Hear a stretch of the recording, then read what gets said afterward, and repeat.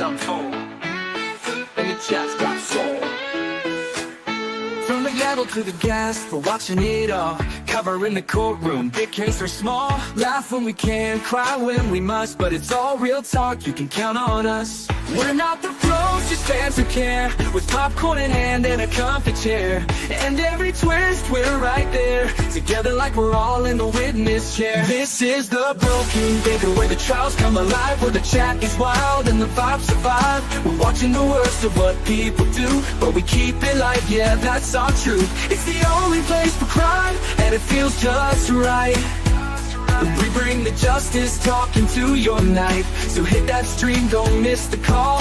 At the Broken Baker, we cover it all. Oh yeah. We're just flaming with the view, but we ask the things the world wants to. Digging through the facts, side by side. Even when it's dark, we bring the light. No clickbait, no fake feels, just truth and the highs and the reels. With the chat that roasts and rides, we're just here for the case and the vibes. This is the Broken Baker, where the stories unfold, with a smile in the heart, even when it's cold. Yeah, we cover the bad with a wink and a grin, where the real talk starts, come on, jump in. It's the only place to be, can't you see? For trials and truth, it's BBTV. The Broken Baker, where the trials come alive. Yeah, we'll be here, trial after trial. Yeah.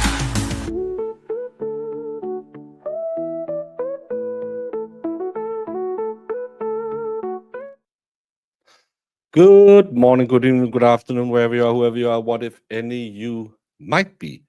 And welcome back to Connecticut v. Raul Valle, the sad case about young men, probably fueled with a little bit of alcohol, thinking they are invincible, not invisible. Invisible is John Cena. And doing stupid stuff like telling other people to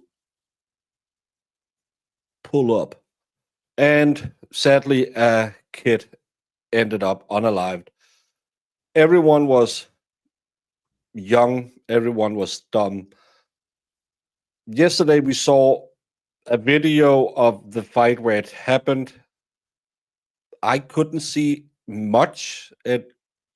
Typical teen fight, a lot of arms and legs flailing around. So far, no one has really put the stabulator in the hand of Raul. So we have had the first responders, we have had the medical examiner, and we have had kids who were at the party.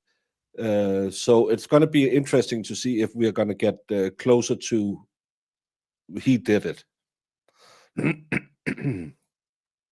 If anyone wants to dip their toes in absolute crazy, Grant is over on his channel saying the only solution to what happened is to ban all live trial coverage nationwide.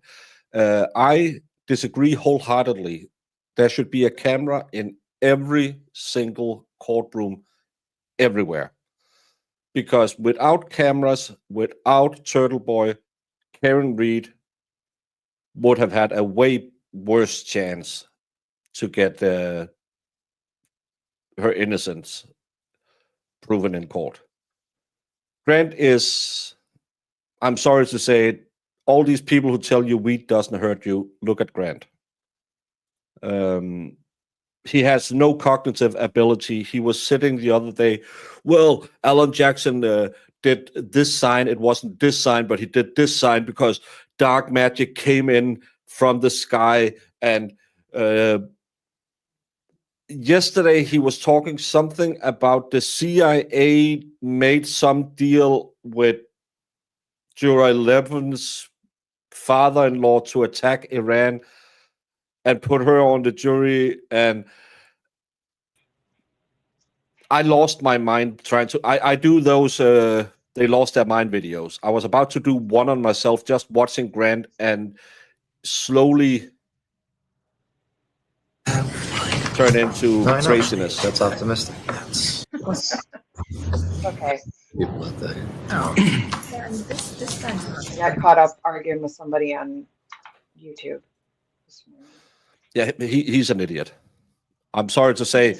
Again, some people can use cannabis for something good, and some people abuse it and get really, really stupid and paranoid. Mm-hmm. My favorite thing, I just got told today, because somebody was like, there's so much evidence against her. I said, what evidence? What evidence was there that she did this? And then I love when they come at you and say, I just got told, did you even watch the trial? There's so much evidence. And I said, well, name something. Yeah. I saw the. I love did you watch the trial? Yeah, sorry, I did. Both of them, actually. Yeah, So both what of do them. you got? Yeah. Thank you so much. Almost at 17.1. I'm just below 17.1. Thank you, Vilo. And thank you for 19 months. Yeah, congratulations. I need a lot of merch, but I have a lot of merch, but it's not. I don't check if anyone buys it. I did this one, Jamie.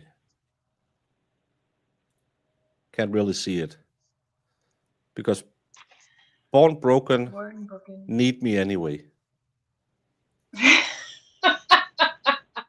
See, it's a play on word that instead of need me, like you need me, it's you knead me, like you knead bread. You can knead bread, yes. Isn't that fun, guys? That's a word pun, Jamie. Oh, I love it. Sebastian Müller, I think your favorite streamer is doing well. I know Grant, he's losing his mind, but I think he's doing fine. Sitting there overpowering his mic, yelling into it all the time. Oh my God. I ended up getting stuck on, I was on Twitter and he was live, I think it was yesterday, and I got stuck on whatever he was doing. He was watching Court TV. Did you see when one of John's friends went on there and he was like getting all mad at Vinny?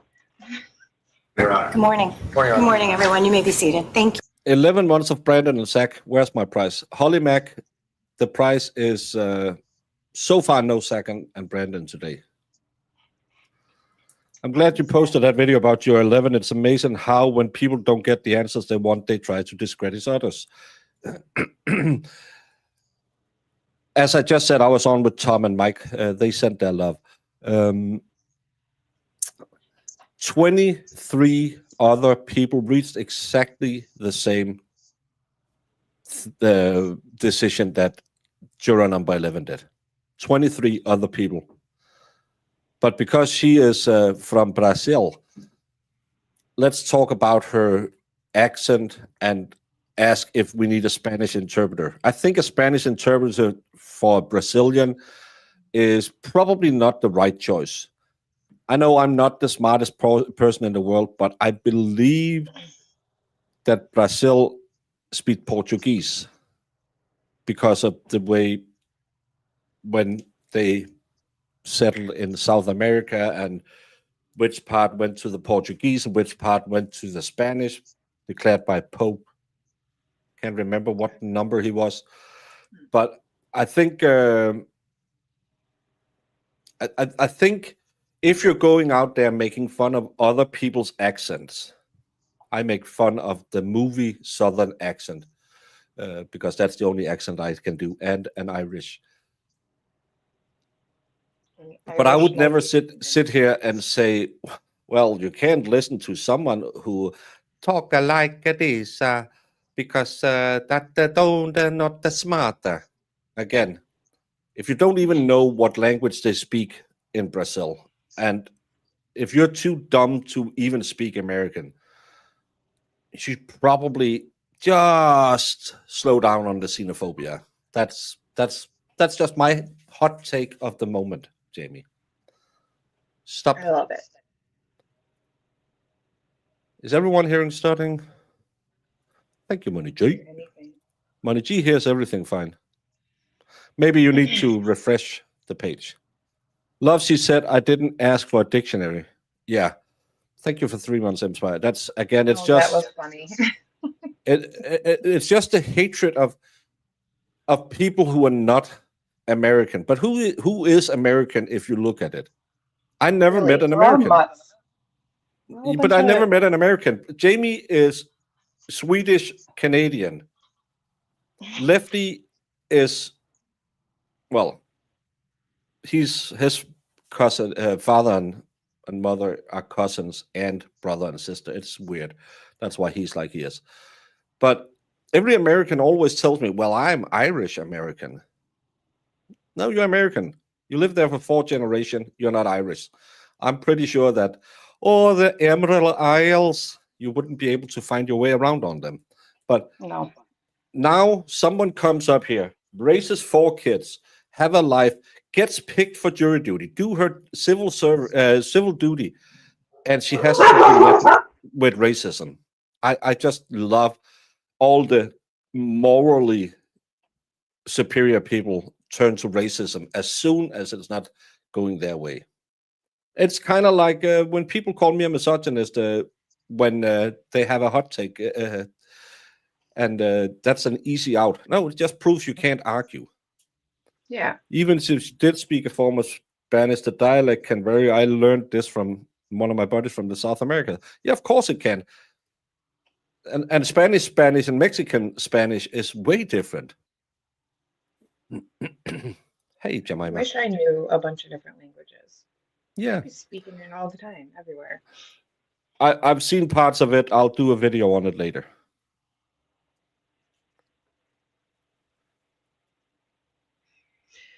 They're just Yeah. really, really getting like they're crossing the line. They are just losing their minds because they spent 3 years screaming because they hate Aiden. A lot of them say, well, if it was the other way around, you Counsel, guys would be anything doing before we bring the jury in? Nothing from the state, Your Honor. Not from the defense, Your Honor. All right, very good, thank you. Madam Clerk, we'll bring the jury in. Don't dead name Cora. Cora, who now identifies as a 10-pound Pomeranian, used to be named Chloe. Arrest Doink. No, just give him some mental health. Thank you, Lefty. He needs to go sit in jail for 60 days. Like, State will stipulate, Your Honor. Defense will stipulate, Your Honor. Okay. Is the state prepared to call its next witness? We are, Your Honor. State calls Tyler Rich to the stand. Thank you. Well, it's defamation to call Karen Reed a murderer now, because Karen Reed has been proven in the court of law to be innocent. No, she's not. She's just proven not guilty. What's the gold standard in American law? Innocent until proven guilty. So she is innocente. So all these idiots and jury nullification, it's OJ all over. No, it's not. Shut up. Go back to bed. But again, suing someone from defamation. Are you going to sue Krusty? Get her dirty couch? Half of these people are on EBT. The other half is just begging for money on YouTube. You're not. There's nothing in it. She should hit people who has a little bit, because spending $25,000 or something to sue someone is a lot of money. So she should go after 1 or 2 of them where it really counts, like DePetro or Wendy Murphy, because they could potentially give her some money. I believe, and you can call Karen a murderer. No, you can't, because I know Twisted Tragedy claims, as long as it's something I believe, she is proven innocent. Can't even say allegedly anymore.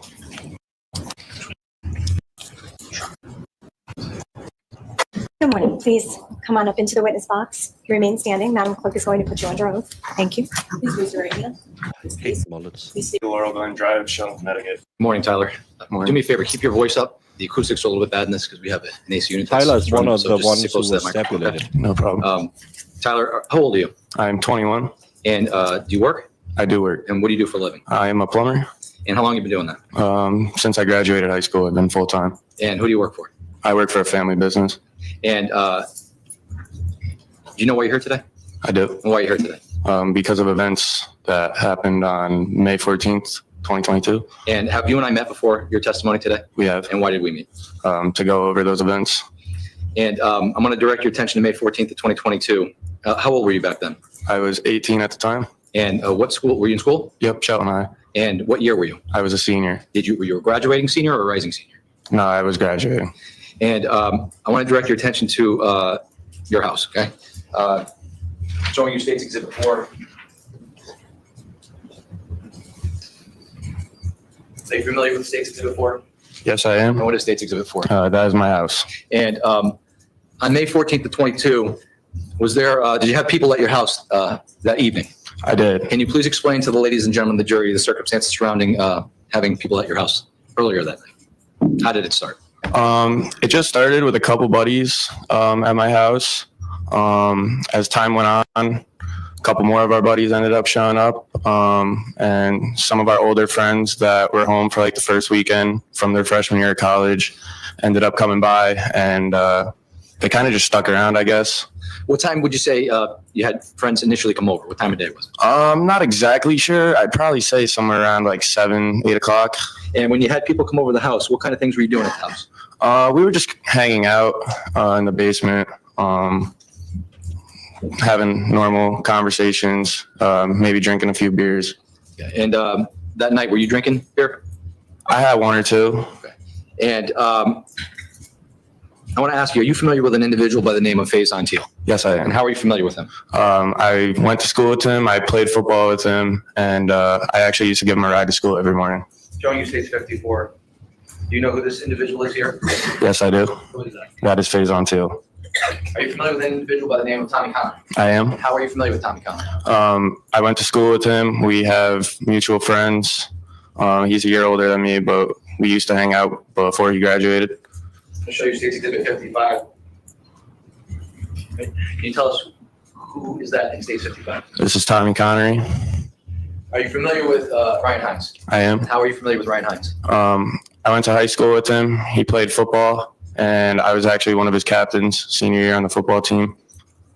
Showing you State's 56. Can you tell us who is in State's 56? Yes, this is Ryan Hines. And finally, are you familiar with an individual by the name of Jimmy McGrath? I am. How are you familiar with Jimmy McGrath? He's from Shelton. We grew up with the same friend group, so we've always been around each other. Even though he went to prep for high school, we still hung out very often and had the same friend group. So, and he was one of my best friends prior to the event. Showing you State's 57. Who is in State's 57? This is Jimmy McGrath. Now, are you familiar with Ricky Fiola? I am. How are you familiar with him? Grew up with him, same friend group, played. 2 groups of high school kids shows up at a party. A scuffle breaks out. One group leaves, then they get on the internet, tell the other group to come by and pull up. Then they pull up, get into another fight. Someone picks up a stabulator, and I think this guy is the guy who isn't here anymore. 4 people ends up being stabulated. 1 kid doesn't make it. It's at the time 16 or 17-year-old kid who is the defendant. They might be claiming a self-defense claim. We haven't heard anything in that way from the defense yet, but the Chiron says it. He has denied 2 plea deals, both offering him 40 years in prison. Played football with him. I was also his captain as well. But yeah, we're friends. How about Sal Perry? One of my best friends for a very long time. What about Mike Sampieri? You know Mike Sampieri? I do know Mike St. How do you Pierre. know him? Also another good friend of mine for a long time. How about Alex Bernstein? Alex, I don't really know. The night all this happened was the first time I ever met him. How about Charlie Connery? Charlie, yes, that's Tommy's little brother. He was in the grade under me. How about Jake Villalobos? Yep, one of my best friends since first grade. How about Matt Lockovich? Also one of my best friends since we were little. Now, the people I just mentioned, were they present at your house on May 14th of 22? Yes, they were. Okay. And did you invite them over?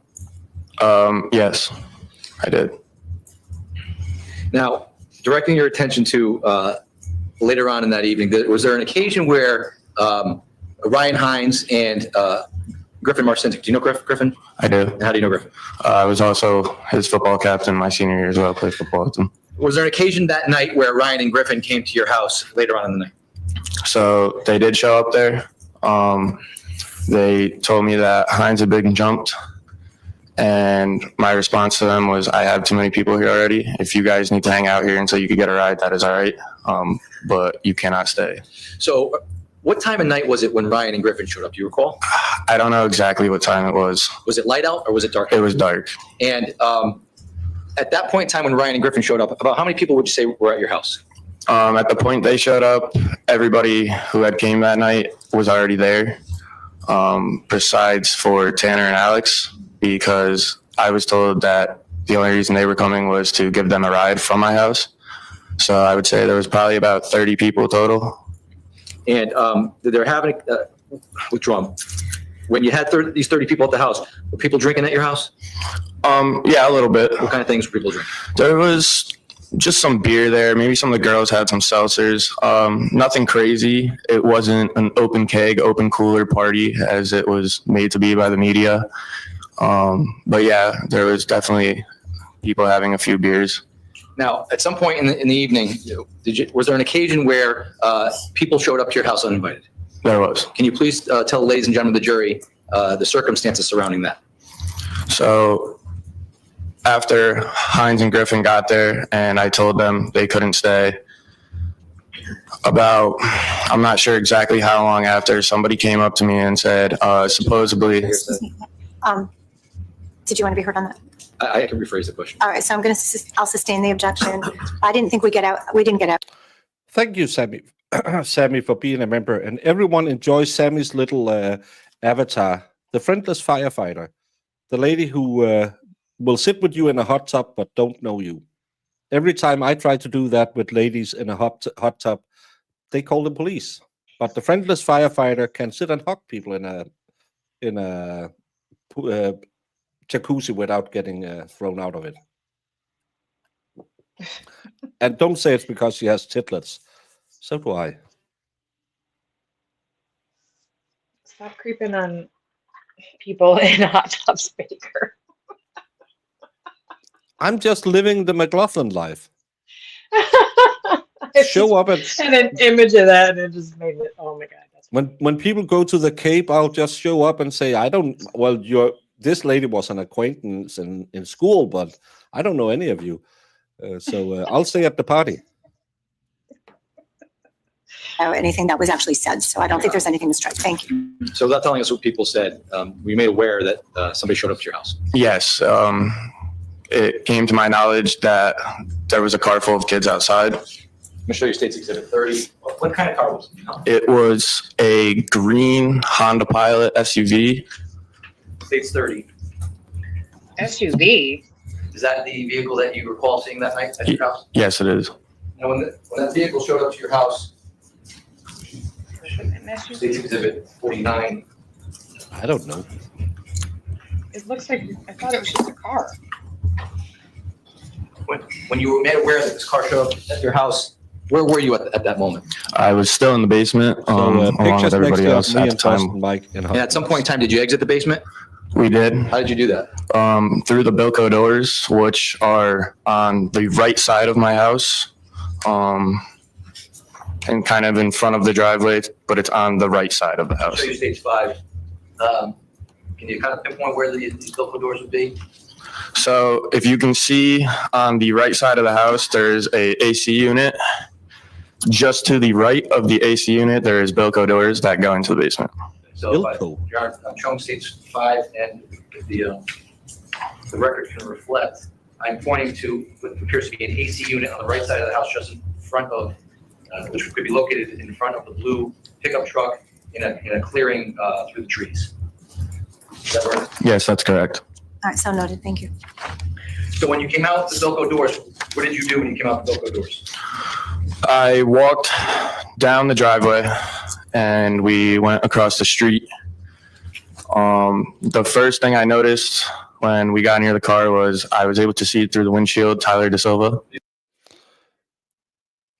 Marissa, I'm not one to teach you anything. because you're such a smart person. But it's not only Bilko doors that open. Most doors open. It's actually what a door is for. It's because if it's not, if a door didn't open, it's a wall. So again, thank you for helping me figure out, because I thought the other guy said umbilical doors, but a Bilko door. But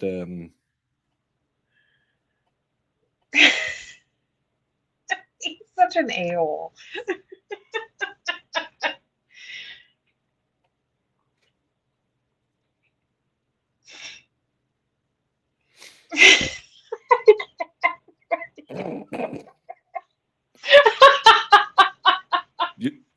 you know she's in Discord right now writing how much she hates me.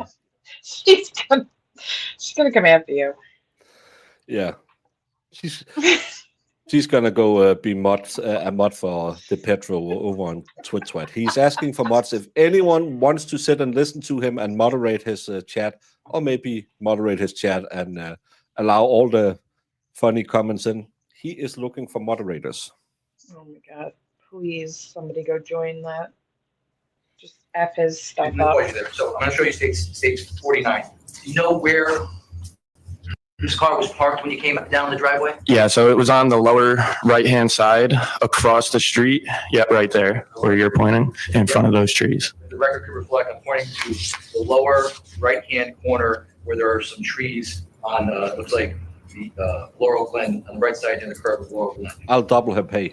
Is that Correct. Court also noted on the record? Thank you. So when you notice the car parked in that area, what, if anything, did you do? Like I said, as I approached the car, I saw Tyler DeSilva through the windshield, and I know who he is, given that his cousins used to live down the street from me. So I immediately went to the passenger side of the car to his window to talk to him and tell him that I don't know why you guys are here. You are not welcome at my house, and you need to leave. When the car arrived, are you familiar with that type of group chat that may have been going on? I was not. I came to find out later that there was a group chat, but at the time of the event, I was not familiar with it. Did you have any knowledge that Tyler DeSilva was coming to your house that night? No, I did At not. that point, no. All right. So you go up. When you approach the car, what side of the car do you approach it? I believe I went in front of the car and I went to the passenger front window. So if you're approaching the car is parked on the side of the road here in Stage 49, is it facing Farmhouse Road or is it facing Adams? Yeah, she sent me a picture. It's kind of like those like hurricane doors for a storm cellar that opens up. I just made fun of her because she said it's a door that opens. Because if it doesn't open, it's just a part of the wall. It's a shitty part of the wall because it's not that strong constructually. But Oh my god! we have been so angry and mad. We need a little laughter. Yeah, I don't It want. is facing Farmhouse up the I don't want to be tense anymore. street. So you go to the passenger side, Right. and where is Tyler DeSilva sitting? He is in the front passenger seat. And you have a conversation with him? Yes. And what do you tell him? I tell him that I'm not sure why you guys are here, but you cannot stay here and you need to leave. And did the car leave at that point? No, he did not. At that point in time, did you notice anybody else in the car? At that point in time, Marissa, you have to take that up with HR. I don't have anything to do with hirings and firings at the company. You have to take it up. Jamie, when is office hours next time so she can contact you about quitting? Well, they just ended, so she's gonna have to wait 22 weeks. 2 weeks. I don't make the rules. It's Jamie's News Network. I can reject your resignation, Marissa. You're not allowed to go anywhere. You're stuck forever. Well, we don't do formal here. We run by Nothing is Jamie. formal. We run by Jamie time. Once you're here, you're stuck here. You I'm- are. I was able to hear people start to argue on the other side of the car.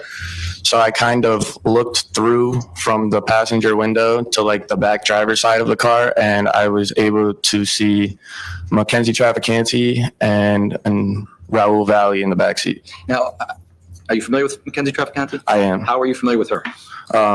We grew up together. We were friends when we were younger before high school. Did you go to school together? We did. Did you go to high school together? No, we did not. Do you know what school she went to? She went to St. Joe's. And you mentioned Raul Valle. Is Mr. Valle present in the courtroom today? He is. And what is he wearing? A blue suit. Can you point him out for the ladies and gentlemen of the jury?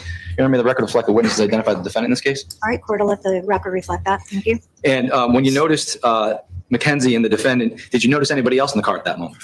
I noticed that there was other kids in the car. Just not sure exactly who they were.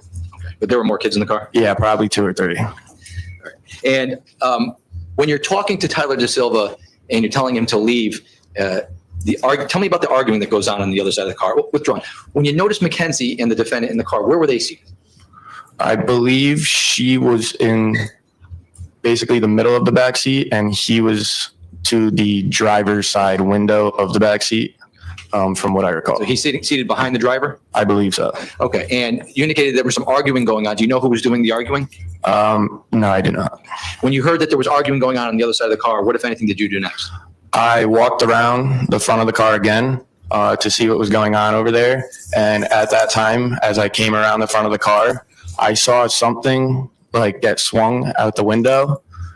Marissa, if I'm not called a fat idiot every day on Twitch Sweat, it's a bad day for me. So a Super, it takes more. And again, I don't have anything to do with the hirings and firings. That's the Jamie's department. I wasn't exactly sure what it was at that point, and then I heard glass. Jamie, we have a question for you that I don't know. I never wear it down. 45 feet. Like just past my shoulders?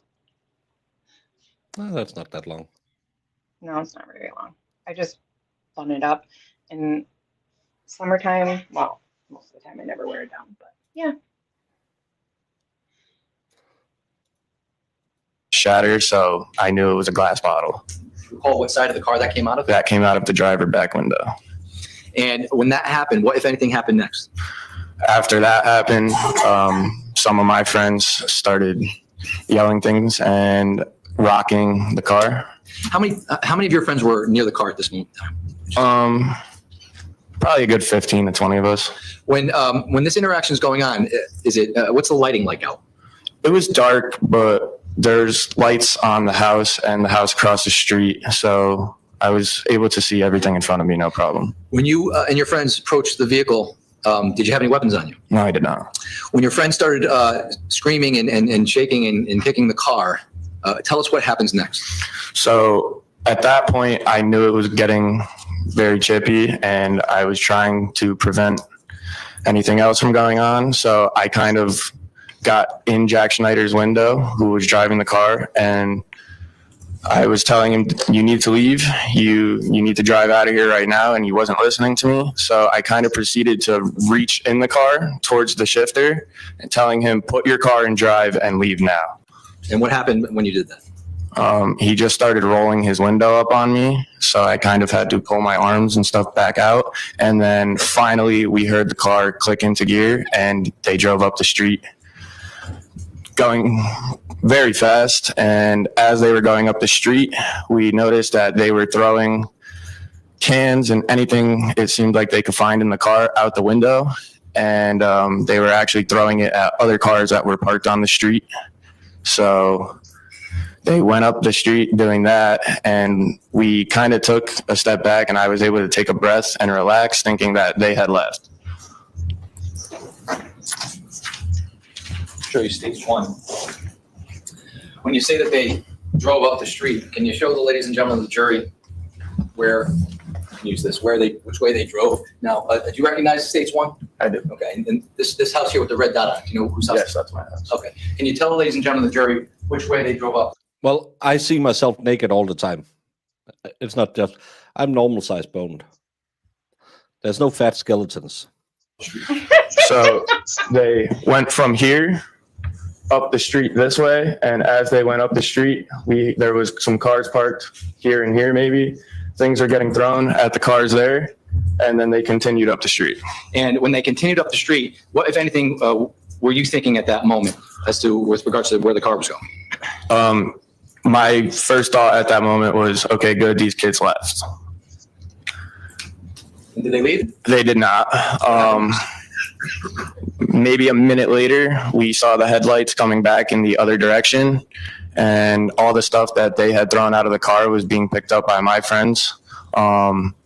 And as they came back down the street, some of my friends whose cars got hit and stuff started to throw things back. What kind of things were thrown from the car, you guys? I know some cans, like beer cans, and I think that was really it the first time they went up the street. And when they came back down the street, that's when your friends picked up the cans that were thrown at you? Correct. And threw them back? Correct. Okay, and then what happened once they came back towards your house?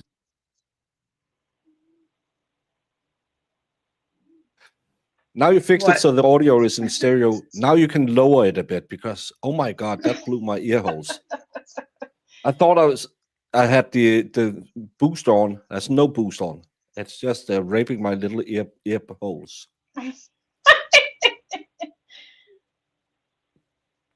Raping my little ear holes. Oh. Goodness. Julie Grant did bring up the Petro today. I might need to do They Lost Their Mind on Court TV. Yeah. Oh, Kim have a great night.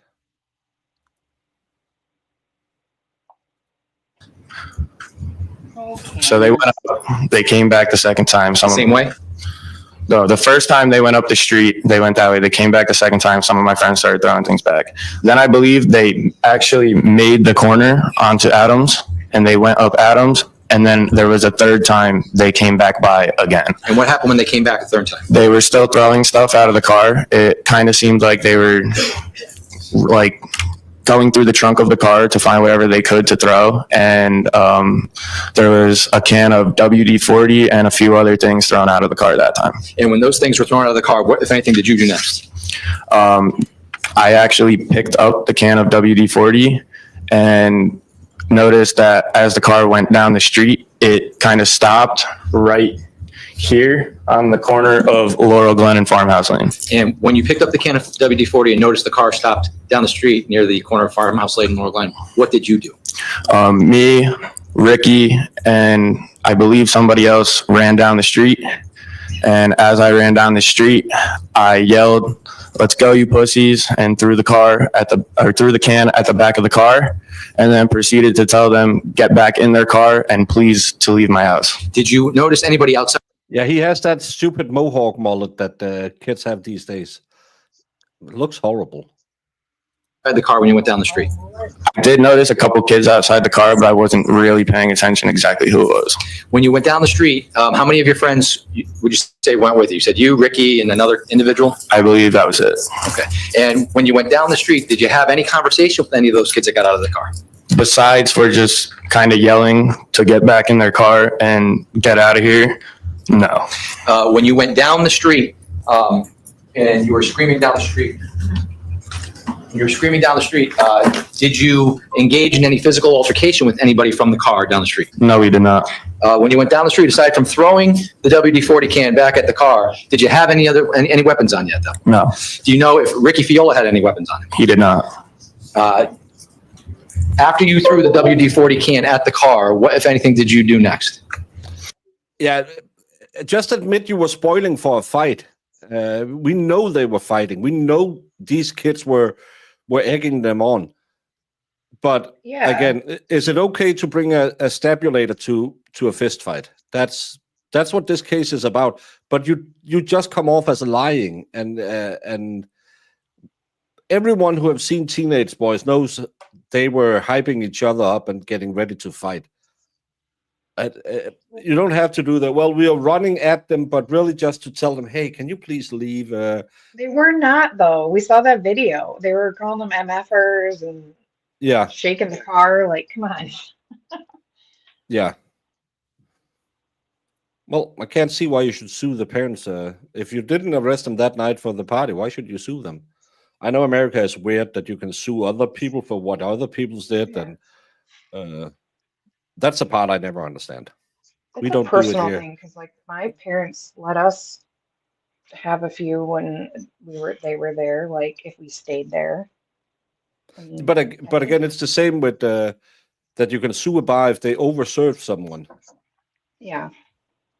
But I'm just saying, Well, like, I feel like it's more I- common than people think.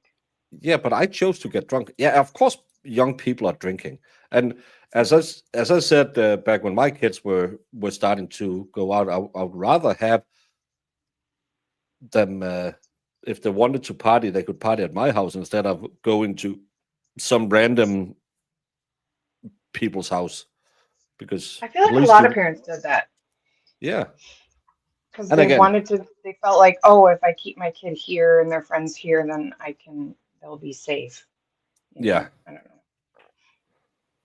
but again, I don't think just because you let a kid have a beer, you can claim a responsibility that someone else stabbed someone. That's a legal system in America that, for me, is so foreign that I still can't. Those people from the kid at the school, I don't understand any of that. Just because you bought a pew pew, which is not illegal to buy a pew pew, because he used it in a way that's not intended, you should have foreseen that. But the school counselor who sent him home, even after he told him he was going to do it, no, that's fine. Hmm. It's that weird. Well, we're just going to blame someone. I started to walk back to the house because people were still outside, and I was trying to get everyone to go back inside the house. And as I was walking, Let me stop you there, like, for a second. So, at some point in time, you tell them to get out. But how can you do that? Then you will have to close the doors and say the kids should be inside all the time. Again, I don't understand that. You are responsible for all other people's actions. That's you wouldn't get. I couldn't see any way you could get sued for that in Denmark. But again, America is a country built of lawyers, so that's why you can do it over there. There was And other you should people walk that back to the house. showed up. correct. Yeah, people who weren't invited showed up. So are you legally responsible for people that, if you said you can invite Jimmy, John, and Timmy, but then Alan, Rick, and Zach shows up, do they then have to be included or sent away? And you know, kids, it's so easy to blame everyone else. If someone stabulates someone, it's their choice. That's the easy way. If someone pew someone, it's their choice. If these kids, which this guy is kind of trying to lie about, wanted to get into a fist fight, just say, yeah, we were spoiling for a fight. We were young, we were dumb, we were full of cum. That's what happens to young men. We think ladies like to see us beat each other because then we will get the females that night. Doesn't work that way. I'm gonna show you State's Exhibit 44.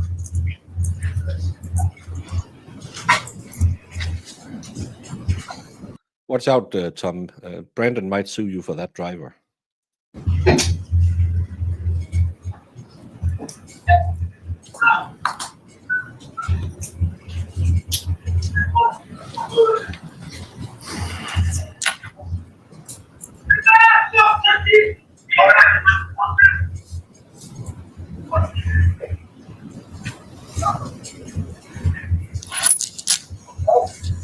That's crazy.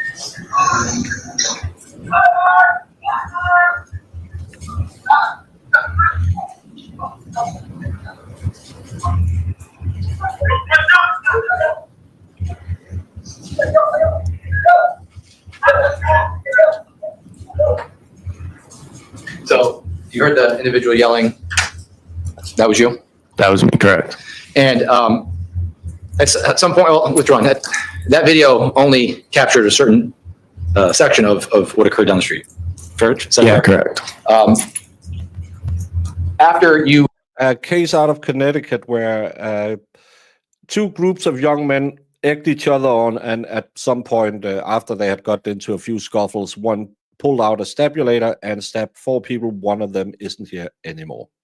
had a conversation with, well, do you remember who you had a conversation? But Opal isn't the reason why in Australia, because there was a party where everything just went absolute crazy. A couple of 100 or 1,000 people showed up because someone had put it online. I think I remember that for like 5-10 years ago. Something went absolutely crazy, and everything just got trashed. I've been at, we called them pre-parties when we went to, we had like sports arena discos, as we called them, where we went and met. And parents would be home, but we were sitting in the room and drink and stuff. We wouldn't be sitting with the parents. They were there. But it's just a foreign thing to me that that parents would get in trouble for that. But they don't get in trouble if they had to come pick up their kids at the popo. Conversation with down the street? Not specifically. No. Lito, can I ask something? Yes. And I don't know if you know or I'm missing it, but I know there was parents at one of the parties. Was it, which party was the parent? Because I thought one of them This had party. a parent The there, second, and then I think the there was second one didn't. I think there were at both parties, but the second one was this party at Tyler's house. This is where it happened. Yeah. But again, if everyone is outside, it's the summer. The parents are probably inside with earplugs in, trying not to listen to, first of all, them using teenage slang, sounding jibbity, gibbity, whatever it is they say right now. Listening to vapid drunk girls who try to use a Valle girl accent, and playing that horrible music. I've gotten old enough that I can say young people and they have ugly clothes and stupid music. Whenever my daughter would throw a party, I would just be in my bedroom watching TV. I wouldn't be in there looking and say, "Oh, anyone?" And that a-hole, she snuck into my 100 proof moonshine. Oh yeah. I was, I've been that kid too. The Yeah. overall message you were giving when you got down there was that they needed to leave. and at some point in time, you say you walked back down towards your house? I did. Okay, and that means you're going back from Farmhouse Road down towards Adams. Correct. And when you're going back towards your house, what, if anything, happens when you're walking? No, actually, some girls have testified they saw the first fight. One of them drove the victims away from the first fight to this house. Walking back. So as I started to walk, one of the kids down there picked that can of WD-40 up and threw it at me again.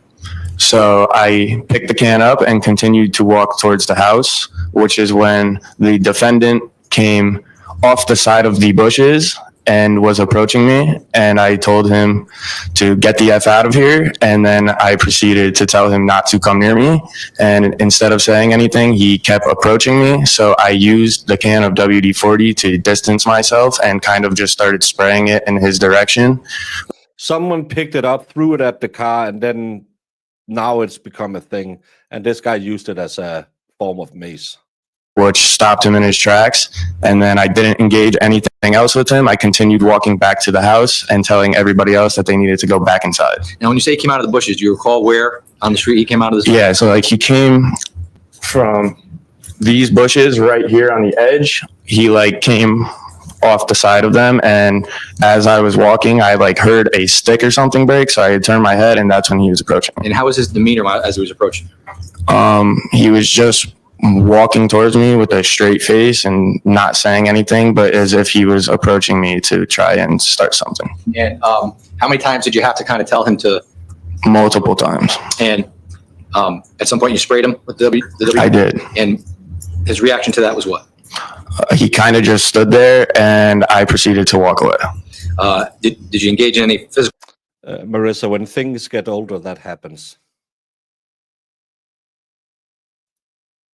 It doesn't spray as far as it did when it was new or younger. I know. I've never had one spray nicely. No, sometimes it just spreads all over the place.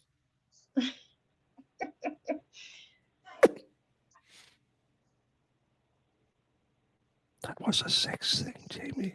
Yeah, oh my God.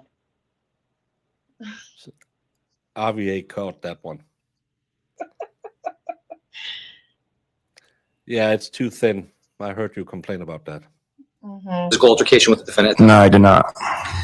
When you walked away, you went back to your house? I did. And when you went back to your house, you indicated that you told people to get back inside? I did. And when you did that, what happened next? Did you go inside? Everybody started to make their way back into the house, and yes, I did go inside as well. Now, when you walked back down the street, you indicated that earlier that you had originally walked down the street with Ricky Fiola and another individual.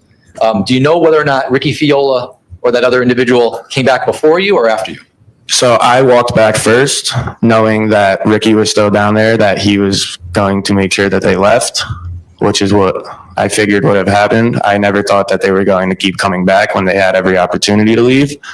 So Ricky, I believe, stayed down there, and I'm not sure who else. At some point in time, did Ricky come back to the house? If you can recall. I don't recall him coming back inside. Are the viewers on your channel as sexualized as mine? It's not called a squirter. Oh. God. It's a moist. I try to keep it erection. nice around here, but Baker is just, I'm out of out of the control. Karen Reed zone. I'm giddy, Jamie. I know. See, I'm learning people life lessons. I'm glad you're teaching everybody about the, what was it? The bees and the flowers. Birds and the bees, Jamie. But it's the bees No, and the you flower. said it was bees and flowers. Yeah, because it doesn't make sense that it's the birds and the bee. Why would a bee and a bird procreate? But it makes sense that a bee would go to a flower and suck honey, even though it's mostly the other way around with the sucking. I know it's useless too. It's useless to try to tone him down. But he did walk back to the front yard. Okay. At some point in time, did you go back inside your house? I did. And when you went back inside your house, where did you go? I went into the basement. Through the Belco door? I did. And how long would you say you were inside the basement before the next series of events occurred? I'm not sure exactly how long, but it had to only be within minutes when somebody started yelling that they were back and that they were in the front yard. And when you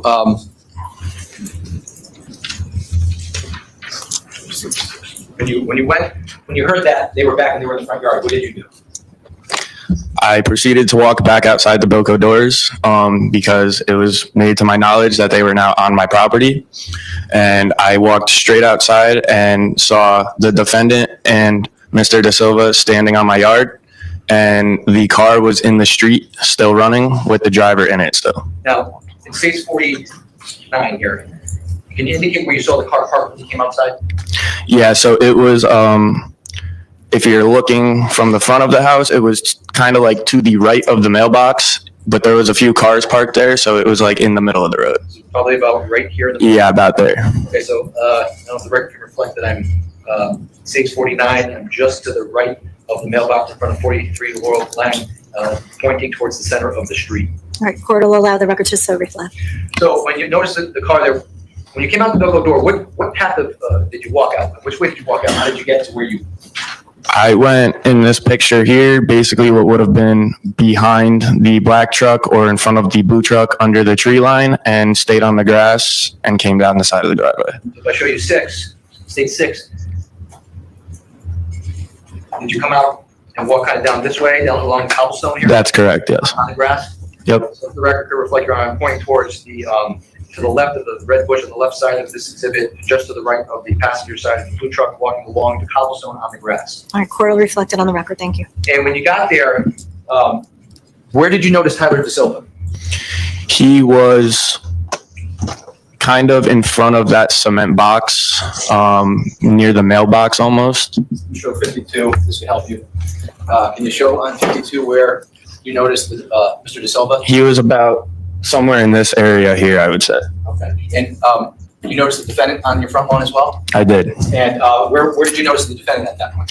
So Tyler was around here somewhere, and Lito was, I was facing the other way, so he was kind of off to my left, like around here somewhere. Okay, so if the record can reflect in State 52, Your Honor, he's talking Tyler De Silva located just behind the mailbox on the grass area below what is now a tree in the exhibit, and he's indicating the defendant was somewhere in the just next to the left red bush near just to the right of the cement square. All right, we'll let the record. Yeah, that's correct, but I believe me and Tyler De Silva were a little bit closer to the cement box when I was talking to Probably him. where the tree is. Yeah, around there. Now, State 52, was this tree? Well, day one was just first responders and the ME just going over stuff. There's no opening statements in this case, so it's a little hard to figure out what they will try and prove. Day two were all the young people who were at the party claiming that the victim and some other people went to another party where the defendant and his friends attacked them, took their beer, something like that. Then they left that party, went back to this house where they started being tough guys online. And then the defendant and his friends came over, a new fight broke out, and the defendant, we haven't heard anything about the stabulator so far, but from what I gathered, he goes to a car, gets a stabulator, and 4 people get nicked, one of them fatally. See, Jamie, why it makes sense when you're saying the bird instead of birds and the bee, you say the flower and the bee. Look at that. And I made it family friendly, so she's wearing a bikini. You put a bikini on the flower. Yeah, this is a family friendly show, Jamie. It is a family show where we discuss birds and bees and flowers, so and talk about moist. In your front lawn back in May 14th to 20th? No, it was not. So that's a more recent picture, right? Yes, it is. So when you noticed the defendant and Mr. Silva on your front lawn, what, if anything, did you do when you noticed them on your lawn? So again, I approached Tyler De Silva because I knew who he was, and I've known his cousins for a long time. And basically, was telling him, not in a nice manner, but that he needed to get the F off my property and get back in the car and leave. And that is when he decided to continue to argue with me. And I said right to him, dude, I have known your family and your cousins for a very long time. Please get back in your car and don't do this. And he then responded and told me to go F myself and that I didn't know anything about his family and shoved me backwards. Now, when that happened, were there a lot of people outside? Yes, there was. How many people would you say were outside? Pretty much everybody there, so about 20 to 30. And when you were talking to Tyler De Silva, who was near you at that moment? Do you recall? I do not recall. Do you recall, was there anybody close to the defendant while this was going on? There was a few kids near the defendant at the time. I'm not sure exactly who, but I do know that Ty Wood was one of those kids. And how do you know Ty Wood? Our families are very close. His older brother and my older brother played football together. Have known each other forever. I played football with Ty. I was his captain when he was a sophomore and I was a senior. And I've also coached his younger brother's team, but Ty is about as close to a younger brother as it gets for me, and I look at him as my younger brother. And when you noticed that Ty Wood was near the defendant, did you notice anybody else near the defendant at this moment? I did, but I couldn't tell exactly who. I believe Hines was over there as well. And when you say Hines, Ryan Hines? Correct. And tell the ladies and gentlemen of the jury, when you were arguing back and forth with Tyler De Silva, what, if anything, happened during So that? as I was saying, he proceeded to tell me to go F myself and that I didn't know anything about his family, and then got physical with me and shoved me backwards. And I didn't go right at him or anything, but now that he had shoved me back, Lito was more so in my vision, not so peripheral to me, so I was able to see him better. And he was only a few feet away, and He's a plumber. I don't know if they're specific. Well, plumbing is probably better than gender studies. Yeah, plumber is a good job. Favorite, Mr. Meat Hook. What? It's Monday. Calm down, everyone. See, Jamie, it makes no sense. The flower and the bee makes more sense. Oh, oh my No God, you sense. almost made me pass away. First of all, the bee needs to be holding a can of WD-40. Please do that. This is when I saw Ty Wood had his head turned and Lito went to swing on him. So I stepped up into it and punched him in the face instead. But prior to punching the defendant in the face, was the defendant having any type of argument or any type of Yeah, interaction with anybody over there? they were getting chippy over there. Okay, when you say chippy, what does that mean? Like they were arguing in a not a nice manner. And did it, from your perspective, when you saw the defendant get chippy with your other friends on that to the left of you, did it appear that the defendant was trying to act peacefully? Not at all. Did it appear that Tyler De Silva was trying to act peacefully? No, not at all. And when you punched the defendant in the face, why did you do that? I did that to defend Ty Wood. Like I said before, he's like a little brother to me. So when I had the opportunity to prevent him from being blindsided in the head, I stepped up and took the shot that I needed to. And once you punched the defendant in the face, what happened next? I immediately was getting punched in the back of the head by Tyler De Silva. So I turned around and me and him kind of ended up in like a scuffle and it went to the ground where he actually ended up on top of me. And when he ended up on top of you, what, if anything, was happening? What were you doing?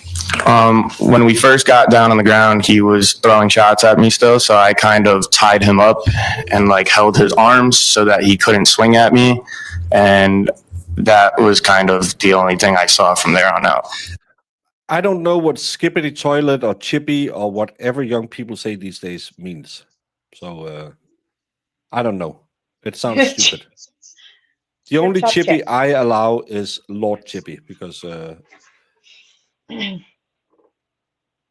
he's a distinguished fellow. Yes. At that point in time, did Well, that's not Chip Chop Chippy. Chip chop chippy, get him moving. did you have any weapons on you? Nope. Did you notice if any of your friends had any weapons on them? No. Did you notice anybody there during that interaction have any weapons on? No, I did not.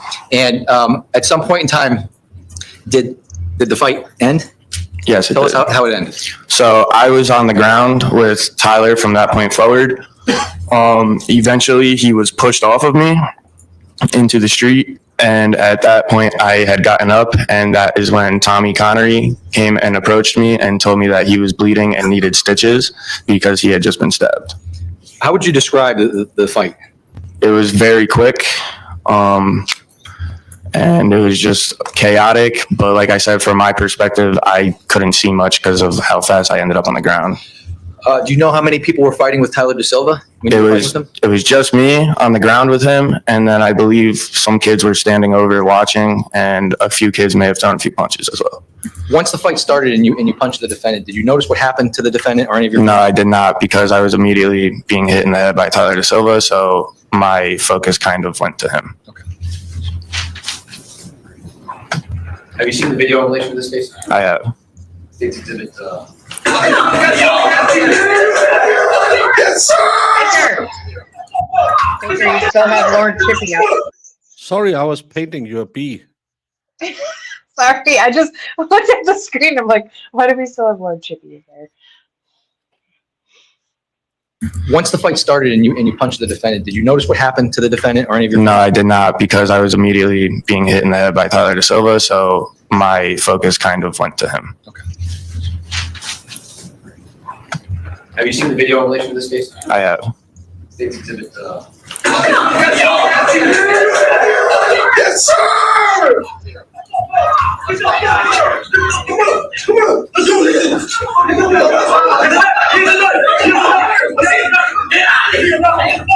Now, do you recall anybody yelling, "He's got a knife, he's got a knife"? I do. And when you heard that, what, if anything, did you do when you heard that? At that point, I was just getting up off the ground, and that's when Tommy had said he was stabbed. So I started tendering aid to him. going to show you State's Exhibit 61. This is a still shot from the video you just watched. Can you see that, Tyler? Yes, I can. This individual to the left here, looks appears to be a white shirt, maybe pink shorts, the phone in his hand. Do you know who that is? I do. That is Ricky Fiola. Showing you State 62. Do you know who this is in the video? Is this better?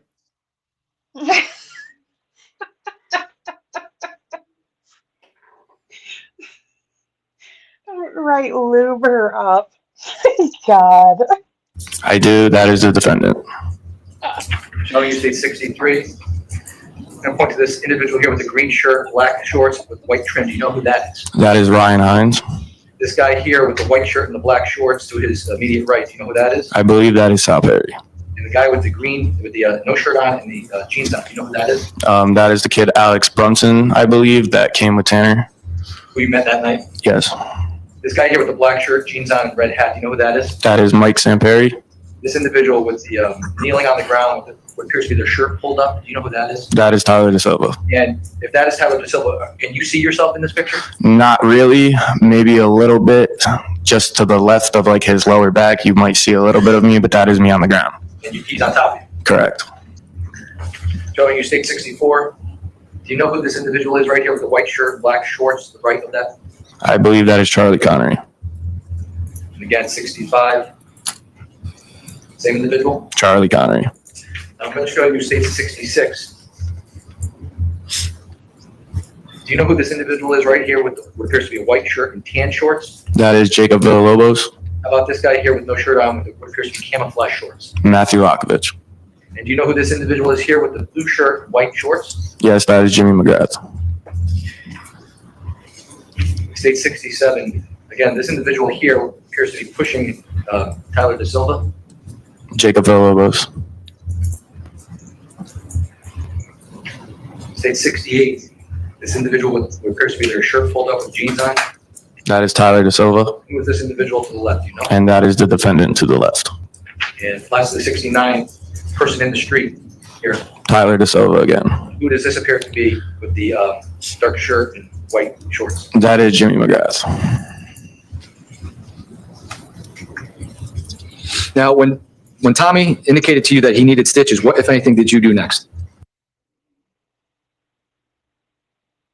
So that must be just before he gets stabulated. Yeah, I mean, kind of Tyler feel McGrath. that poor kid- that I think Tyler is the kid- victim. There's so many names, I can't keep them apart. Jimmy McGrath is the victim. James. Jimmy. We call him. Yes. Okay. Breaking weather update. Jamie is more moist than an incontinent sea otter. Good morning, Brandon. Oh, welcome to the chat, Brandon. It's terrible out right now. Yeah, it's been raining here all day as well. Yeah, I had to go run some RVA, errands. I had to walk through downtown. Oh, I wanted to just. I hate it. Downtown, which she means out her front door. We need an arrow where to loop. What a chat you got here, Baker. I've been missing out. Mostly, it's this level of degeneracy. I don't know where it comes from. I don't participate in it, but I blame Sue, Marissa, and Danny G. I blame Yeah, Danny everyone too. is called Tyler. There's a lot of Ties or Tylers. I mean, Yeah, come on. Pick another name, people. yeah. It's. I never met a Tyler I like. I don't think I ever met a Tyler. I know lots of them, but I can't draw. some are, I don't know. Um, It's case by case basis. ugh. Yeah, imagine how I am. 27 years old, virgin, and I have to sit here every day. Yeah. Somebody had thrown us in a shirt or something, and we began tying off his legs where the stab wounds were on his one leg. When you noticed that Tommy was stabbed, did you notice what, if anything, happened with Tyler DeSilva and the defendant during this period of time? No, I did not. My focus wasn't on them, so I never even saw the car drive away. At that point in time, when you were rendering aid to Tommy, did you notice anything else going on around? At first, I began to try and call 911, and then I let my father know what had happened. But until after I got off the phone with him, I hadn't realized that anybody else had been stabbed yet, except for Tommy. Upon getting off the phone and walking back up to the yard, I noticed that there was multiple kids on the ground, and that is when I realized that 4 kids had actually been stabbed, and not just Tommy. And who were the other 3 that were stabbed? It was Faison Teal had like a slice, and Ryan Hines had been stabbed a few times, and so it's Jimmy, Hines, Tommy, and Faison. So you noticed Jimmy was stabbed? Yes. What did you notice about Ryan Hines? Did you observe? Did you get an opportunity to observe him? I didn't see him at first. He was actually the last person I was informed was stabbed, because I believe he was in the house when they had realized he had gotten stabbed. And what did you notice, if anything, about Jimmy? I began to tender aid to him along with Sal Perry, and upon realizing how severe his wound was and having to see him struggle for his last breaths, I had to take myself away from the situation and sat on my back steps and waited for law enforcement to get there. And you said you called your father. Was any parents home? No, so my mom was on a trip in Cape Cod, and my dad had left before anyone came over because he had plans for the night. And at some point in time, did law enforcement actually arrive? They did. And when they arrived, did you speak with law enforcement? I did. And did you give a statement in regards to this case? I did, yes. Subsequently, did you observe what, if anything, was going on with withdrawn? Did you notice if AMR or EMTs arrived on the scene to render any assistance? They did, but I believe the cops were there first. And after the cops arrived, the AMR came? Yes. Okay. And do you recall what the scene was like when first responders got there? It was very hectic. At that point, there was some siblings, parents, and a lot of concerned family members that had actually lived close by that had gotten there before. So it was just more people showing up because everybody was coming to check on either their loved ones or their friends. Now, after you gave an initial statement that night to police, did you give a subsequent statement to the police? Sorry, Were you interviewed more than once in relation to this case? I was, yes. And why were you interviewed more than once in relation to this case? There was something in my original statement that night about me seeing the defendant with the knife or not that they called me back in to clarify. And did you, in fact, do you recall what you said to the police originally? I think I had said that he was flashing a knife or something, but I had to go back in to clarify that I actually never saw the knife. So why would you have said in your original statement that he was flashing a knife? Because somebody else had said that they had seen him flashing the knife. So you were just kind of reiterating what somebody else said? Correct. They may have a moment, Your Honor. I have no further questions, Your Honor. Thank you. All right. Attorney Smith? Thank you, Your Honor.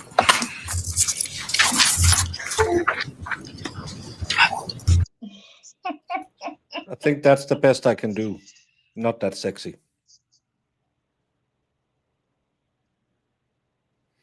Hang on. What is that? Oh, It's a sexy cupcake. what is on her mouth? Lipstick, and then her bra and her panties. And her high heel shoes. Oh my God. Jamie, on you her know I shirt. can't draw. I love your drawing.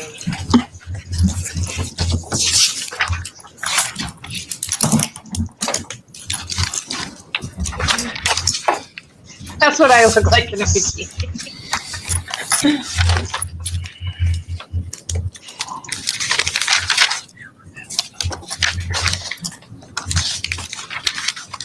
Really like the support here, fellas. Is that bigger? Yeah, no objection. No objection. Oh my God. Your Honor, may I approach the witness and show Yes, of him course. that it's marked for ID? As I understand it, there's not going to be any objection to There's this. no objection from the state, Your Honor. All right. What is the exhibit number? Exhibit number is Defense A. You want to just make it full? I'll make it full. Yes, I've moved to have it made a full exhibit. All right. Court No will objection. Court will accept into evidence defense A, full exhibit. Thank you. Thank you. Morning, Mr. Rich. Good morning. We've never met before. No. I am going to show you, if you look here on the screen, what has been marked as Defense Exhibit A. Can you see that there on your screen? Yes, I can. Sorry, I think that's kind of upside down, right? That's more the orientation it should be. Yeah, that works. That's sort of the same orientation as the one behind you there, that Exhibit 1. Would you agree this is a larger map of your neighborhood? Yeah, I would. So let's walk behind you, just so I can get this down here. When we say a larger, We haven't really heard anything about the self-defense part yet, so I'm a little. Yeah. It's hard to tell what's going to happen.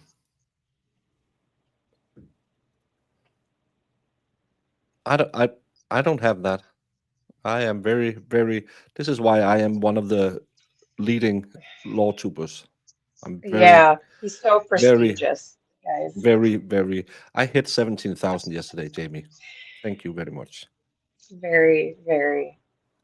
map, very that's in reference to this Exhibit 1, right? Correct. That shows the entire neighborhood, so to speak. Yes. The one here on the screen, Exhibit A. Yes. And so would you agree, Mr. Rich, that your neighborhood is made up of a couple of through streets or streets that run the whole way through, and then there are a number of cul-de-sacs or dead ends that come off of those through streets? Yeah, that's accurate.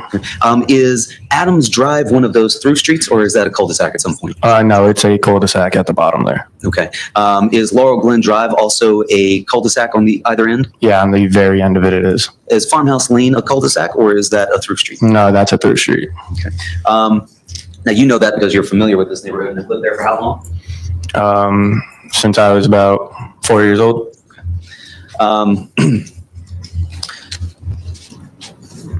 And I want to go over some of what you've been telling us today. You would agree some of what you told us today, you've never told anybody else before, right? No, I wouldn't agree to that. You would not agree to that? Who else did you tell about the can of WD-40?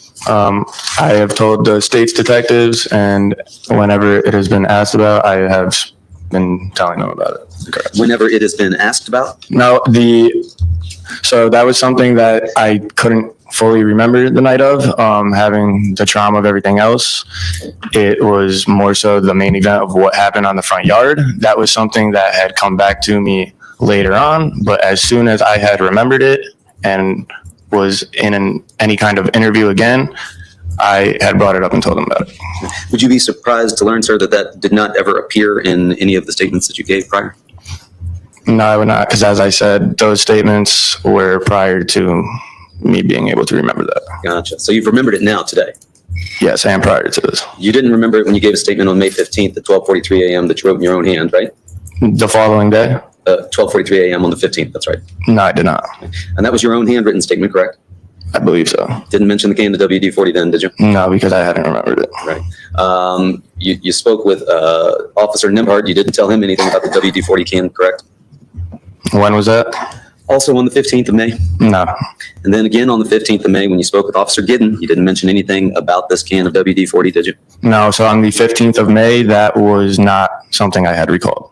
And it wasn't something that you recalled when you spoke again to Officers Bitko and Staples at 11:25 a.m. with your father in your living room. No mention of that can of WD-40, correct?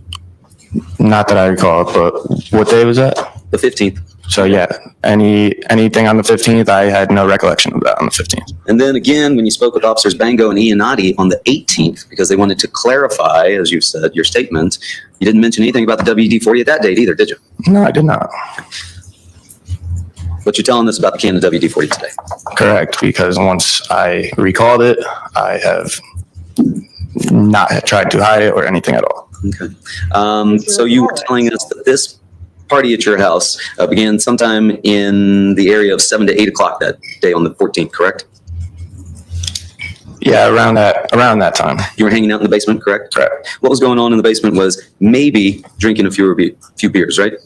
I definitely know I had one or two, and I do know that there was other kids drinking as well. Okay, so it wasn't maybe drinking a few beers. There was beers being drunk, No, right? I said I drank a few beers. Right. You said that maybe people were drinking a few beers. No, people were drinking a few beers. There was Definitely drinking a few beers. definitely had a few beers, yes. You yourself only had one or two? Yes. You sure about that? I'm positive. How are you so positive about that? Because I know I didn't drink more than that. It was my house. I already had more people show up than were supposed to be there. I was making sure that everything stayed under control. Well, when you say everything stayed under control, you were 18 at the time? I was. So you were breaking the law by drinking those 1 or 2 beers, correct? Yeah. But you considered that to be keeping things under control? I mean, we were dumb high school kids. I think everybody's had a few beers in high school, but I think I also had everything in control until the point where the defendant and the car full of his friends arrived at the house. Gotcha. It was all under control until that point. Did you tell your folks that you were going to be having this party over at the house that night? No, I did not. Mom was going to Cape Cod? Yes. And Dad was out somewhere? Yes. So there was no parents. Told us that you had a few folks there that you identified. One of those was Faison Teal. Correct. Another one was Tommy Connery, Correct. Ryan Hines, Correct. and Jimmy McGrath. Correct. And you said that as far as those 4 folks go, these were kids that you'd all grown up with, played football with, friends with, correct? Correct.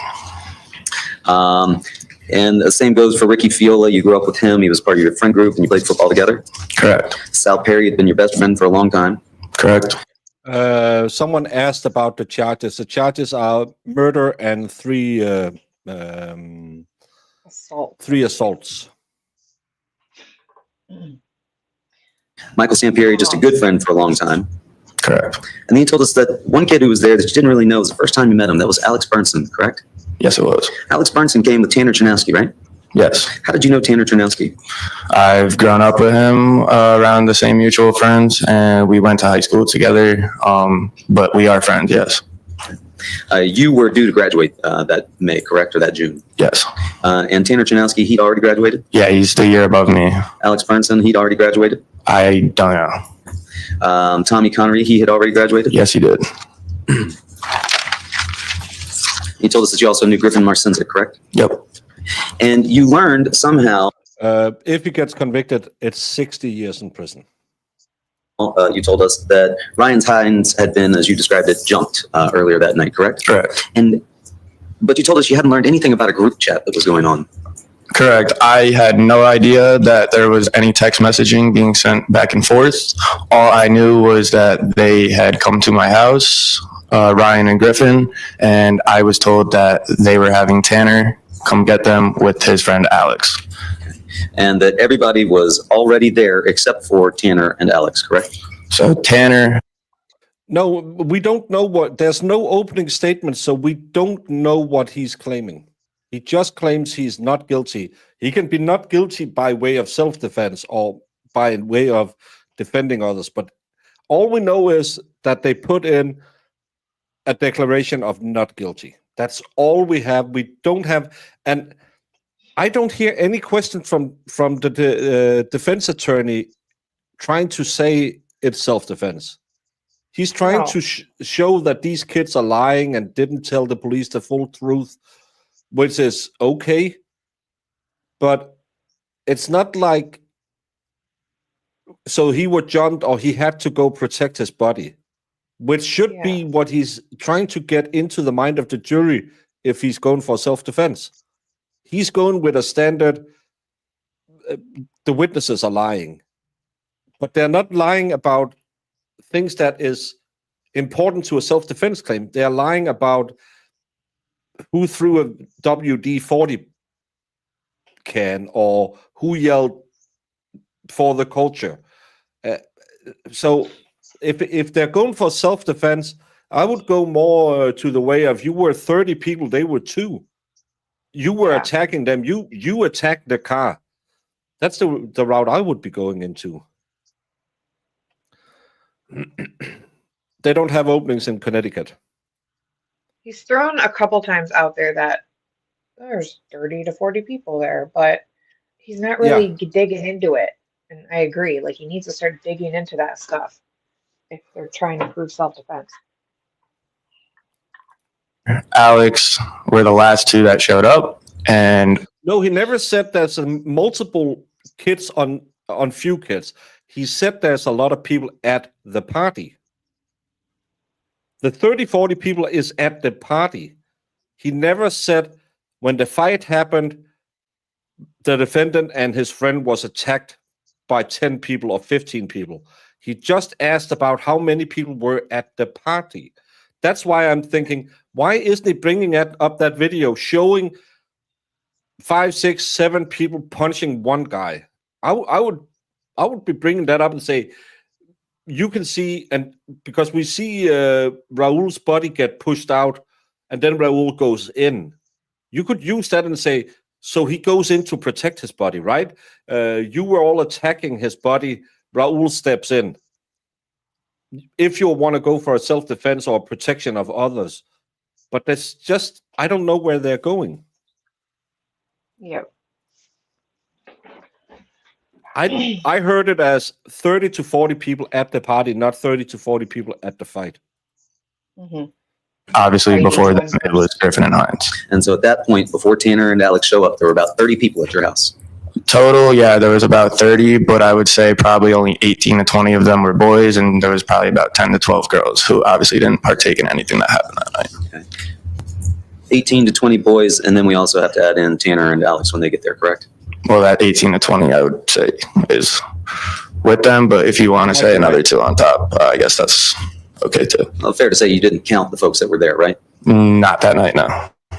So when you say 18 to 20 or 22, you're guessing, is that? No, I'm not guessing. I was actually brought a list by the Shelton PD of names with about, I don't even know how many people on it from both parties, and went through it and was able to identify, I believe it was 32 total people that were there. Okay, so there were 32 I could be people wrong there. on that exact number, but it was definitely somewhere in the 30s. And that was based on a list of names that the police gave you?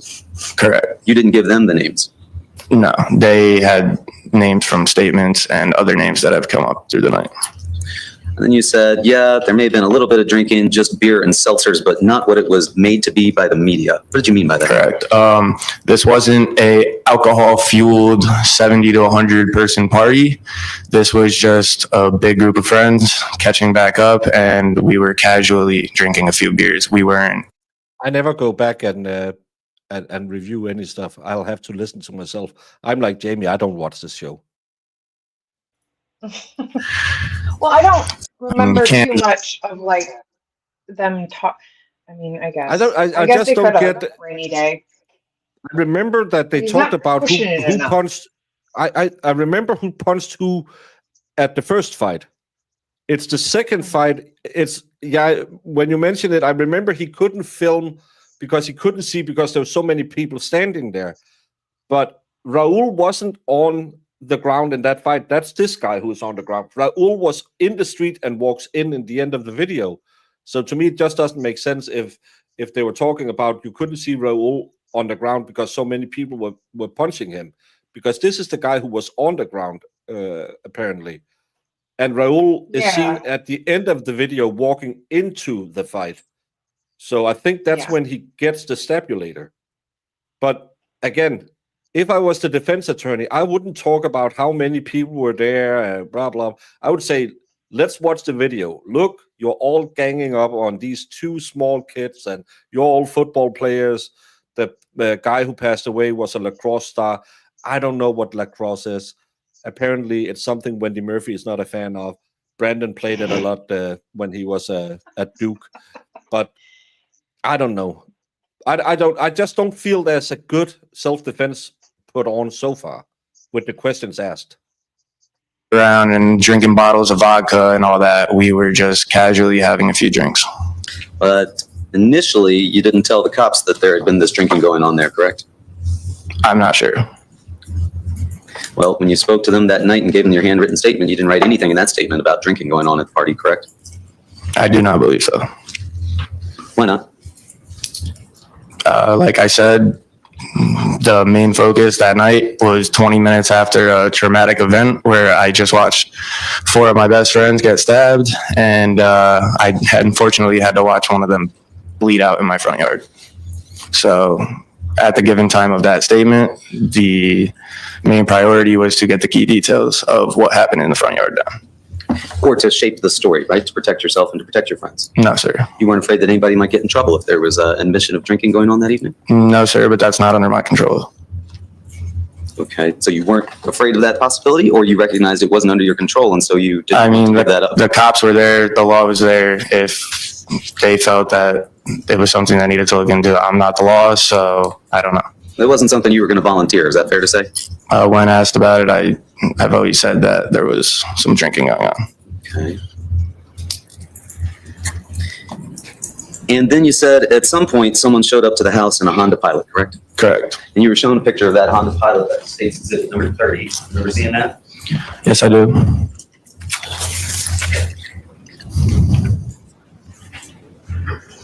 That's the same vehicle that you identified for us earlier, correct? Yes, it is. And when that vehicle showed up, it didn't have this damage to its windshield, did it? Where? You see this defect in the windshield here, so where I'm pointing right to the passenger side of the vehicle. I can't really see it, but to my knowledge, I didn't really recognize anything with the windshield. When that Honda Pilot showed up, you told us that you were still in the basement, correct? Correct. And you said we exited through the Bilco doors, right? Yes. And when you say we, that's the 18 to 20 boys that were there in the basement? Yes, correct. And you went out through the Bilco doors to the right of the AC unit, correct? Yep, And you walked down the driveway and then you went across the street, correct? I did. And at this point, there were folks that were all inside the vehicle, correct? Nobody was outside the vehicle that was not with your party? You mean the kids that came in the car were not outside the vehicle? No, they were not. They were in the car still. And you said that you went immediately up to Tyler DeSilva, who you could see through the windshield, correct? Correct. And that's because you knew Tyler DeSilva, right? I have some serious questions. Who drives a Honda Pilot? Has the balls to drive it to a party? And why was none of the beer consumed? Everyone was just drinking 2-3 beers, so that 12-pack went a long way. And I've never heard about a Honda Pilot. It's probably not sold in Denmark, so I'll have to Google it to say. But remember, I love ugly cars. So I would probably love that car. Probably. I didn't know him. I knew who he was and I knew of him because, as I said before, I grew up with his cousins who lived down the road from me. Right. And you thought that you also knew his older brother, correct? I have met him a time or two. And you thought that you had enough rapport with Tyler DeSilva that you could talk to him, right? Correct. I thought that if anyone was going to be the one I was going to talk to get them to leave, that I had my best chance with him. And you told us again that at that time you weren't aware of the group chat, right? No, I was not. You didn't know Griffin Marcinzik was live texting this dude, No. taking photos. I didn't find out about the group chat until I believe the next day or the following day when Officer Staples came to my house. Okay. And you were standing on the grass on the other side of Laurel Glen Drive talking to Tyler through the passenger side window, correct? Correct. And at this point, the car is facing Farmhouse Lane, right? Yes, it was. And you noticed that people were arguing on the other side of the car, right? Yes, I did. And in fact, you told Officer Gidden that you recognized inside the car Mackenzie Trafficante, correct? Yes. As well as Caitlin and Autumn Murphy, correct? I never said that. You never told Officer Gidden that you saw Caitlin and Autumn Murphy inside the Pilot? Not to my knowledge. Do you know Caitlin and Autumn Murphy? I do know who they are. Who are they? They are two girls that went to Shelton schools with us when we were younger, and they both also went to St. Joseph's High School. Okay, and were they at your party as part of the... No, they were not.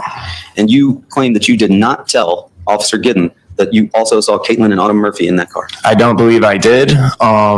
And if I had said that, it was me saying that I had heard somebody else say that they were in the car. So that should have been clarified. Okay, there was a lot of people talking after the fact, right? I mean, yeah, we talked about it. Right, everybody was trading information. Somewhat, yeah. And you would agree that some of that information just simply wasn't true, right? Objection. Still. How would he know? I'll sustain it to the extent that it is broad. Counsel, if you want to limit it. Did you come to learn that some of that information that you received was not actually true? I guess we could say little bits and pieces, but nothing that was relevant to what had taken place that night. Well, you told the officers that you saw the defendant flashing a knife, right? Well, they brought me back in to clarify You that. told the officers that, correct? No, I believe I wrote that. When you wrote that, who were you writing that for, Mr. Rich? I was writing that for the police. So you told the police that you saw the defendant flashing a knife, correct? At the time I wrote it like that. But as I said before, they brought me back to clarify that I never saw the knife, not one. We are 3 days into the trial. They had a long weekend, so it's a 3-day trial. And Yes. it's just a generic SUV. It's a boring car. Rage has a Pilot, she says. She loves it. Yeah, but I bet you it's a great car to drive in, but if you're an 18-year-old kid who's out there pulling up to a fight, Oh, you want an Escalade or something like that, Jamie. Get some is street that cred. what? Yeah, these kids want some street cred. Get a Fiat 12.7. Yeah. No one in America knows what that is, but that was the car everyone drove in Europe back when I was a kid. Fiat 127. Look it up. Fiat. That's a street cred car.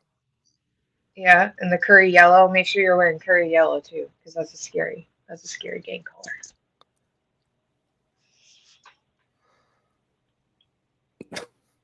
Nope, Brandon. Nope. I'm not reading that one. Brandon. Did you skip Brandon earlier too? No. I was not yelling at you. I didn't skip him. I read that you were as moist as an incontinent sea otter. Never mind. You didn't have to reread it. I didn't reread it. I remembered it, but I I'm was not looking at something else. I'm not reading about disabled kids, but you as an incontinent sea otter. I'll allow it. Oh, yeah, I'll allow it. One time the entire. You didn't volunteer that information later, right? When you said, gosh, hold on a second, I told those officers I saw a knife, but I didn't. I better go clarify it. You didn't do that, right? I did do that. You went to them and said, I need to clarify this for you? So they had called me and told me that there was a few things in my statement that they wanted to double check. So they brought me back in, and immediately when they said, did you actually see him with the knife with your own 2 eyes? I said, no, I did not. So again, that's not something you volunteered until they said, hey, we want to clarify a few things between your statements, right? If you want to put it that way, I guess, but that was just because it was not to my knowledge. Well, you didn't tell them that on the 15th, right? No, I did not. You didn't tell them that on the 16th, right? No, I did not. Didn't tell them that on the 17th, right? No, I did not. And it wasn't until the 18th when they called you and said, we need to clarify some things. We think there's some discrepancies in your statement that you then told them you hadn't actually seen it. Correct, Correct? because prior to that, I didn't even know that it was something on there that needed to be clarified. So as soon as they brought me in and asked me, did you actually see the knife? I said, no, I did not. You didn't know that when you wrote at 12:43 a.m. in your own hand that you saw a kid named Lito flashing a knife. You didn't know that that was something that you needed to clarify because it wasn't something you'd actually seen? No, sir. At the time when I wrote that, as I said, it was a very traumatic experience for us. I've never had to give a statement before, and I've never had to write one. So I didn't know that that was something I couldn't write off of hearing it from somebody else. Okay, so you didn't know that you needed to tell them the truth about what you had seen? I did know that I needed to tell them the truth. I just didn't know that I needed to clarify that I wasn't the one that saw him with the knife. Well, and you also didn't tell them about the can of WD-40 that you sprayed at the defendant, as you say. How did you not know? Checked is asked and answered. I'll overrule it. Sorry, can you repeat? Sir, you didn't tell them about the can of WD-40 that you're now telling us about, right? On which day? On any of these days, on the 15th when you gave various statements, on the 18th when you gave a statement. I don't believe I did because it was not knowledge that I had remembered yet. And you also didn't tell them that you're the one who threw the first swing at Mr. Valle, right? I'm not sure, but I do believe that I did clearly state that I was in the fight. But yeah, it probably took me a little bit of time to remember exactly what had happened, but I did tell them that I was involved in. My memory got better with time. Happens all the Yeah, time. I love this when the memory gets much better. Yeah, this kid was no saint. The fight, yes. Well, you didn't tell them that in your handwritten statement, right? I'm not sure. I believe I did. You don't think that you said, everyone was standing in my yard, everyone started going at it, and the next thing I saw was blood everywhere? Sorry, can you repeat? Right. You don't think what you told them was, everyone was standing in my yard, everyone started going at it, and the next thing I saw was blood everywhere? I believe I did write that at the time. And you didn't say anything about, I threw the first punch at Mr. Valle because I don't know. I don't know. I was trying to defend Ty Woods. No, I guess not. In any event, you claim that you were standing there at the front passenger window talking to Tyler De Silva when you heard some arguing going on the other side, right? Correct. You looked through the car and you saw Mackenzie Traficante and Mr. Valle in the back seat, right? Correct. And you knew Mackenzie because you grew up together, right? Yep. And you knew that there were other kids in the car, but right now you're not sure who that was. No idea. Even though you told the cops that you saw Caitlin and Autumn Murphy, right? Correct. Which was ended just up not something being I had true, heard. right? That was As I something else said, that you just heard. there was other kids in the car. I wasn't able to tell who it was. So when somebody had said that them two were in the car, I figured that they could have been the other people in the car. Gotcha. You figured that that's who it was. Now you know that that's not who it was because you were Correct. never there, right? Correct. But you told the cops that at the time. I guess I did, yeah. At this point, there's, by your estimate, Oh, this is a good Brandon. Hey, Jamie, why can't Barbie get pregnant? Why? Because Ken come in a different box. That was a good one. Brandon. 15 to 20 Shelton High kids surrounding this Honda Pilot, correct? I wouldn't say surrounding. I believe I was actually the only one on the passenger side of the car. And I could be wrong, but to what I remember, I think I was the only one on that side of the car. And everybody else was on the driver's side between the car and my yard. Okay. In fact, they weren't just on the driver's side between the vehicle and your yard, were they? What do you mean by that? They had their hands on the vehicle, right? Some of them did. Some of them did. Some of them were rocking the car back and forth, correct? Correct. After a bottle was swung out of the back seat. Let's talk about that bottle getting swung out of the back seat. You were walking around the front of the car when you saw this happen? As I came around the front driver's side to see what was going on the other side of the car, I was able to see a hand come out the window in a swinging down motion, and I couldn't tell what it was. And then I heard the glass shatter and saw the shattered glass in Where the was the street. shattered glass that you saw? From the driver's side window, it was on the street right there. Directly down in front of the vehicle, Pretty close. with these 15 to 20 people standing all on that one side of the vehicle, rocking it back and forth. Correct. When they started rocking the vehicle after. So you hear glass shatter, Correct. and then they start rocking the vehicle. Yes. And all 15 to 20 of those kids, by your estimate, are not actually surrounding the car, but they're all just on one side of the car. From what I recall, I believe that everybody was mainly on the driver's side of the car. And then, in the midst of all this shaking and rocking of the car, you say you reach in through the driver's side window over top. It was 2 high school parties. And some people go to the other place. Then the defendant and his buddies starts attacking them. They go back to their own place, starts being heroes on text, and then the defendant and his friends roll up to their party after being invited to step up or pull up. Pull up. And then they get into a fist fight, and we don't know, we haven't heard testimony about that.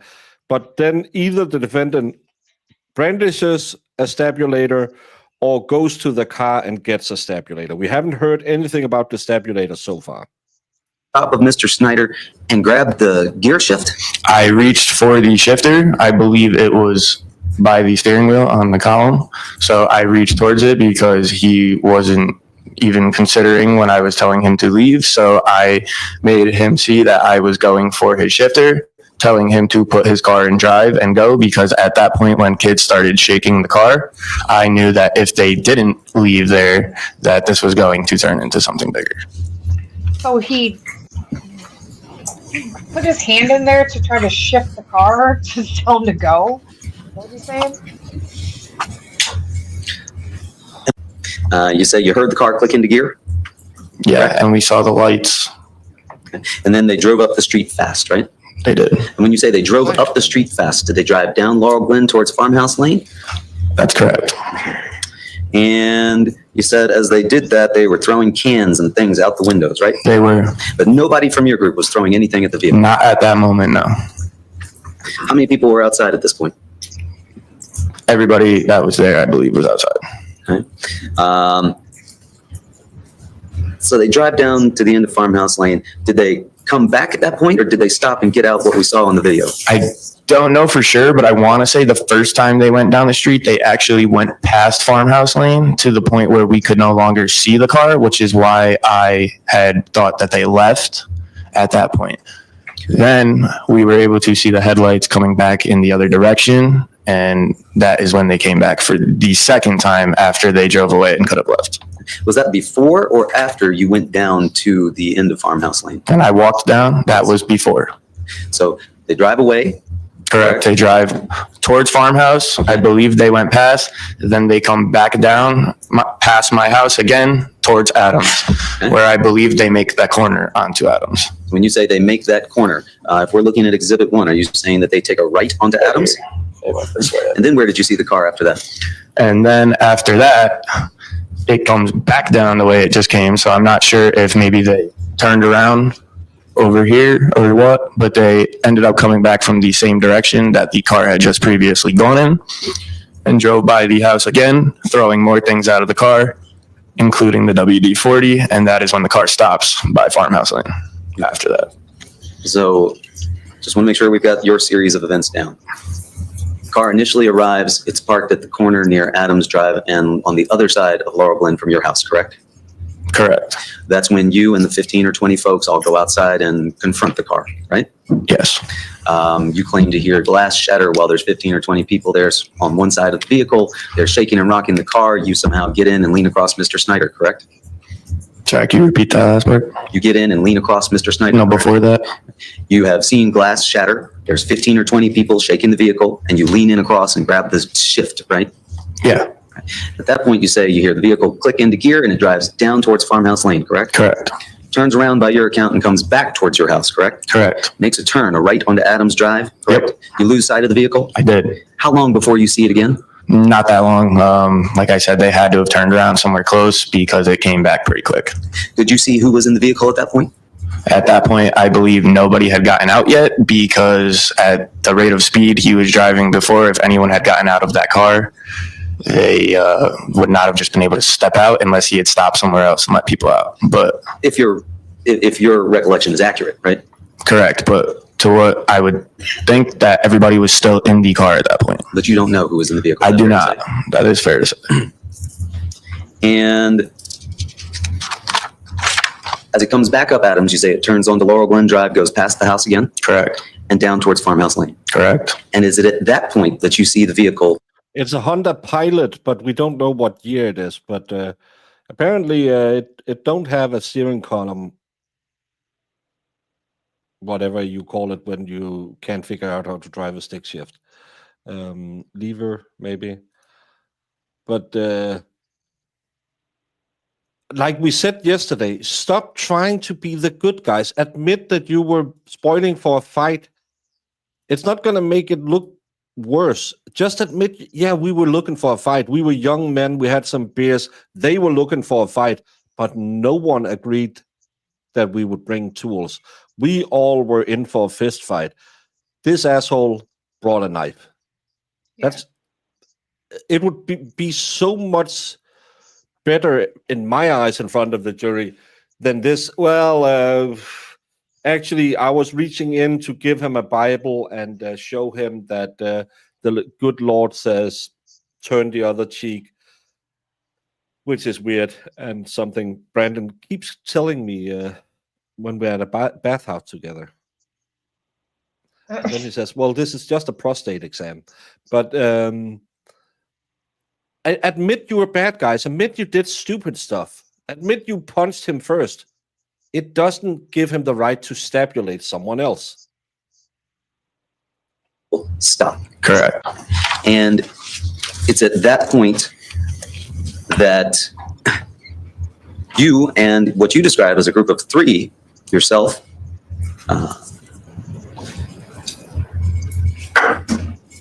maybe Ryan Hines, Ricky Fiola, or someone else that you couldn't know. So it was yourself and Ricky Fiola and someone else who you're not sure about went down the street, right? Correct. So the only one I know that was with me was Ricky. I can't recall who else was with us, but it was definitely, I never said Ryan Hines was with me. No. But you can't be sure that it wasn't him, right? Because there was I someone can't else. be sure. I do know there was at least one other person, but I'm not sure who that was. And you think it was just the three of you who went down the street, right? I believe so. May we see Exhibit 44, please?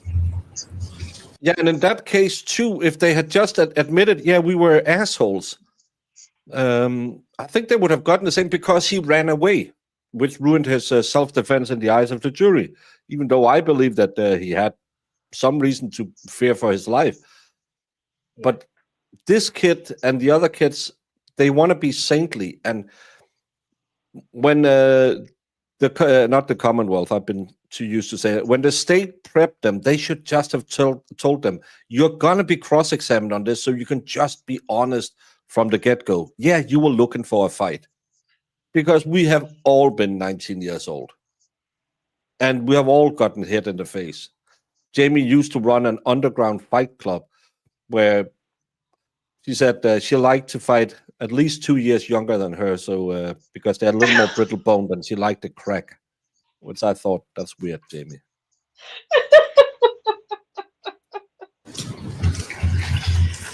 It's the disc.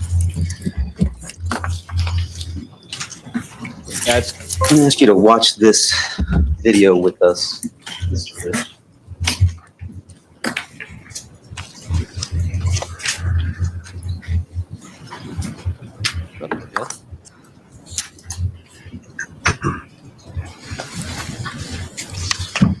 What? Come on. Cameraman.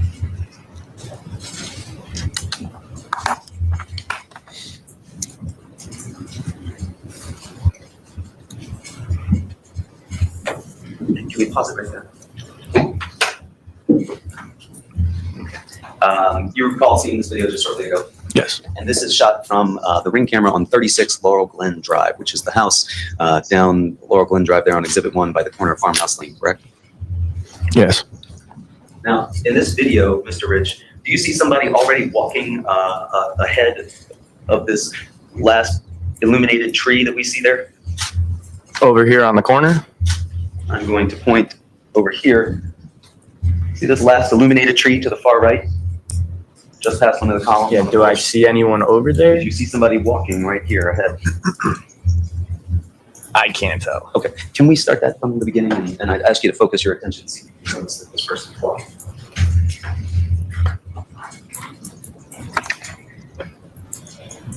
And do you see somebody walking there?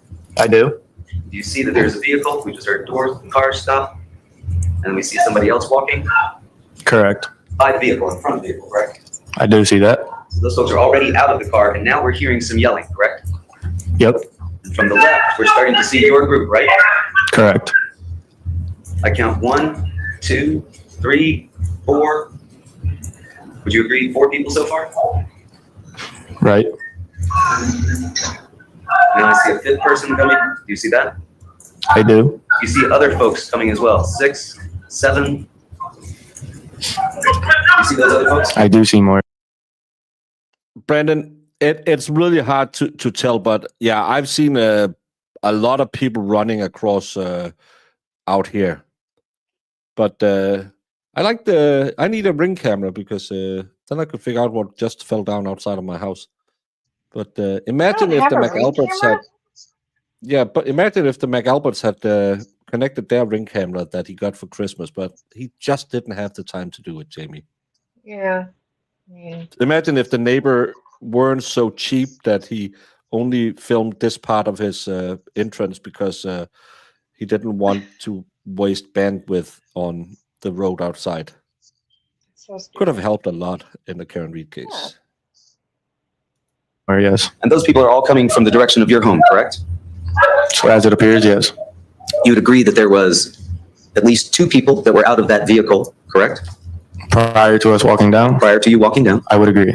and that then a group of at least 7 of you were seen on that video, correct?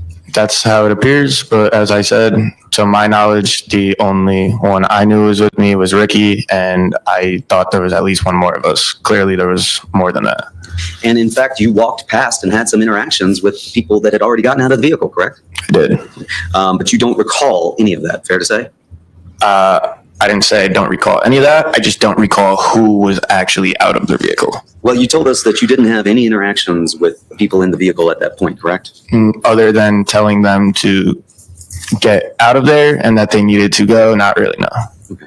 And at this point, they are down in front of Laurel Glen Drive, heading towards Farmhouse Lane, right? What's that? They were down at this point where we see it on the video, down in front of 36 Laurel Glen Drive by Farmhouse Lane, correct? Correct. And that is about 2 football fields or 647 feet away from your house. Is that fair to say?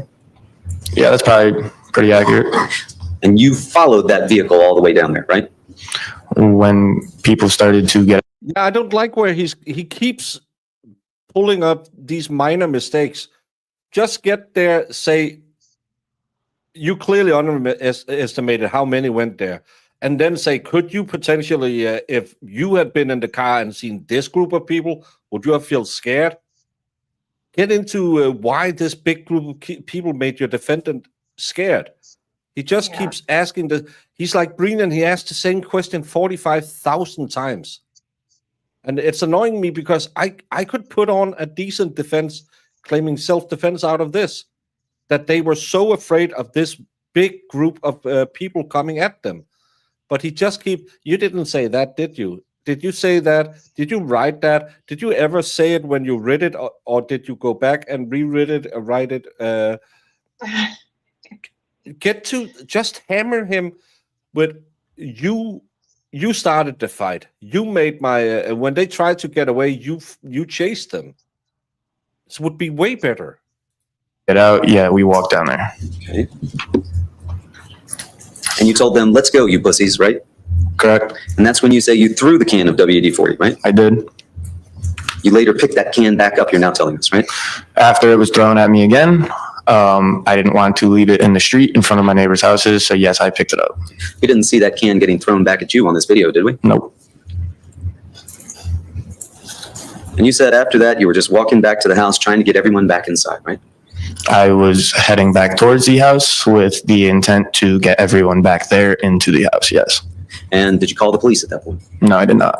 Well, why not? Because I figured that every time they drove away, I thought that they were going to leave.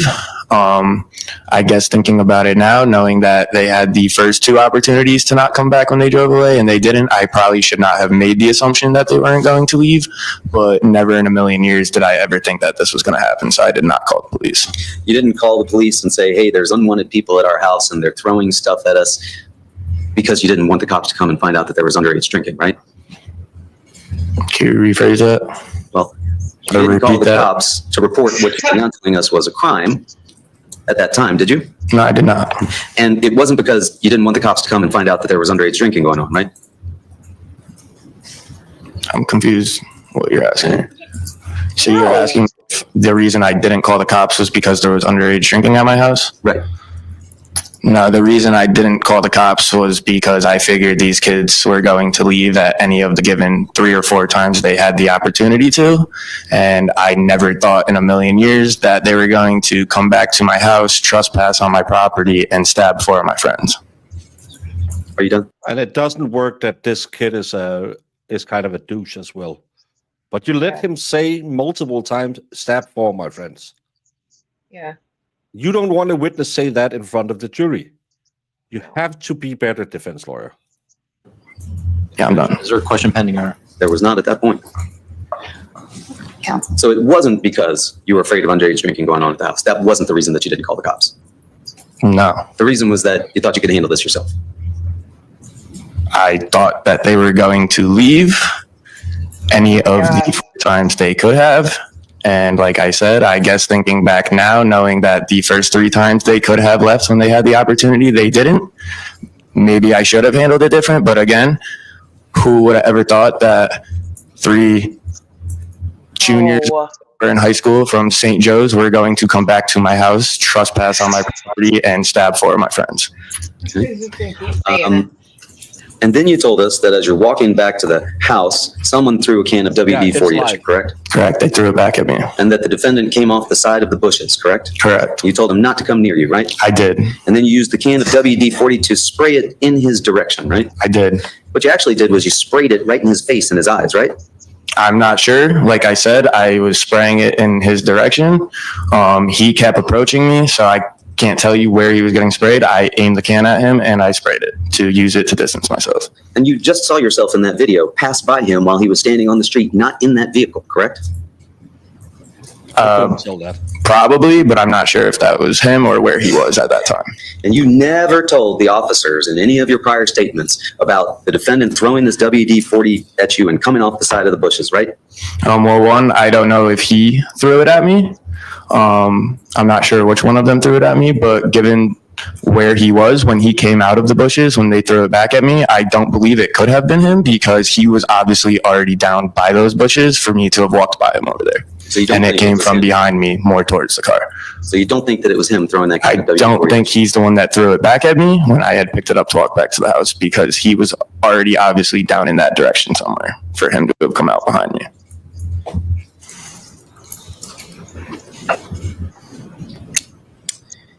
And then you told us that everybody started to make their way back into the house, right? Correct. Through the Bilco doors. Correct.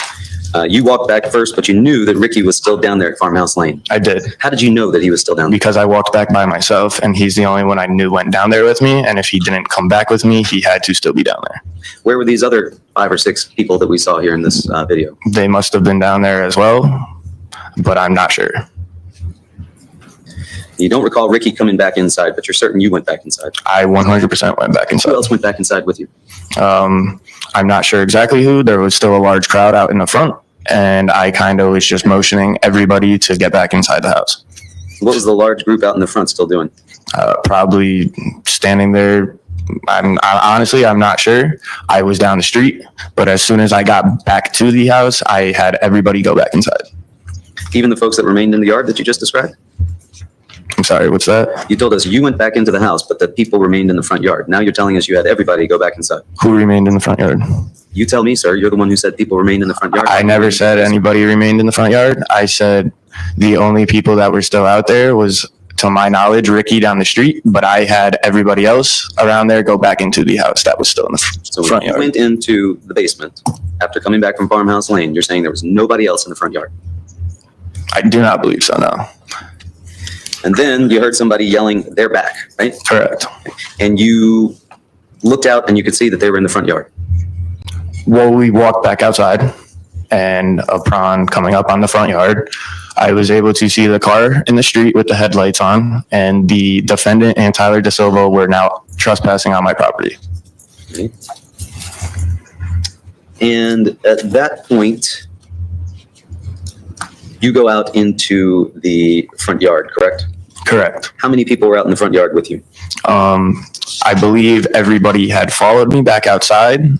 I don't think anyone was going to leave me to go out there alone.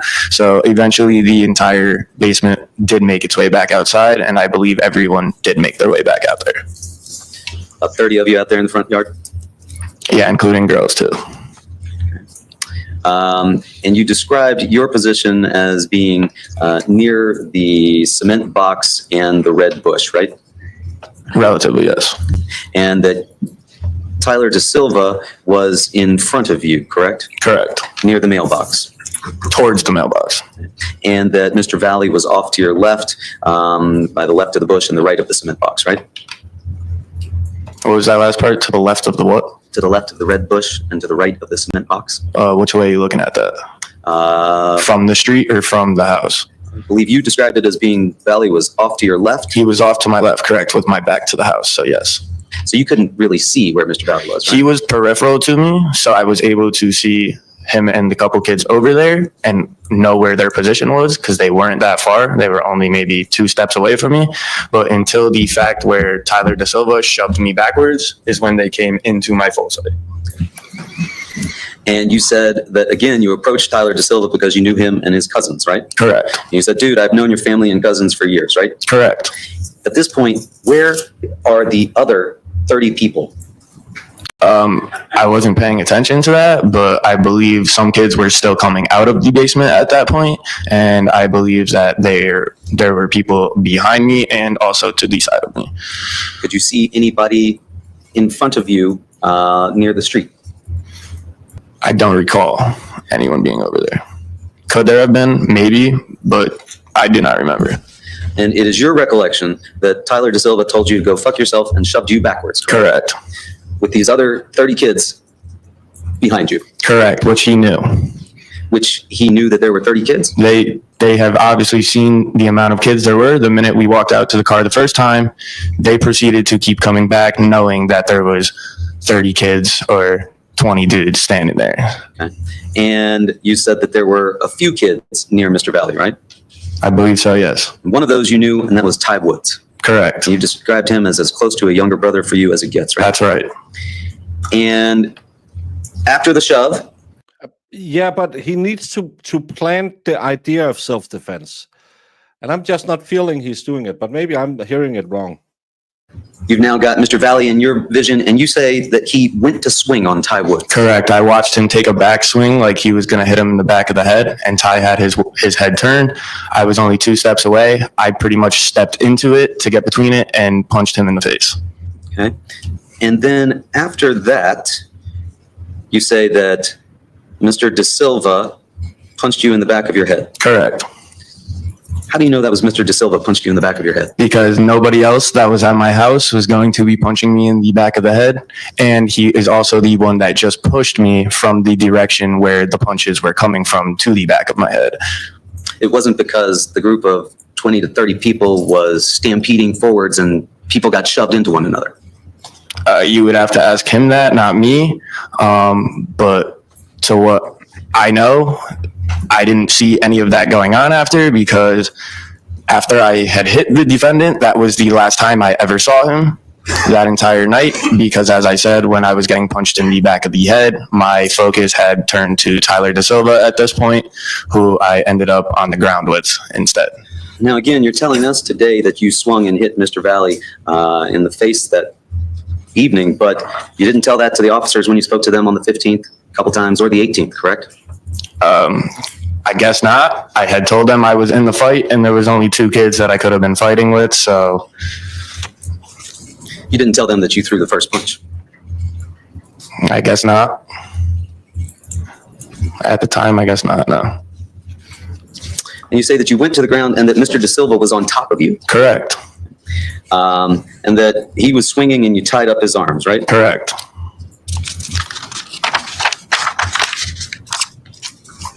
That you couldn't see much after that. Is that fair to say? Yeah, I was on the ground underneath him, so I couldn't see anything.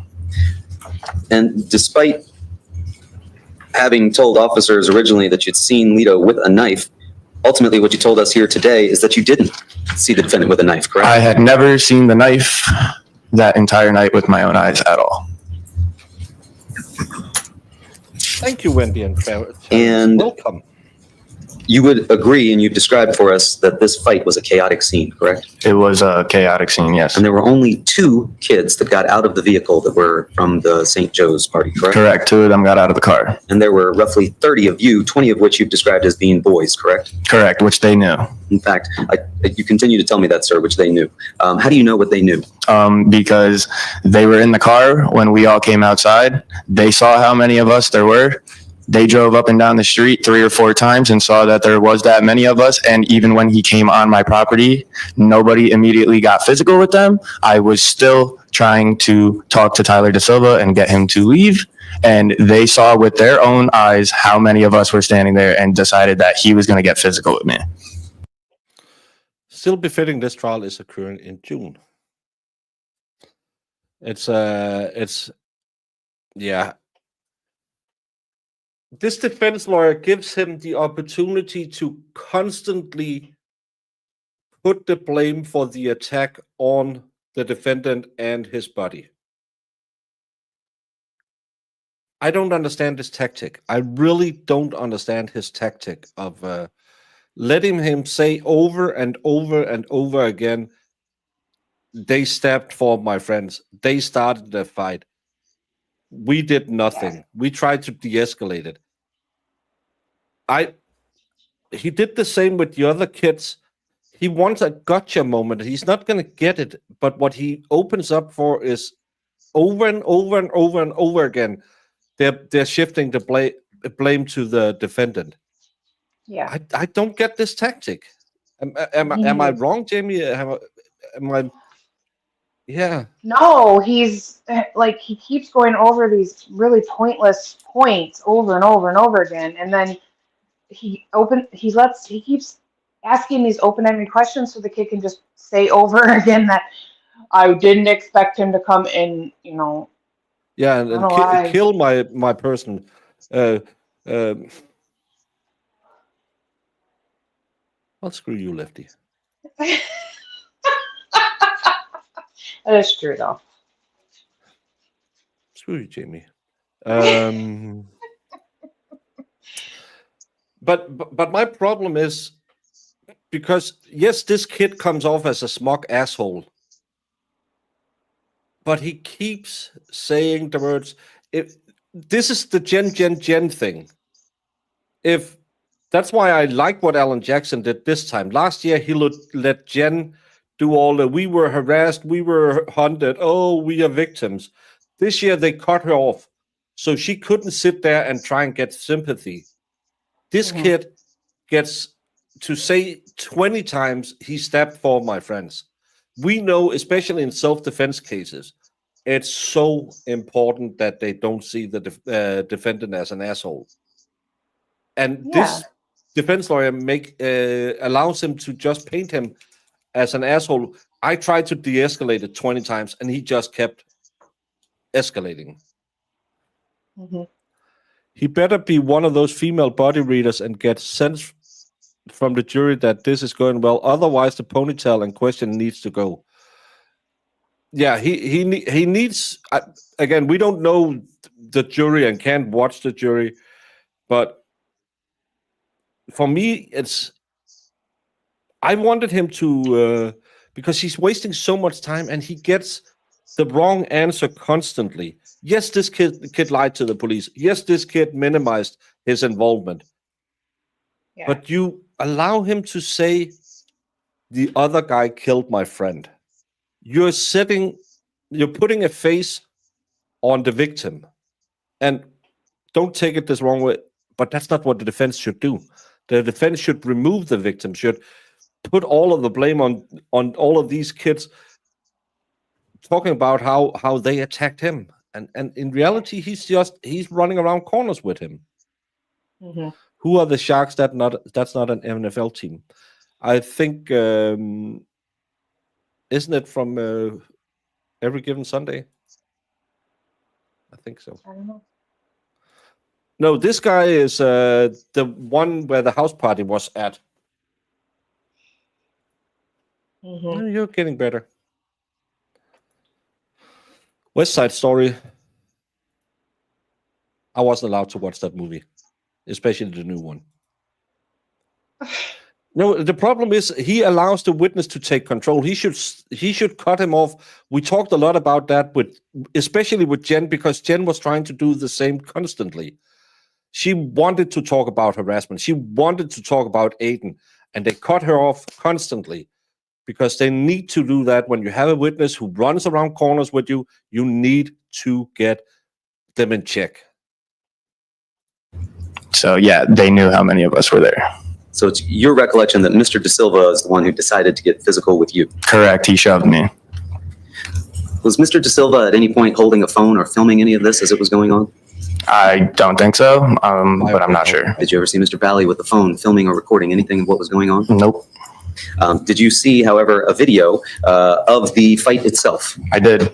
And that was taken by Tanner Chernowski, correct? Correct. And you also identified for us another person who is in that video with a phone in his hand, and that was Ricky Fiola, correct? Correct.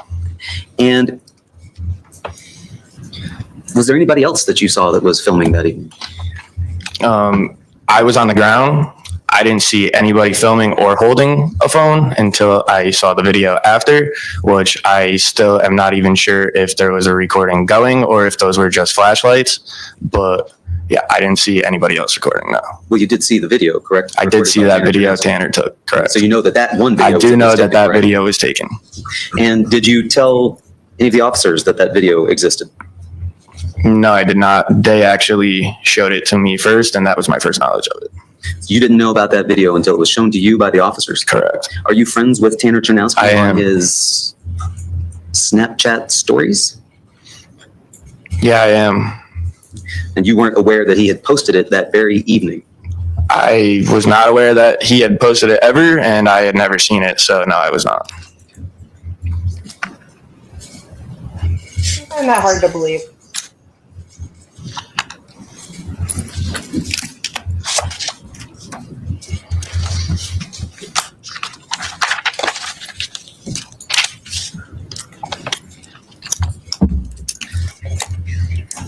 So, Mr. Rich, is it fair to say that despite a number of opportunities to tell the police as much as what you have recalled today, you didn't actually tell them any of those things regarding the WD-40 can? Objection, asked and answered. Sustained. Is it fair to say that despite having a number of opportunities, you didn't tell them that you were the person who first punched Mr. Valle? Objection, asked and answered. Sustained. Is it fair to say that you didn't call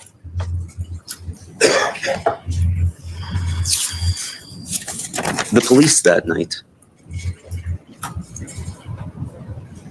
at any point? Objection, asked and answered. I'll allow that one. No, I did not call the police at any point that night.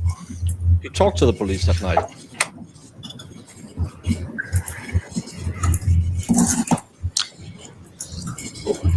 And you told officers that you had seen the defendant with a knife, despite the fact that now you're telling us you never. Asked, answered. I really dislike his way of being a defense lawyer. Saw him with a knife, correct? No, I did not. Answered. I'm gonna- Sustained. Strike the last answer, please. Thank you.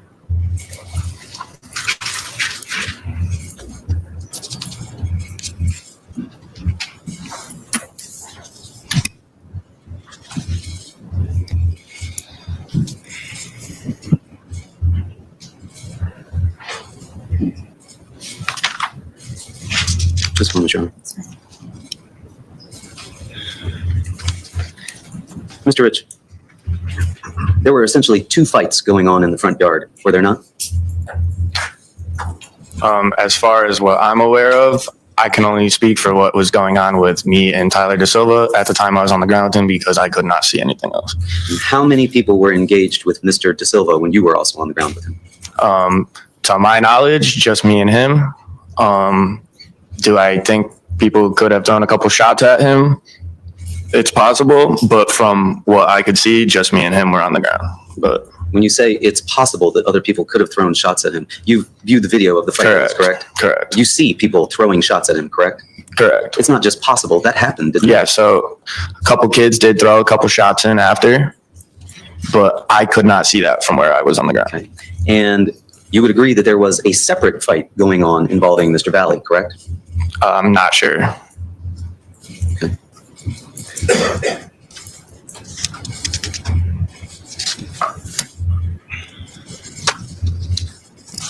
Nothing further. Thank you.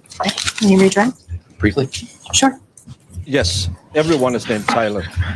Tyler, counsel asked you about Tanner and Alex coming to the house. What do you recall about when Tanner and Alex actually showed up in relation to when the Honda Pilot was at your house? So when we had first went outside, I believe Tanner and Alex had not gotten there yet until after the first time the car drove down the street. I believe the first time when they went down the street, it took them a little longer to come back because they had went all the way to the dead end, or at least out of our view. And as the car went down the street, from what I recall, I believe is when Tanner and Alex got there. And when Tanner and Alex got there, where were you at that moment? I was in the front yard.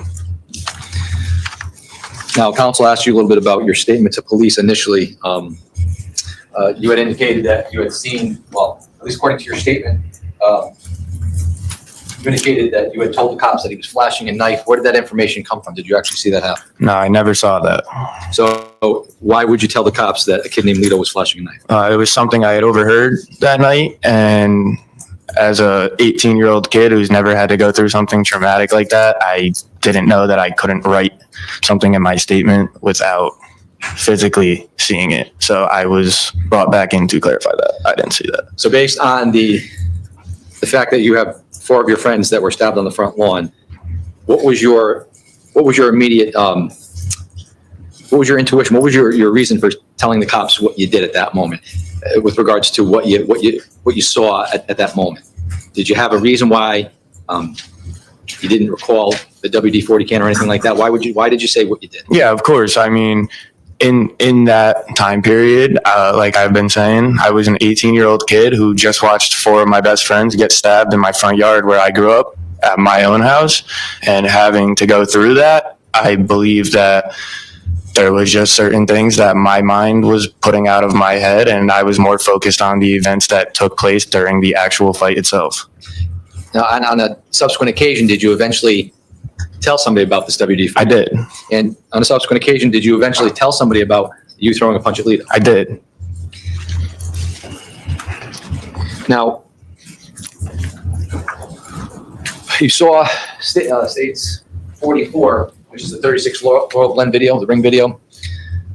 That camera, does that camera capture everything that happened with all the interactions down the street? In other words, you see yourself throwing the can at the car. At some point, that camera stops, right? Correct. And at some point in time, there are other things that happened that just weren't captured on that camera. Correct, there was. So with regards to where the defendant may have been standing at any given moment during that video, and where he was when he was coming out of the woods at you when you had the WD-40 can in your hand, would that have happened before or after the events that we see in States 44? After.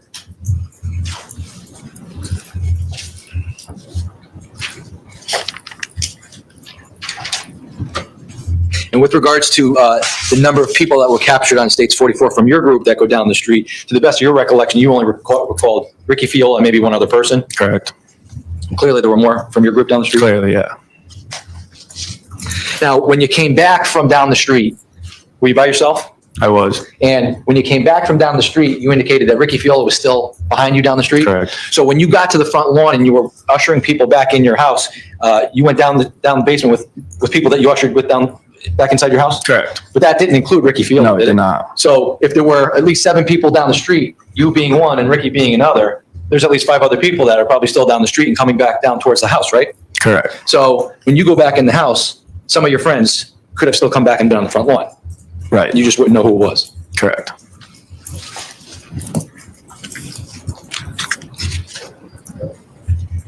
And when the car came back down the street and you heard they're back, did that come from inside the house or outside the house? That came from outside, I believe, because somebody had looked out the doors and saw the car pull back up.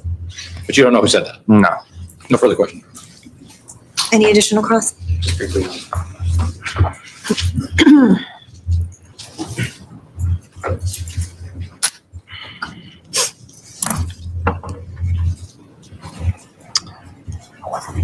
You told us that part of the reason that you were unable to recall some of what you told us today was due to the trauma, correct, of this incident? Correct.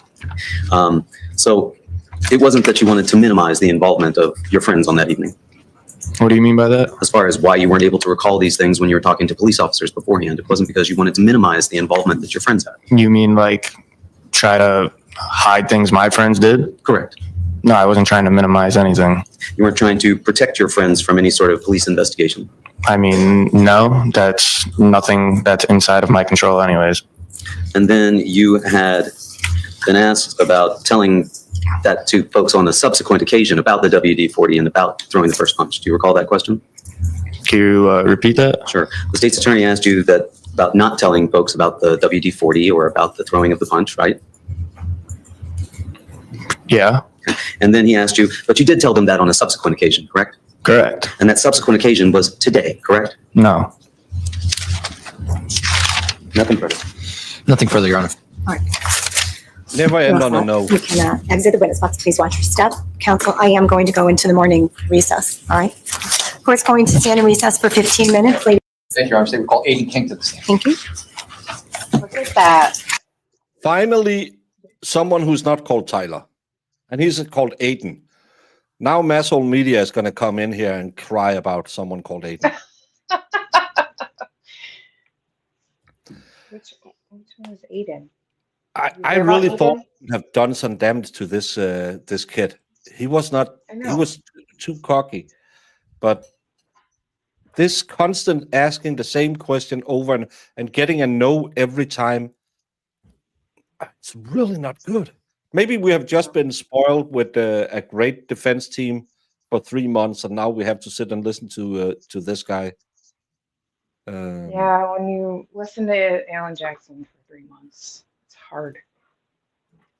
Yeah, I'm just again, if you're going for a self-defense, get into the. Well, all of these people were attacking us. We were so afraid. But no, let's just ask. So you went into your house. What type of doors do you have at your house? Did you call the popo? No, the popo arrived at the scene anyway. Why should he call the police back that night and say, "Oh, whoopsie, I made a mistake"? That's just stupid. Mm-hmm. My panties all crusty. How Jamie keep them moist. What are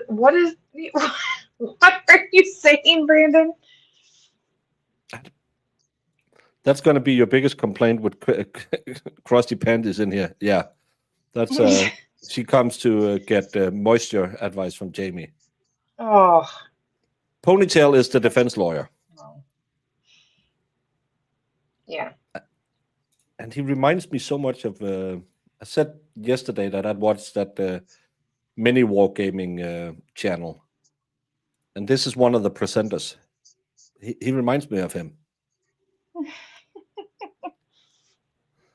And this guy is actually quite a good streamer. Oh, he kind of does. You just need the ponytail.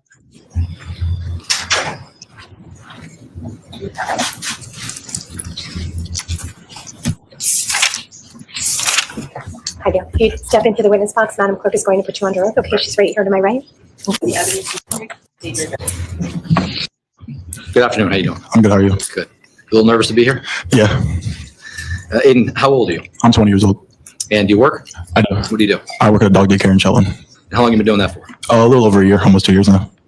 And have you and I met on a prior occasion? Yes, And why did we meet? for the trial.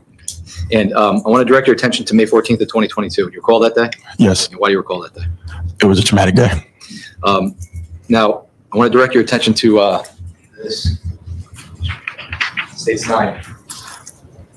You know whose house that is? Yes, I do. Whose house is that? Tyler Rich. How do you know Tyler Rich? He's a longtime friend of mine. Grew up playing football together, high school, and then we got really close. So I've known him for a little while. I'll show you. States 54. You know who this is? Yes, Who is that? phase on to you. How do you know Faye's on to you? Same thing. Grew up middle school, football, high school. States 56. You know who that is? Yes, Who is that? Ryan Hines, How do you know Ryan Hines? high school football.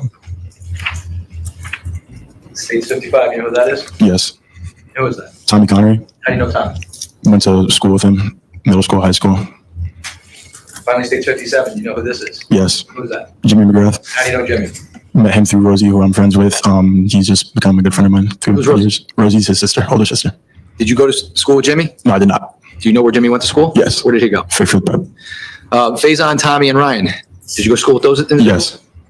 Yes, And on May 14th of 2022, how old were you back then? I was 17. And what, were you in school? Yes, And where did you go to school? Shelton High.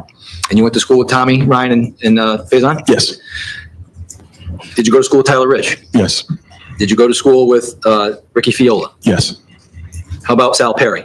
yes. How about Mike Samperi? No, Do you know Mike Samperi? Yes. How do you know? met him through Tyler as well. He just come around sometimes. Good friend. How about Alex Bernstein? I've met him before, yes. But did I go to school with him? Yes. No. When did you meet him? I met him one time prior, and then at Tyler's, I met him. On that night? Yes, How about Charlie Connery? Do you know Charlie? yes, How do you know Charlie? School, high school. How about Jacob Villalobos? Yes, How about Matt Lokovich? yes. How do you know them? All high school, middle schools. Now, on May 14th to 22, did you have an occasion to go to Tyler Rich's house? Yes, Why? he was having a party. Okay, and what kind of party was it? Just the normal thing, listening to music, drinking, hanging out with a bunch of guy friends, some girls. And were you drinking that night? Yes, And what were you drinking? Bud Light, How many beers did you have that night? 5 to 7. And what time would you say you got to Tyler Rich's house that night? He didn't have any beers. He was drinking Bud Light. Come on now.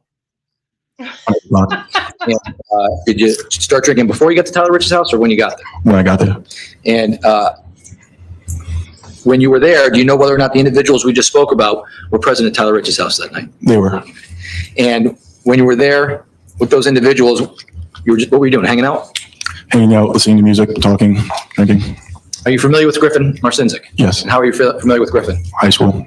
And at some point in time in the night, did Ryan Hines and Griffin Marcinzik show up? Yes, And did you have a conversation with them when they showed up? briefly. And not telling us what they said, but after that conversation, were you informed of an incident that happened on Lazy Brook Road prior I to them was. arriving? I was. And shortly after having that conversation with them, did something happen where individuals showed up to Tyler Rich's house? Yes, Can you tell us what happened? How were you made aware of that? there were people outside, and they came inside and told people who were in the basement that there was a group of kids in a car outside who we don't know why they were there and who they were.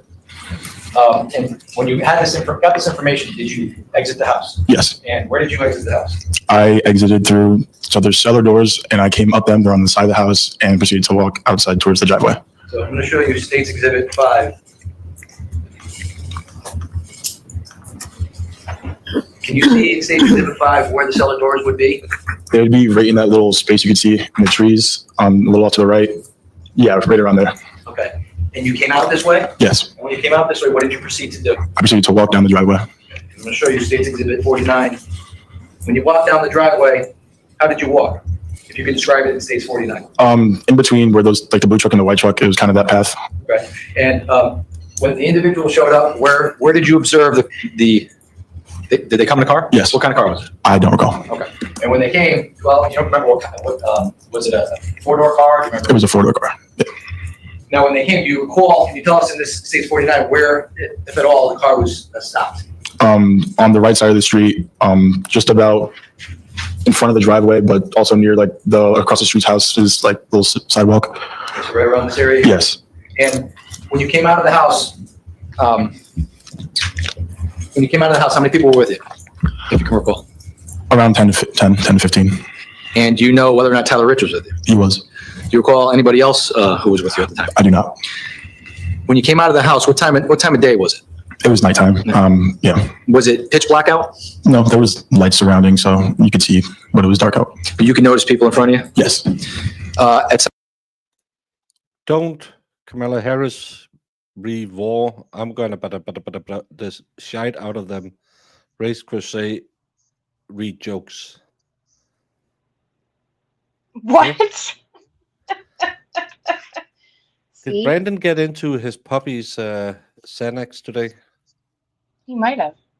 I'm not sure I understand any. I think Brandon and Rach is flirting in text or something. What do I know?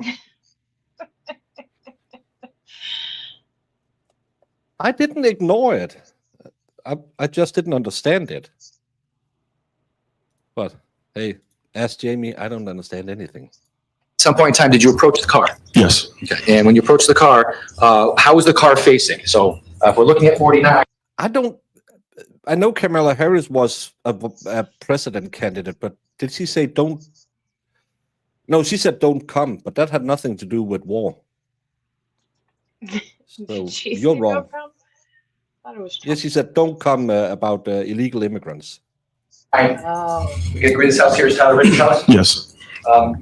This would be Adams Road, Yes. the street that's I'm pointing to. That's the lower left-hand corner of the picture, and this is Royal. Mhm. Okay. Which way was the car facing? Do you recall? Was it facing towards farmhouse, which is down here? It was facing towards farmhouse.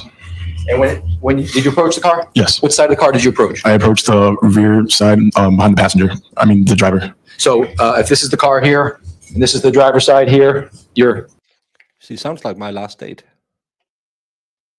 somewhere over here, but maybe near the rear passenger side? Yes, behind the driver. Behind the driver? Yep. Okay. And when you approached that side of the vehicle, can you tell the ladies and gentlemen of the jury what happened at that point? The window was rolled down, and I looked inside, and I saw Lito, Mackenzie, and Tyler De Silva. Those are the only ones I knew of in the car that I could recognize, and proceeded to have conversation. Did you recall whether or not there were any other people in the car at that point? There were others, yes. Did you recognize any of I them? did not. Now, you said that you recognized Tyler De Silva? Yes. How do you know Tyler De Silva? I've seen him before, just around at other parties from other high schools. And Mackenzie, who's Mackenzie? She is someone who went to St. Joe's, but before St. Joe's, went to middle school and with her. So You grew up with her? yeah, pretty much, yeah. What's her last name? Trafficancy. And you said Lito. Yes, Does Lito have a different name? he does. What is his name? His real name's Raul. And is that individual present in the courtroom today? Yes, he is. And can you please describe what he's wearing? He's wearing a blue suit, black tie, white undershirt. Can you please point him out for the record? He's right there. Your Honor, may the record reflect that the witnesses identified the defendant in this case? Court will allow the record to reflect that. Thank you. Now, when you said that you had a conversation with Mackenzie, Tyler, and Lito. It was Lito and Mackenzie. I was talking to. So you were talking to where was Lito seated in the car? Behind the driver's side. Why is he called Lito? Don't you get nicknames off your first name or last name? I don't know. I've known people that have nicknames that make no absolute sense. I get that you Yanks shorten Joseph to Joe and Richard to Dick. Why? I don't know. But why does Raul become Lito? Iris, I need this. You have to ask Iris. Maybe it means something. Yeah, like maybe it means something. I don't know. It's just. And where was Mackenzie seated? Next to him on the right side of him. And you had a conversation with the two of them? Yes. Did you have a particular conversation with the defendant? Yes. And tell us, Yeah, he was Chip and Bear.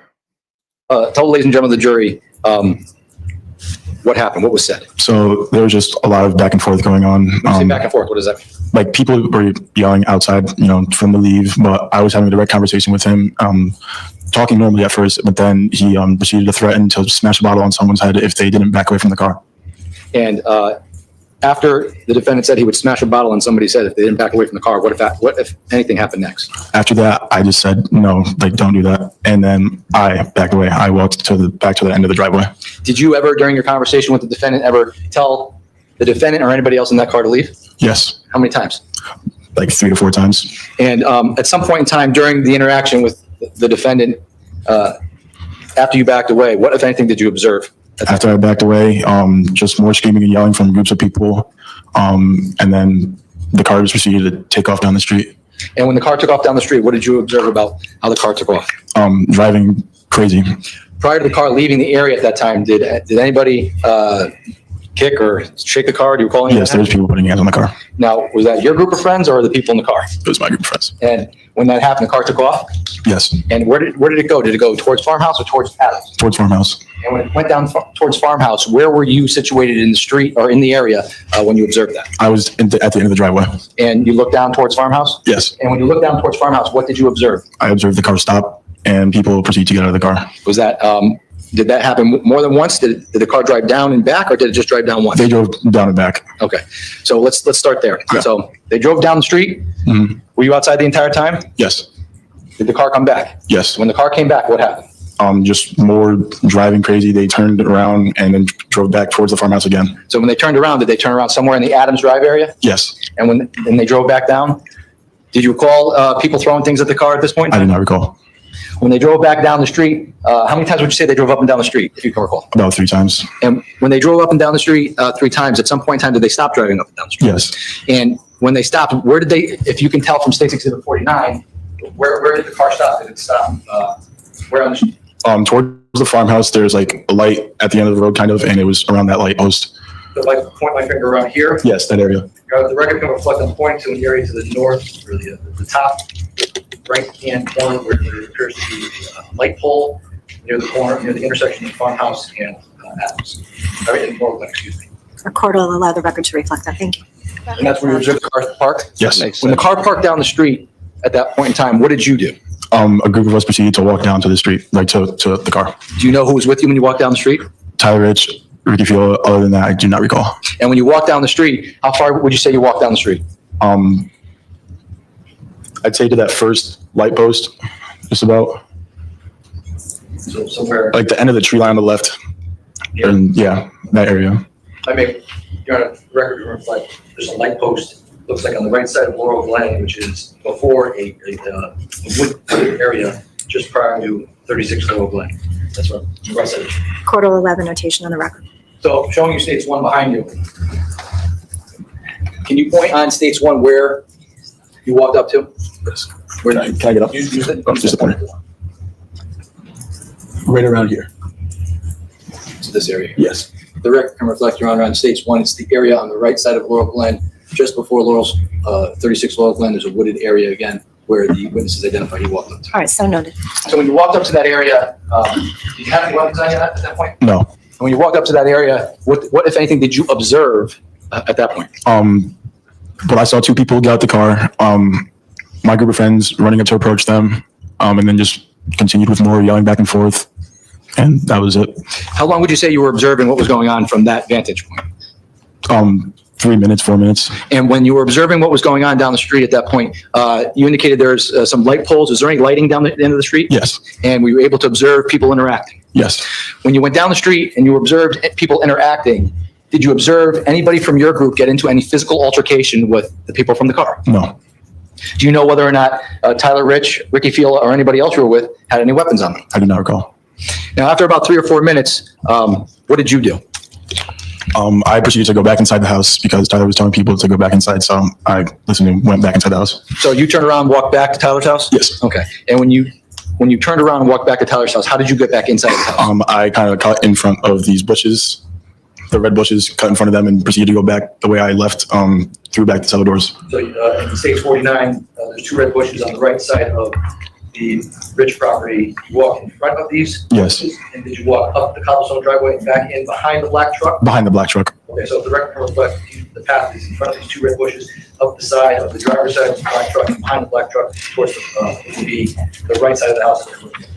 All right, the record will reflect. Thank you.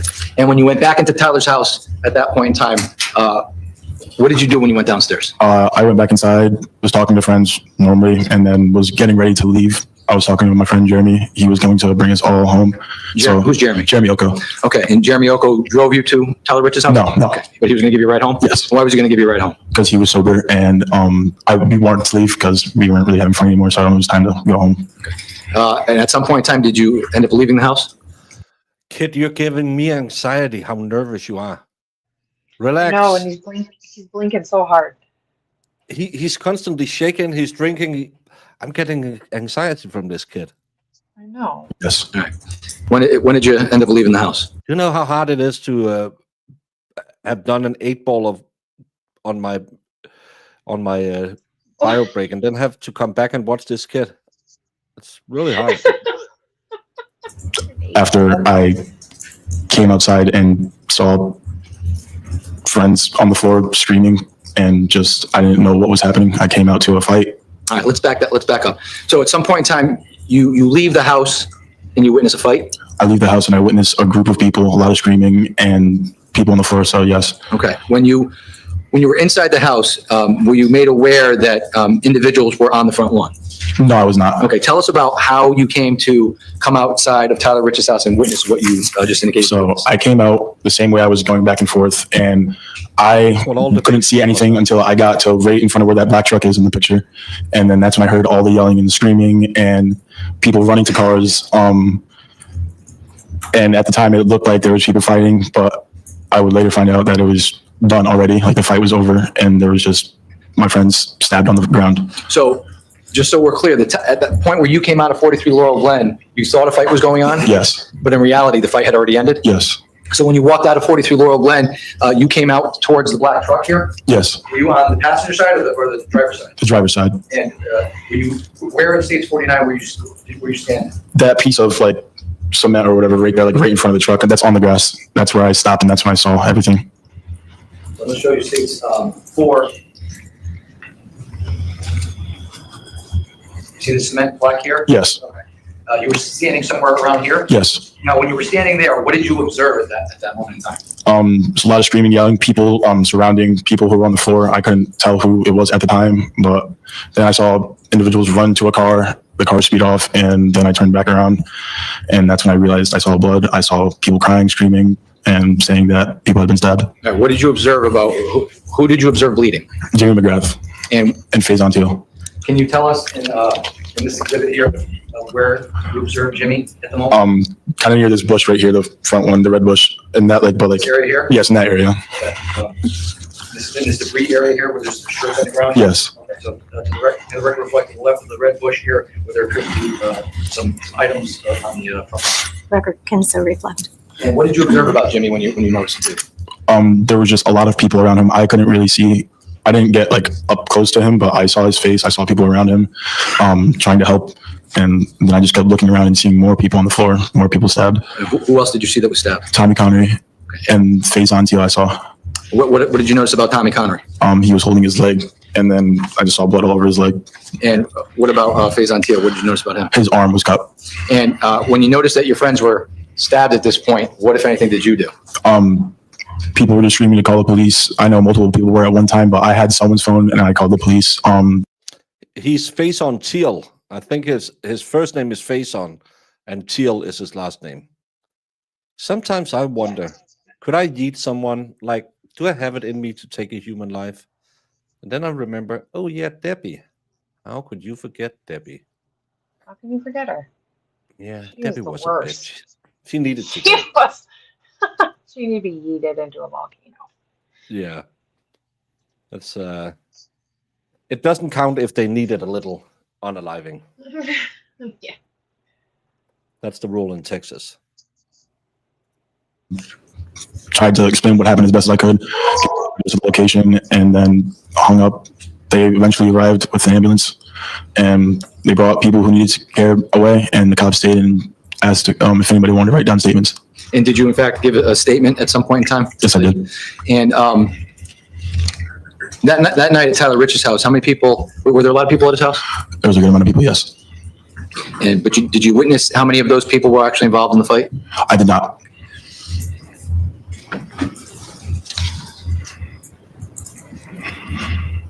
Did you observe any of your friends in the aftermath of the fight? Did you observe any of them? Did any of them have any weapons on them at that point? No, not that I observed. I miss Kimmy.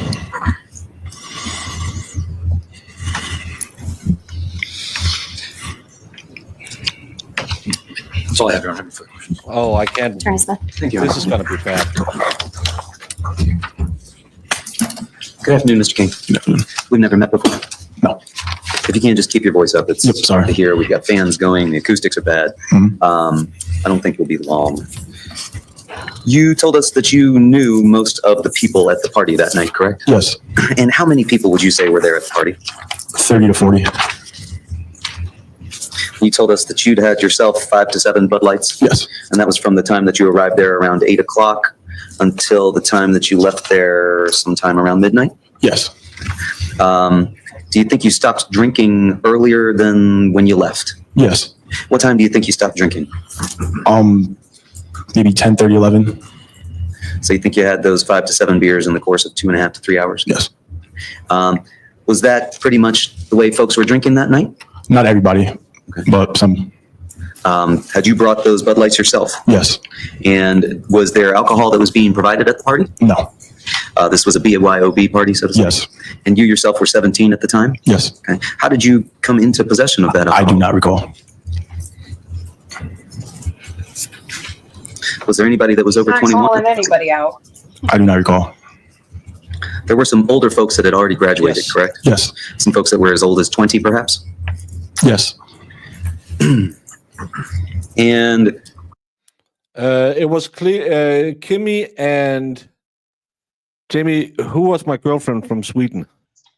Nima. Nima. I miss Nima. Nima, aw. I wonder how she's doing. I always fall in love with all the crazies. You do. I don't know what it is, but yeah. You like the crazy. Don't deny it. Brandon,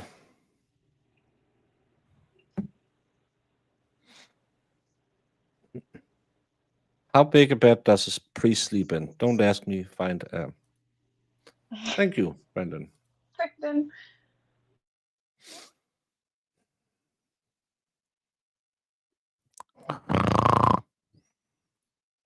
We used to buy beer out of the trunk of an Asian guy named Hong. Seriously?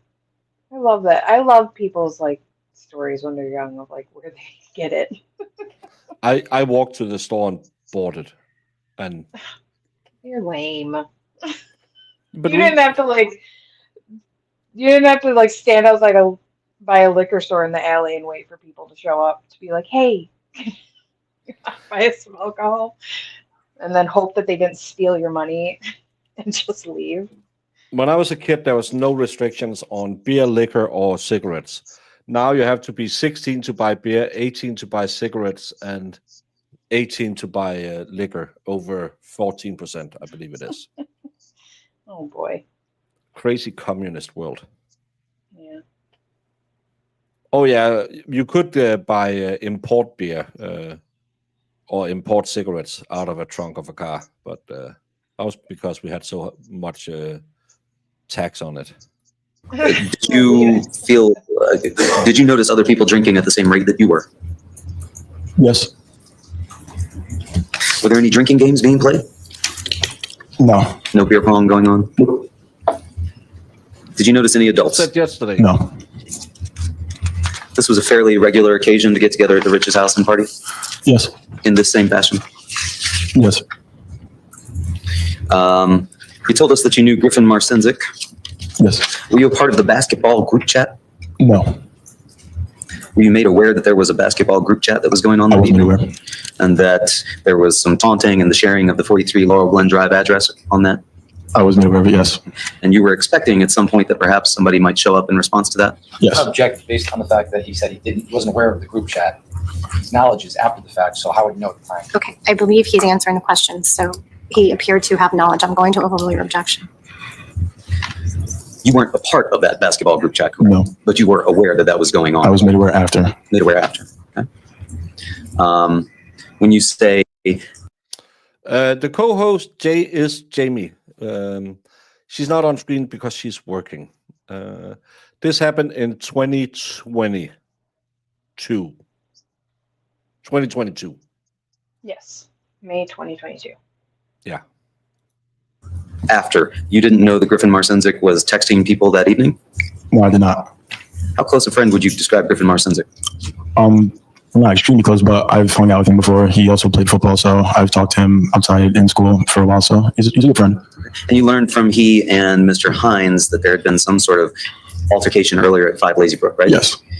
And you're saying that you didn't know at that time that they were communicating with people that they believed had been involved in that altercation? No. They didn't explain to you that they were sending out the address for people to come there? I did not know. Do you know Tanner Chernowski? I do. How do you know Tanner Chernowski? High school, middle school, I also played football with him when I was younger as well. Okay. And you told us that you had met Alex Burnson once prior to this? Yes. What was the nature of that meeting that you had prior to the first one? Yes. Just hanging out with Tanner. He brought him along. You were just driving around talking. It was just like a mutual thing. So you knew Alex through Tanner, is that fair to say? Yes. And you said that people were outside, they came inside and they said, hey, this car just showed up, right? Yes. Did that surprise anybody there? Kind of. When you say kind of, did some folks seem to be aware that and expecting that? Some did, yes. And was there a fast rush for everybody to go outside and confront these folks? Some, yes. Did all 30 to 40 folks there empty out of the basement? Not initially, no. Eventually, did they all empty out of the basement? Yes. And you described that you walked down the driveway, right? Mm-hmm. Did you walk down the driveway casually and leisurely, or was it a quick walk, or was it even a run? It was a quick walk. Quick walk. Were others side by side with you, shoulder to shoulder? Yes. How many people? About 10 to 15. Others behind you? Yes, behind me, yeah. Others in front of you, or were you leading? I was kind of in the front, yeah. And who did you expect to find in that vehicle? I just knew about Mackenzie. I didn't know who else she was with. When you went out to that vehicle, were you expecting this to be anybody that you had heard about already? Yes, once I was made aware. And you were made aware as soon as Ryan Hines and Griffin Marcinzik showed up. Is that fair to say? A little bit after. Okay. But before the car arrived, correct? Just about when they did, yes. And you described that the car parked across the street on the other side of Laurel Glen Drive, right? Yes. And this 30 or 40 of you go outside and eventually you've surrounded this vehicle, correct? Not all 30 to 40, but a group, yes. How large would you describe that group as? The group that surrounded the car was about 10 to 15 people. 10 to 15? Yes. And what were the other 15 to 25 folks doing? Either minding their business in the background or screaming. Okay. Fair to say you weren't really aware of exactly what they were doing? The people behind me, no, I was not aware what they were doing. Yes, it's actually a multiple times moving fight. They went to another party where the defendant was, got into a scuffle because some beers, went back, started being tough guys online. Then the defendant came to that party. Then they came outside, they drove off, came back, and then the fist fight broke out, and then at some point a stabulator came out.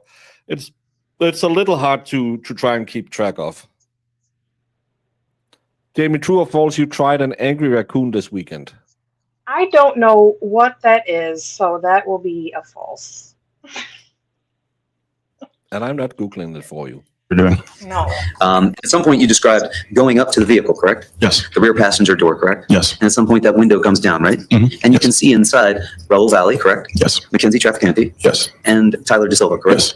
And did they display any weapons to you? No. And in fact, you knew Mr. Valle, correct? Yes. You'd seen him before and been friendly with him, correct? Yes. And he wasn't threatening you in any way when he rolled down the window, was he? Not me personally. And in fact, he was having a conversation with you, was he not? He was. And the nature of that conversation was, what's going on here, right? Yes. And you said, this doesn't have anything to do with you, right? Correct. And you say that then Mr. Valle threatened that if people didn't get away from the car, he was going to smash a bottle. Yes. But you didn't see him with a bottle, did you? I did not. Did you see him with anything in his hands? No. And you described Ms. Trafficante as also being in the back seat. Yes. In fact, she was sitting on Mr. Valle's lap, correct? Yes. Now, when that vehicle first arrived, showing you State's Exhibit 30. Is that the vehicle that you saw that night, Mr. King? Yes. That's the vehicle that arrived with the St. Joe's kids in it? Yes. And you knew 3 of the people in that car, correct? Yes.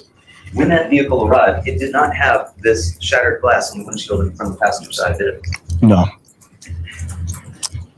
Did you ever hear any glass shatter that evening? I did not.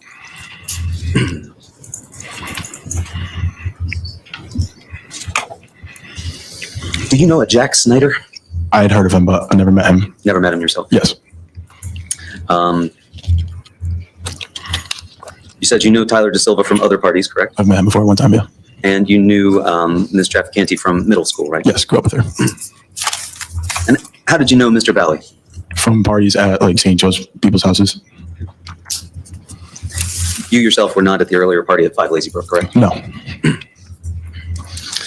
You said that after you had this conversation with Mr. Valle, where he didn't threaten you, but you claim he did threaten to smash a bottle if people didn't back away, you said you walked up the driveway, right? I walked back to the end of the driveway, yes. Did anybody else walk back up the driveway with you? Not that I remember. The rest of the people were surrounding the car at this point. There were still people surrounding the car, yes. Surrounding the vehicle on all sides, correct? Just about. If somebody was in that vehicle and they wanted to back up or drive forward, they might have hit somebody, right? Yes. Did you see somebody reach through the front passenger window and punch the driver? I'm sorry, through the front driver's window and punch the driver? I did not see anything like that. Were people blocking your view of the front driver's side? Yes. And again, at this point, do you think it's still 10 to 15 people surrounding the car, or had it grown larger at that point? I think it stayed the same, if not less. You think less, even though you were the only one that walked back? Well, I backed away, but I'm saying it could have been less. I don't. When you backed away and walked up the driveway, how far up the driveway did you get? I just stayed, I walked up back to the end of the driveway. So you crossed the street? Yeah, basically across the street, yeah. You're standing at the end of the driveway, near the mailbox? Yes, a little to the left of it. Okay. Anybody else in the driveway with you at that point? Yes. How many people? 10 people. Who were they? I don't recall them. Do you recall any of them? No. So you think it was 10 people, but you can't tell us who any of them were? I can't tell you about them more. But you knew everybody at that party except for the kids in the St. Joe's car? Yes.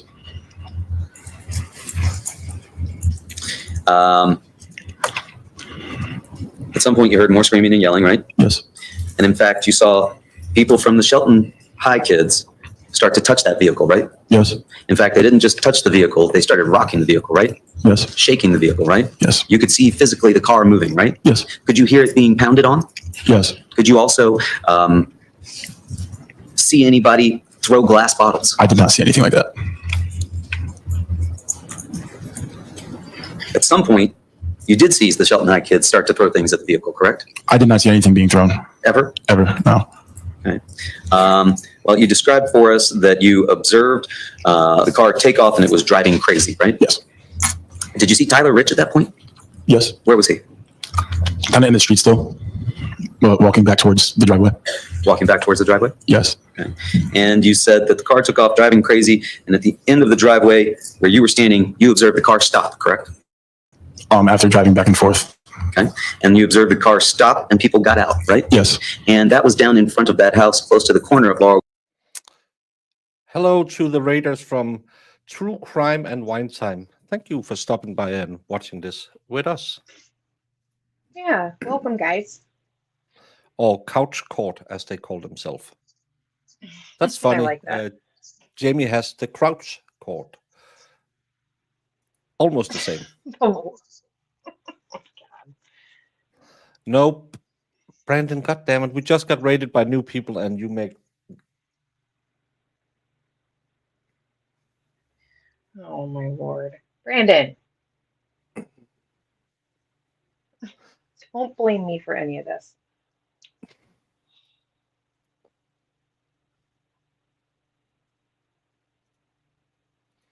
Laurel Glen and Farmhouse Lane, correct? Yes. 36 Laurel Glen Drive? If that's the address. I don't know the address. Not sure of the address. Okay. You were still standing in the driveway at that point? Yes. And you could see that some people got out of the car, right? Once they had gotten out, yes. And then a group of us walked towards the car. Okay. Who were the people that had gotten out of that vehicle? I couldn't tell at the time because I was so far away still. But as I got closer, I could tell it was Tyler De Silva and Lito. And Ms. Trafficante as well? Yes. 3 people got out of the vehicle? 2 people, but I only saw 2 at first, yes. Oh, you're one of those fancy people who have more shows. I just have a show called Work, and Jamie tells me it's a 24-hour show. It is. Yeah. And Brandon, thank you for all the comments I'm going to get now. For those of you who don't know this case, it's about 2 groups of teenagers getting into several fistfights, and all of a sudden, one of them brings out a stabulator. 4 kids get stabbed, one of them, sadly, in the bottom of his heart, and he almost instantly passes away. It was he 17 when he did it, or was he 16? I'm not sure. The report said he was 16 and he's 20 now, but he was probably gonna be 17 because yeah, he was just around 16, 17 years old when he stabulated 4 kids. The defense will go somewhere along a self-defense route, but the defense lawyer is not really good. I really don't like him. He's been he gets into these weird circles of questions where the witnesses keep getting to say, well, that guy came up and stabbed all of my friends. Really not working well for self-defense. And you described that yourself, Tyler Rich, and Ricky Fiola walked down the street towards where you saw these people get out of the vehicle, correct? Yes. And that was towards the light post that was just past that house, correct? Yes. And I think you pointed out on State's Exhibit 1 there behind you, that was the wooded area just before Laurel Glen Drive, 36 Laurel Glen Drive. Is that correct? Yes. Did you speak with anybody as you walked down there towards that group? My friends I was speaking to on the way down there, yes. Did you get close enough to identify Tyler De Silva, Raul Valle, and Mackenzie Traffic? Yes, I could see their faces. You could see their faces. Mhm. Did you say anything to them? Just get out of here and leave. How close do you think you were when you said this? 10 feet, 15 feet away. Okay, so you got 10 to 15 feet away from them? Yes. You named Tyler Rich. No, but one did shout. What was he was shouting? Come get it, let's get it, something like that. It's almost a for the culture. Well, the guy that was videoing said, "Yes, sir." Oh yeah, he was yelling, "Yes, sir," when they were attacking them. Yeah. You named Ricky Field. You said that others were with you as well. Yes. How many others? There was about 10 of us total. So you think another 7? Yes. You didn't see any of them throwing anything? No, I did not. You didn't see Mr. Valle approach, first off, what's wrong? When you were walking down, and we can use Exhibit 1 here, if you would, point out to me which side of the street you saw Mr. Valle and Mr. De Silva on. They were on the right side of the street. So like over here, it's next to the light pole. They're on the right side of the road. On the side opposite from Mr. Rich's house? Yes. And that was Mr. De Silva, Ms. Trafficante, and Mr. Valle were all on that side of the house? Or on the side of the street? They were in the middle, so on the side. You think that they were in the middle on the side closer to that house there? Yes. On the opposite side of the street from Mr. Rich's house? Yes. No, it's two different high schools who got into. Well, everyone knows each other. They played sports together. They grew up together. Then they went to two different high schools, but all of them kind of knew each other or knew of each other. So it's because I thought it to begin with when I read about it, I thought it was like two high school groups getting together, starting a fight, disagreeing about. But it seems more like. Young, dumb, and full of beer is actually what it seems like. Yeah. Some guys stepped into one party, they knocked the beer out of their hand, and they went to another party, went online, started being tough guys. The other guys went to that party, drove away from that party, then came back, got into a fight, and then someone produced a stabulator. It's having been a 70-year-old drunk guy myself, I've seen stuff like this happen just without the stabulator, but they get each other into a frenzy and a fight breaks out. Hey Baker, what's the difference between a 9-1 battery and a gong hole? No, the same. What do they have in common? You know you're not supposed to, but you still put your tongue on them. Brandon. I don't put my tongue on a 9-volt battery. And you don't recall saying anything to them other than get out of here, leave? Yeah. Did you see any weapons in it? I try not to read because we have guests here today, Brandon. Behave for once. Any of their hands? No, I did not. Did they utter any threats towards your group? Not that I heard. Did you see any of your group interact with those people? Just more talking, but nothing physical. Did you see Mr. Valle come out of the bushes and approach Mr. Rich? I did not. Did you see anybody come out of the bushes and approach Mr. Rich? No, I was inside. You were inside at what point? After, in the middle of them all talking, Tyler said, get back to the house. So I proceeded to leave and go back to the house. And that's when I was inside talking. I didn't know what was happening outside after that. Were you walking with Mr. Rich? No, I was not. I was in front of him. I was one of the first to get back to the house. Were you walking with anybody else? I was walking with 2-3 people. Who were they? I don't recall.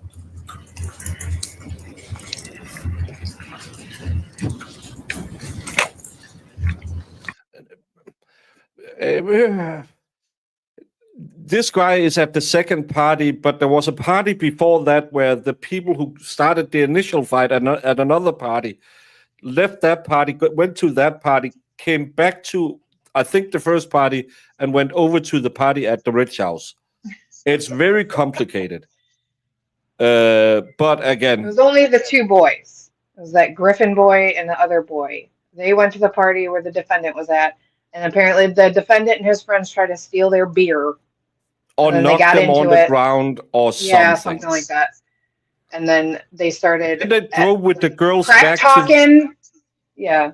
No, they drove home with the girls first to a party or to a house, and then they went to the Rich House party. Yeah. Well, the Rich House, that guy said they were supposed to leave. They weren't supposed to be there. But as they were there, they were in that group chat telling the defendant and his friends to pull up because they were going to beat him up. So they pulled up. Yeah, it's Here we are.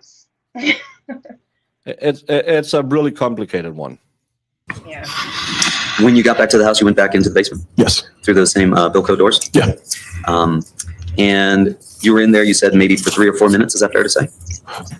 No longer, a little bit longer than that. Were you doing any more drinking while you were inside the house? No. Who else was with you inside the house? It was a group of people. There was more than I can identify. Can you recall anybody that was with you? Jeremy Oko, Can't say I did. And how do you know Jeremy Oko? longtime friend, middle school, high school, football. Also went to Shelton High? Yes. He didn't give you a ride there that night, but he was No. going to give you the ride home. Yes. Yeah, they told them to pull up. So At some point, you left the house and you came outside, right? Yes. And you went into the front yard, right? Yes. And you said you saw your friends on the floor. You thought they were fighting. Yes. How many people did you see in the yard at that point? 20 or more. Did you see Mr. Valle? I did not. I saw people run away. I couldn't identify a face. You say you saw people run away. Like towards the car that they came from. So you could still see the car at that point? Yes. And at that point, you were by the black truck that we saw in the Yes. exhibit that you described?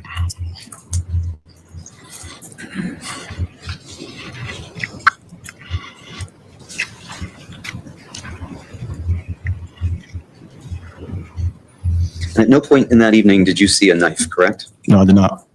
Not when you were at the vehicle? No. Not when you were down at Farmhouse Lane? No. Not when you came out into the yard later, correct? Correct. You also did not see anybody throwing anything at the vehicle, is that correct? Correct. asked and answered.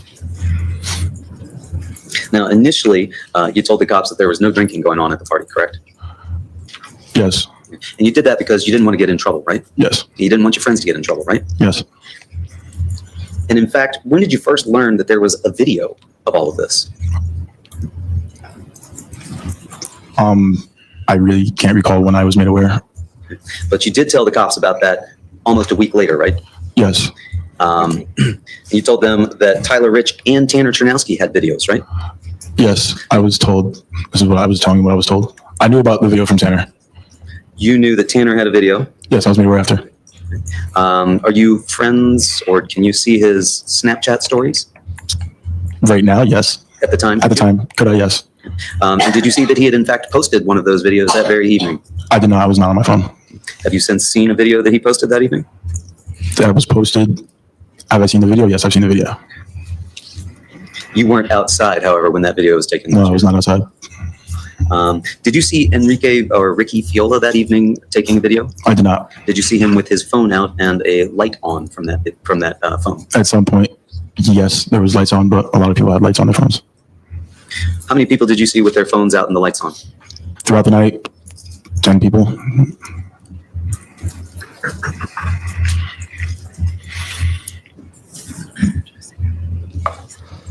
Oh, now sex is too. Hi, Zach.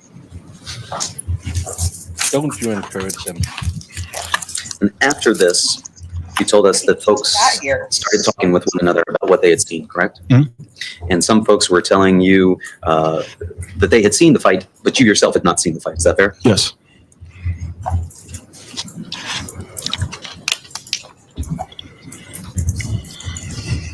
In your initial statement that you gave on May 15th, you said all that you saw was people fighting and kids getting thrown around, right? Yes. About 9 days later on the 24th, you came in and you gave more information than Yes. that initial statement, right? Yes. That was after you'd come to learn that there was a video that captured this, correct? Yes. We haven't heard about it.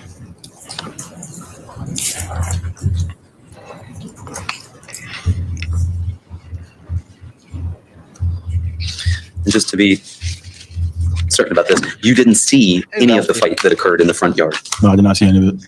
because you were in the basement. I was in the basement. Nothing further. Thank you.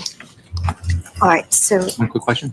if you're sure, if your redirect is going to be very quick, we'll do that. With regards to the video, did you ever see that video on Snapchat or did you see it I just saw it like sent to me, sent you like a text message? Snapchat, but like not on like a story. And it wasn't, was it sent to you that night or No, at a later time. at a later time? Yes. No further question. Anything further? Did you tell the cops that you had that video sent to you? Not that I recall. Nothing further. Nothing further. So you're all, yeah, thank you. Please watch your step as you exit the witness box, okay? Thank you. All right, so it's just about 1 o'clock. We are going to go into our lunch hour. So I am going to excuse you from lunch, ladies and gentlemen of the jury. I am going to remind you of your obligation. Shut up with the porn music. Oh my God. It sounds like a bad Hi, German Ralphie. movie. Jamie, what did we Yes, learn Baker. this morning? That there's a lot of kids at this party. Yeah, and no one saw what I all the mean- other, and no one saw what the other kids saw, and what the other kids saw, no one can confirm. Yeah, I'm still not really clear on who saw what. And I mean, we know that guy said he saw a knife being waved around, but then that wasn't true. And did anybody see it? But then they claim they see it. I don't know. I'm confused. Yeah, and someone threw something, someone didn't throw anything, someone threw a lot of things, someone was hiding in the bushes, no one was in the bushes. Again, I think there could be a self-defense argument. Could be. I But haven't. I don't think this defense attorney is good enough to get it out there. Well, so far what I've seen, I don't know. Well, I mean, we'll see. Because I'm like they not, came to like it's hard for me to really see it that way when they showed up to the house and they had the opportunity to leave, but then they came back. And I don't know. I'm having a hard time with it. Yeah, I know all these kids are trying to hide their own involvement in it, but again, if I was the prosecutor, I would tell them, just admit, yeah, you were drinking, yeah, we wanted to get in a fist fight, but it was an equal fight. Both parties non-verbally agreed because both of them initiated contact. So both of us wanted to fight, but at no point did it escalate in a way where a stabulator should be there, because Valle, Lito and his buddy was just as active in fighting like the other guys. So that would take the self-defense out of it. I just don't know why. I think it's a big problem prosecutors have, that they are afraid to admit that their witnesses might be kind of dum-dums and have done something stupid, instead of just getting it out there. But doesn't it, don't you see it that way too? Like the fact that the self-defense route, I mean, I know you have the right to defend yourself in any situation, but when you're the one, it's not like they showed up to your place uninvited and then started stuff. You showed up to their place uninvited. Regardless of the, crap talk in the group text. You can be, I know they're kids, they're stupid, but you can ignore it. And if you showed up and someone pulls out a pew-pew, yes, that's escalated to a level where you could be in your right to do it. But the problem is, we haven't seen a kid almost beaten to death, so you have to go in and clean room. What we have seen is a normal, stupid fight between teenagers. Exactly. So, it almost said Satan. I don't know why I thought about Brandon. Did you think about the kitties? No, I think about Brandon. Why has no one wrote beats yet? Oh, okay. Stop giving away the answers. Stop cheating. They're saying, how do you get to play? Yeah, I'm just about to say, I was about to say, if you want to play, if you're in the YouTube chat, you can just tippity type in there. It has to be 4-letter words using the words up there. Sometimes there are bonus, hidden letters or letters you can't use. That's why no one wrote beats, because the S is a false letter this time. If you are on the Rumbler, all 15 over there, you can scan the QR code and then you can play on your handheld devices. You can also scan the QR code if, let's say, you are watching on your television. Sue is the one to beat because she is very dominant at this, and that's always the goal, to make Sue show the Sue bird. Oh, you're doing great today. Look at everybody. Brandon is the leader. Sue is number 2, and Judy V is number 3 overall. Beat Brandon, come on, guys. Kick No, him let off Brandon the win. top. Maybe he will have less priest jokes after that.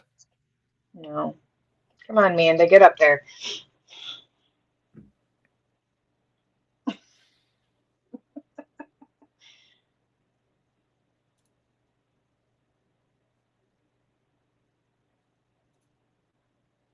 Oh, stop it, Iris.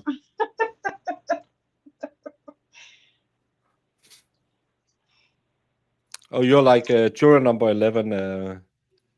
Imagine if that John DePetro had made that fake Spanish accent talking about Iris. Oh my God, she would have laid She would him have out. flown up there and beaten him. I would pay to see that.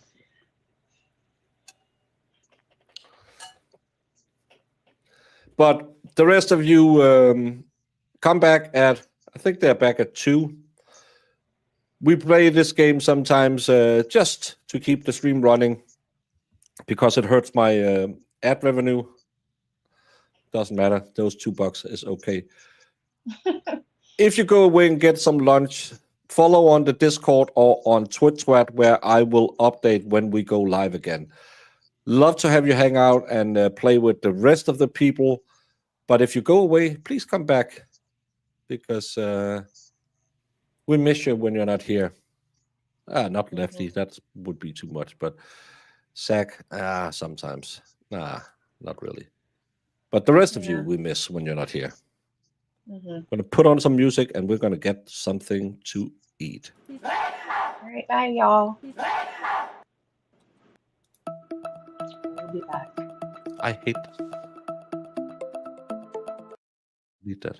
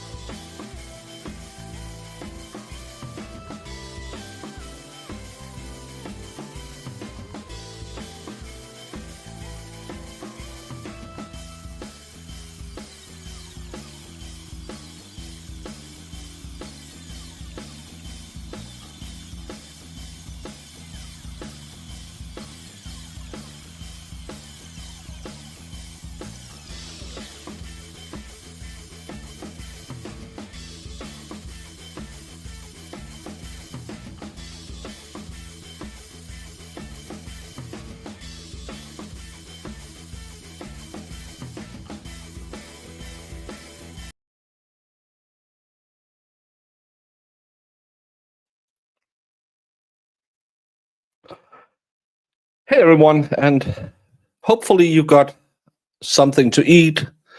You all enjoyed the game, and hopefully we'll figure out what if anything happened at this party, because I am more confused now than I was when we started this morning, because everyone saw something and no one saw the same thing. Well, I tend to put it on sometimes when we're going. It loses a lot of viewers, but hey, at least the ones who stay back have fun. Lito equals Lito Raul Jr. So easy. Yeah, if you know the answer, it's easy. It's kind of like when your wife asks you, where do you want to eat? And you say, I want to eat steak. And she looks at you and said, I want to eat sushi. And when you have gone through all the restaurants in your city and you finally find one that she agrees with, she said, see, it is easy. I'm not making unreasonable demands. But Mongolian barbecue, we don't have that in this town. Good boy, Brandon. Good boy. Sue is crying. Omelette. I had leftover lasagna. Best lasagna. I even went to the pool to give you a chance, Brandon. Trash talking has commenced. And then you were crying, and I was like, fine, I'll help you, but I'm not playing. I have a beagle counter situation.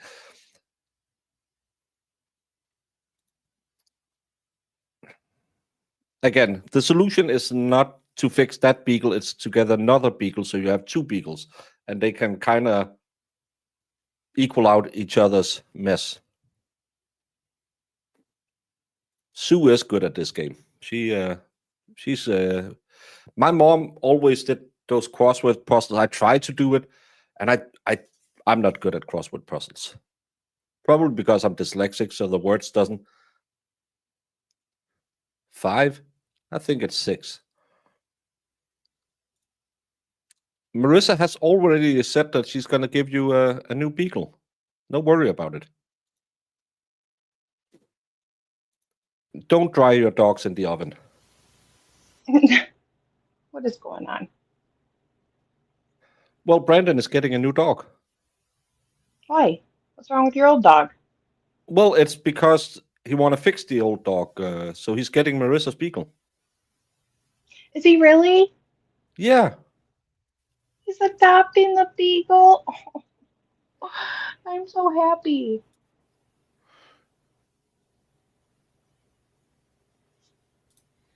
Brandon, what a good man you are. Yeah. Taking that crazy beagle. Yeah, the beagle he has only pees in his bed because he likes him.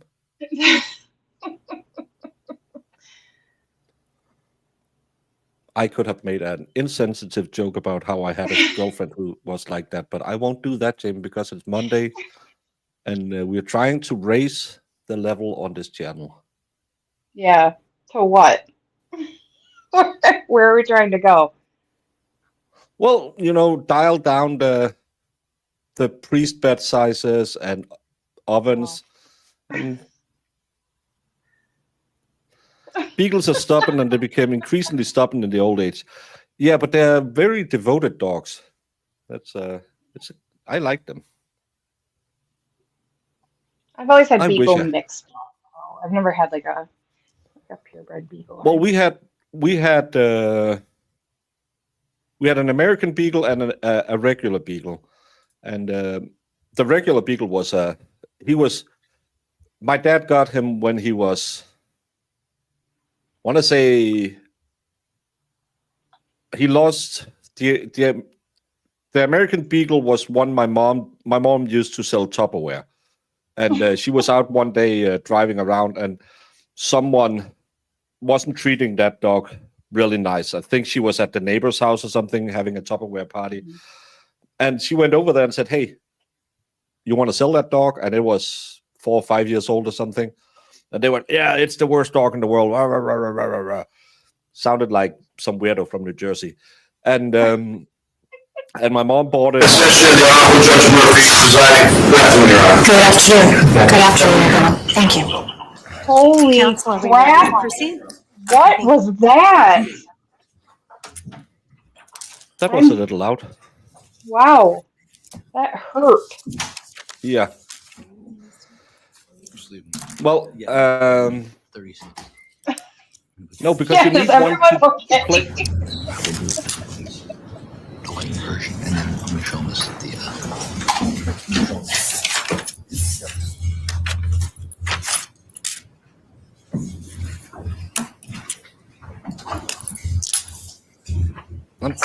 I'm sorry. That about gave me a heart attack. I shouldn't be having heart attacks at my age. It's for everyone who went down to take a nap just as we went on lunch break. They are awoken. Hey, we're back. Surprise. Yeah, if you don't follow me on Welcome back, Discord or ladies and Twitter, gentlemen. you'll hear it Counsel, anyway. please stipulate to the return of the presence of our jury. State will stipulate, Your Honor. Okay, thank you. Defense stipulates, Your Honor. All right, thank you. Is the state prepared to call its next witness? Yes, Your Honor. State would call Enrico Fiola to the stand. Okay. Oh, that's no. I can't remember these names. There's too many names. It's like can retrial one all over again. Yeah. You're like, wait, who is that again?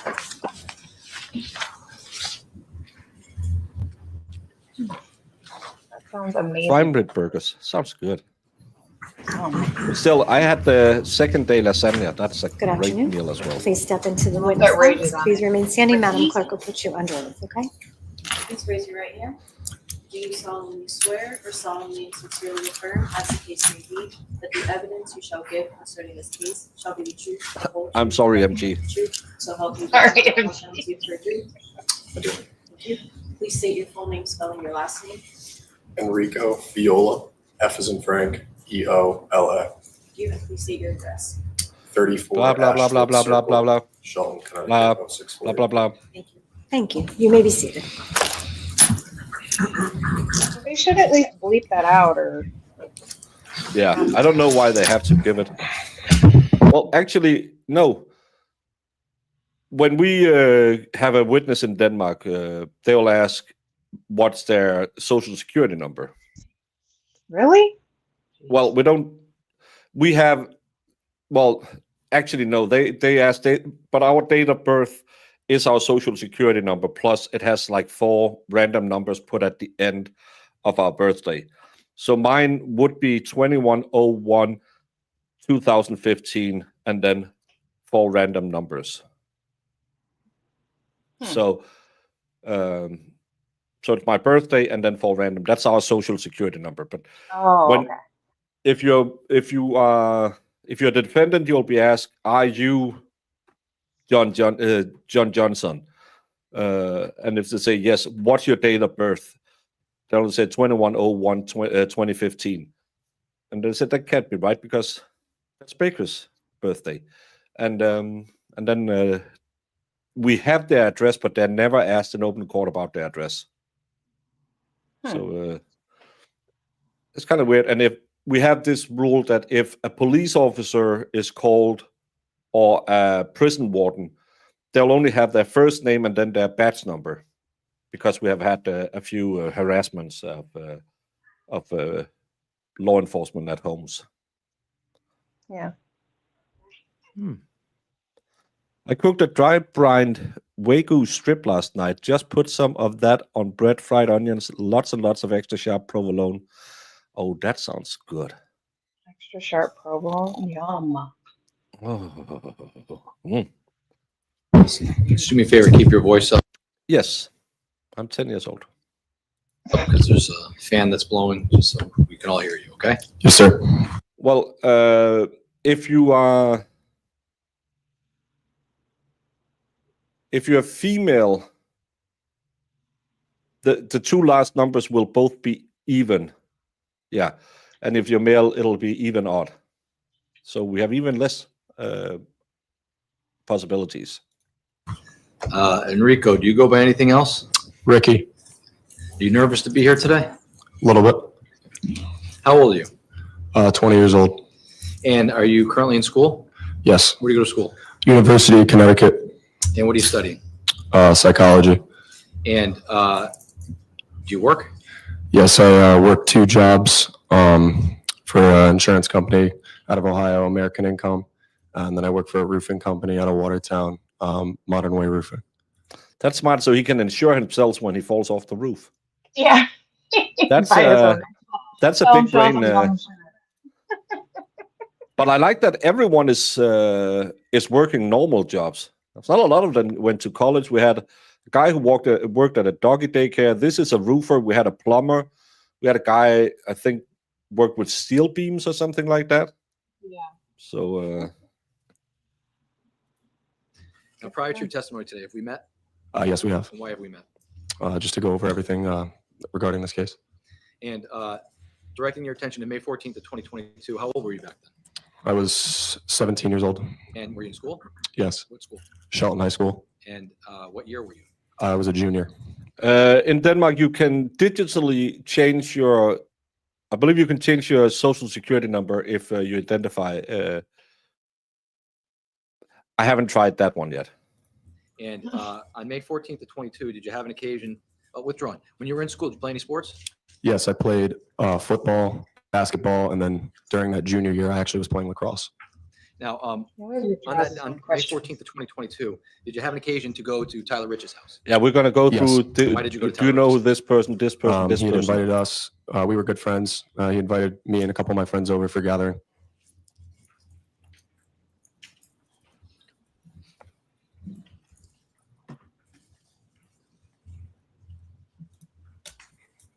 Show you State's Exhibit 9. You know whose house that is? Yes. House. Tyler Rich. And when you say you went over to his house for a gathering, what kind of gathering was it? Like a pop party. Well, in fact, this event probably ruined lives. I mean, it Oh, kind of so did. that's why they didn't go to college. I thought they were just smart people who didn't want to get $250,000 in debt and just wanted to get a real job. Again, It's a party. only Valhalla has made that gender studies degree work. Just friends, people that we all knew, mainly Shelton people, just getting together, hanging out. Around what time would you say you got to Tyler Rich's house? Around anywhere between 9:15. And when you got to Tyler Rich's house, how many people were there? That's insane. Between 25 to 35 people. And were you drinking that night? I only had 1 beer that night. Was anybody else drinking at Tyler Rich's house that night? Yes. No, Now, are you Valhalla. familiar with, Valhalla just plays a goat herder online. He has a dual major, gender studies and women's studies. He failed the women's studies a lot. withdrawn. Show you State's Exhibit 54. Do you know who that individual is? Yes. Who is that? Faison Teal. How do you know Faison? Football teammate, good friend of mine, grade above me. Showing you 56. Are you familiar with this individual? Yes. Who is that? Couldn't they find one of them where he's not in a sick bed? As a defense attorney, I I would know. have, objected to that. Say, hey, you can get his yearbook. That's what I mean. Like, I would have made him get all the yearbook pictures. No, he didn't have a good tutor. He missed the G-spot every time. Ryan Hines. What? How are you familiar with him? Lord. Same thing. Football teammate, he's grade below me, good friend.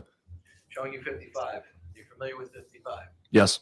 Who is in State 55? Thomas Connery, How are you familiar with him? great friend of mine. Known him for a long time. Is his leg in a cast? Or is he shaving his legs? Well, I think.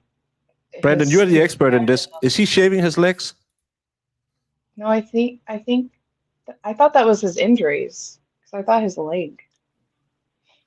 I thought one of the guys got it in the leg. Yeah, but why does it look white down the calf as well? Because he was stabbed up here in the thigh. So that looks like that could be the area, but it kind of looks like he's shaving his legs. Oh, I don't know. I don't know. State 57, are you familiar with the individual in State 57? Yes. How are you familiar with this individual? Also, incredible friend of mine. It's Jimmy. I actually took that picture before we left. You took this picture? Yes. Where did you take this picture? Nick the Jesus' house. And you took this picture prior to going to 42 Laurel Glen Yes. that night? Yes. So did you go over to Laurel Glen with Jimmy? Yes. Because why waste? Nikki to Jesus. And I don't recall if it was Sal Perry or if it was just us three. Nikki the Jesus. Now, That's you said you mentioned Sal Perry. Are you familiar with Sal Perry? Yes. How are you familiar with him? Also a good friend of mine. He's a year older than me. Been friends with him for probably since like 6th grade or so. And was he? I know, but it's court TV. They up and down all the time. So I don't want to boost it because then we come back and blows our ears out. Yeah, 43 Laurel Glen that night? Yes. Are you familiar with Mike Sampieri? Yes. How do you know him? Also, same neighborhood as Thomas Connery. I used to hang out around there a lot. He's a year below me. And how about Alex Bernstein? Do you know him? I didn't know him too well at that time. I knew he was a friend of Tanner Chernowski's. It was probably maybe the second or third time I'd ran into him at Tyler's house. He was there that night? Yes. How about Mike Sampieri? Was he also at Tyler Rich's house? Yes, sir. Charlie Connery. Do you know Charlie? Yes, very well. Great friend of mine. We grew up together, played sports together. Tommy's brother. Yeah, great friend of mine. How about Jacob Villalobos? Also another great friend of mine, football player. And how about Matt Lakovich? Same thing, same category, football teammate. Knew him for a long time. And the individuals I just mentioned, were they all also at 43 Laurel Glen that night? Yes, they were. And what kinds of things were going on? Withdrawn. When you got to 43 Laurel Glen, did you go in the house? Yes. How did you go in the house? The guy entered through the side door, it's just on the side of the garage, left side of the garage. And when you went into the side door, where did you go in the house? I just went down to the basement. And what kinds of things were happening in the basement when you went to the basement? Just a lot of people talking. There's some drinking, music going on. That's really it. And at some point in time, withdrawn. Are you familiar with Griffin Marcinzik? Yes, sir. How do you know him? Looks, younger than me. Grew up same neighborhood, kind of. We used to, bike around, hang out together. Look at him like a little brother, kind of. At some point in time, did Griffin Marcinzik and Ryan Hines arrive at 43 Laurel Glen that night? Yes, they did. And did you have a conversation with either Ryan and or Griffin? Yes. So I was made aware that they were coming to Tyler's house after something had happened a couple streets down, right around the corner. I think it was Lazy Brook Road. And how long would you say you were there at 43 Laurel Glen prior to Ryan and Griffin arriving, if you recall? Probably anywhere around an hour, maybe 45 minutes. So at some point in time after you spoke with Ryan and Griffin, were you made aware of a car arriving at the house?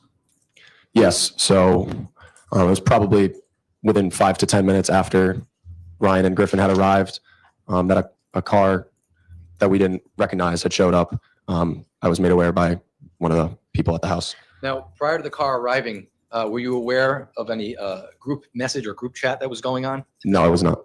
Were you ever part of that group message or group chat at any point in time that night? No, sir. Since this incident had occurred, have you been made aware of the group chat that was going on that night? Yes. But you weren't part of it? No. That's not what she did in beds, sadly. Sir. So when you heard that there was a car that arrived outside, can you tell the ladies and gentlemen of the jury what you did? So when I was made aware of the car arriving, the homeowner had rallied up a couple of his good friends. I'd say it was a little bit over 10 of them, just to kind of go outside and confront the car because to our knowledge, we had known that this was the car that had individuals in it that had been involved in the altercation I was made aware of at Lazy Brook, where one of our friends was physically harmed. So we had went outside to at least confront them and ask them why they were even at Tyler's house in the first place. Did you walk out of the house at some point? Yes. How did you get out of the house? I had left through these Belco doors if you're looking at the garage to the right side of it, on the right side of the house. Showing you states 9. Would that be just to the right of this? Appears to be a BMW. Yes. Yes, sir. This area. Yes. When you walk out the Belco doors, how did you walk? How did you approach the car? So I walked kind of through that opening where the trees on the right side. Yeah. So right through that opening, and I just kind of walked down the driveway, approached the car. Showing you states 49. Where did you, if you can recall, where did you remember seeing the car that arrived at 42 Laurel Glen that night? Yes. So the car was parked, from what I can remember, almost kind of blocking the driveway, not all the way up to the left side of the driveway, but more so like in the middle of the road, kind of blocking it a little bit. Be right around this area here where my finger's pointed? Yes, sir. Okay, so the record But the other person said it was down here. Yeah. Because remember, the defense lawyer asked if it was by the mailbox, and he said, no, it was more in the middle of the road down here. Hmm. I remember that. The more witnesses, the more lost I get. record can reflect that I'm pointing to the middle of Laurel Glen, and I'm just to the left of the driveway in the center of the road if you're facing 43 Laurel Glen. Right, the record will so reflect. Thank you. So when you saw the car in the middle of the road there, do you remember what kind of car it was? Yes. I remember it being a dark colored Honda Pilot. Showing you state sir. Fedorowski, they say Bilko doors. According to Marissa, it's a door that opens. Is this the car that you recall seeing that night? Yes, sir. And when the car arrived at 43 Laurel Glen on May 14th of 22, was it facing, which way was it facing it? I'm showing 49, state 49. Which way was it facing? Was it facing? That's not what Marissa said. Facing farmhouse? Oh, the car was facing farmhouse. And Up the road. Did you approach the car? Yes. Did anybody else approach the car? Yes. About how many people do you think approached the car? Give or take 10 to 12. And when you approached the car, can you tell the ladies and gentlemen of the jury what you did? So I was approaching the car to, first off, acknowledge who it was, because I was less aware of the situation at the time. I had just known that somebody was involved. So I had approached the car to kind of just confront and figure out who was in it, and also just be there for Tyler, because there was a car basically blocking his driveway, and we wanted to get out of the way. And when you approached the car, what side of the car did you approach? I stayed on the driver's side, so closest to Tyler's house. And Well, when it's you rich people's got out house. to the They have car, many did you doors. have any conversations with the occupants of that car? No, I never had any direct conversations. I just know there was a couple words being said between individuals around the car. Did you notice anybody in the car that was familiar to you? Yes, Who did you notice? I noticed Tyler De Silva and Raul Valle. And Tyler De Silva, how do you know Tyler De Silva? I know his family. Some of them are from Shelton. I grew up, played some sports with his cousin, so I knew who he was. And you mentioned Raul Valle. How do you know him? I had previously been at a couple different functions, I guess, parties or more just gatherings where he was there. I wasn't really friendly or a friend of his. I just knew who he was. And is Raul Valle present in the courtroom today? Yes, sir. And what is he wearing? Blue jacket, light pink shirt, black tie. Can you please point him out for the record? Remember, may the record reflect the witnesses identified the defendant in this case. Record will so reflect. Thank you. Now, do you know whether or not the defendant has any nickname? Yes, What is his nickname? Lito. Now, when you recognized Mr. De Silva and the defendant in the car on that night, what, if anything, did you have an interaction with them? No, not a direct interaction. I can't recall if I had said anything kind of just like, hey, get out of here. What are you guys doing here? But I know we were just kind of trying to usher them out of the area, but also posing question as to why they were putting hands on our friend previously, and just concerned for the occasion, I guess. Stop lying. Stop You it. wanted to confront them. You wanted to say, hey, come on, we're more than you. We want to fight you. And you want them to pussy out and run away so you could all go around and say, yeah, for the culture. Stop. You're not Gandhi. You're not sitting there saying, well, we just wanted to make a peaceful protest and make a sit down, not to inconvenience them, but we really hope that everything would be solved over a nice talk. And just admit it. You wanted to fight, or at least you wanted to be in a group that want to fight. Because if 15 guys go out together, probably 3 or 4 of them will ever fight. The rest of them will pussy out. And when someone's down, they'll go and soccer kick them in the face and then say, yeah, we kicked their ass. You wanted a fight. I've been in enough fights when I was your age. You wanted a fight. Just say it. No, Yeah, I everybody was was actually... I wanted to join the Peace Corps, so I was trying to do some negotiation tactics where I was trying to say, hey, could you potentially drive down this road and we can go inside? And stop it. I hate it. I know. It's just so annoying. You know they did. They all wanted to be bad. They wanted to go out there and start running their mouth. Just be real. Yeah.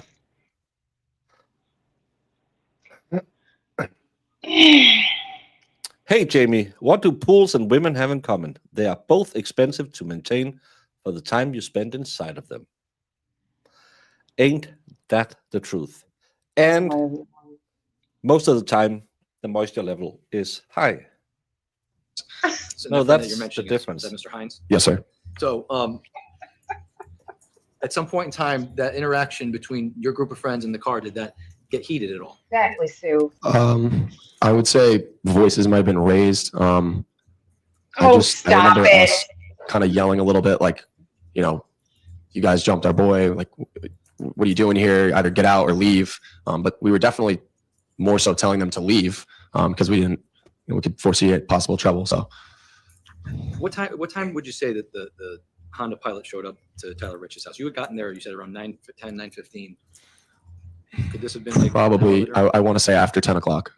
And at some point in time, was there an interaction between your group of friends and the people in the Honda Pilot prior to what's wrong? Did the Honda Pilot at some point leave the area? Yes. And before it left the area, was there an interaction, a physical interaction between your group of friends and the Honda Pilot, as far as your group of friends maybe putting their hands or throwing things at the car? Do you recall? I don't recall any physical altercation with the car. At least I remember the individuals in the car were kind of just looking at us. I really can't remember if anything was said. I know we were just kind of yelling, like I said, you know, what are you guys doing here? You guys jumped our friend. But as for any type of physicality, I just remember the car like speeding off and us kind of having to scatter out of the way. And when the car sped off and you had to scatter out of the way, what, if anything, happened next? So most of the individuals that were from Tyler's house had kind of made their way back towards the house. I just remember glancing towards down the road and seeing that the car didn't fully leave. I just saw the car kind of come to see the brake lights get on down the road. So and a couple of individuals stayed around just to wonder what they were doing, I guess. And prior to that happening, do you recall if the car drove up and down the road? I don't recall. And so at some point in time, you recall the car being stopped down the road? Yes. And did you observe what happened when you observed the car down the road stopped? I remember some doors opening, which in a couple moments later, at some point, me and a couple individuals decided to go down in a non-aggressive way, just to kind of tell. Shut up. You were running down the street screaming. You wanted to get into a fight. The jury have been 17 as well. If they're a woman, they have stood at some party, looked at a guy who thought, oh, I'm going to get into her panties if I smack someone in the face. And she had thought, oh my fucking God, here he goes again. If you're a man, you have stood at a party thinking, oh, I'm going to get in her panties if I smack someone in the face. We all were 17 once. We know what you were doing. You were looking for a fight. Oh, we were just aggressively walking down the street. No, 10 guys were running down the street screaming because you all thought you were going to give them a beat down, like in the movies where people get clocked in the face, lay down, get up again, and, well, everything is fine. But you got your body stabulated. Yeah. Because you were young and you were dumb. But stop lying on the stand, all of you. Sorry. No, you're right. It's just annoying because it's like, just be real. You guys knew what you were doing. We saw the video. Everybody's screaming MF her. They're shaking the car. Come on. No one was trying to calm down the situation. One day, Silly Sue burned down her garage. Her mother goes, wait till your father come home. And Silly Sue laughed because she knew he was in the garage. Dark, Brandon. Dark. The individuals in the car, you guys should probably leave, and almost, try to confront them and wonder what. Yeah, again, you're just making it easier for the defense attorney to go up there and do his spiel about you weren't the good guys, were you? Just go up there, say, yeah, we were looking for a fight. They escalated it to weapons. Yeah, exactly. But everyone wants to be a hero when they understand what was going on. And so did you go down the street? Yes. Who did you go down the street with? Charlie Connery, Ty Wood, Aiden King, Tyler Rich, Matthew Lockovich. There might have been one more person. I can't remember.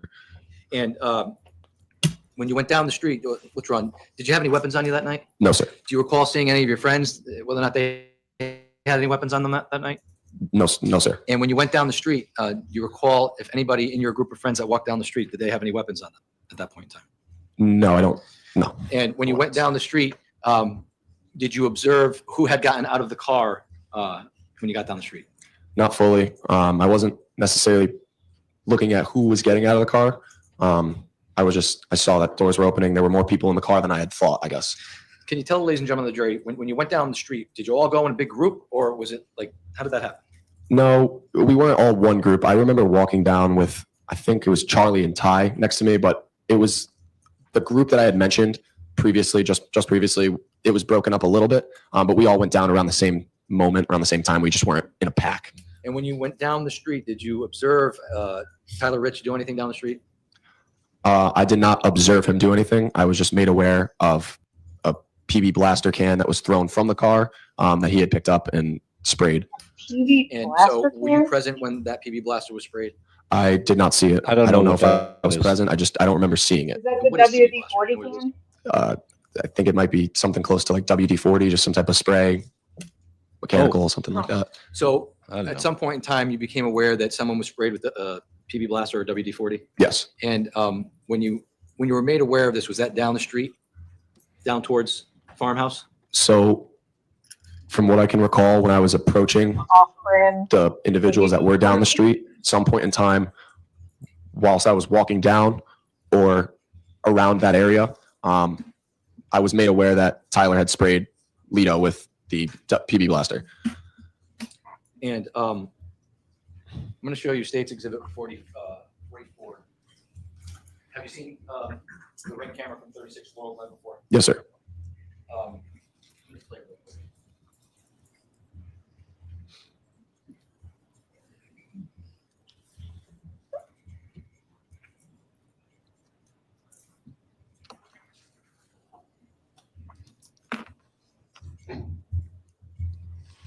Does the PB blaster spray better?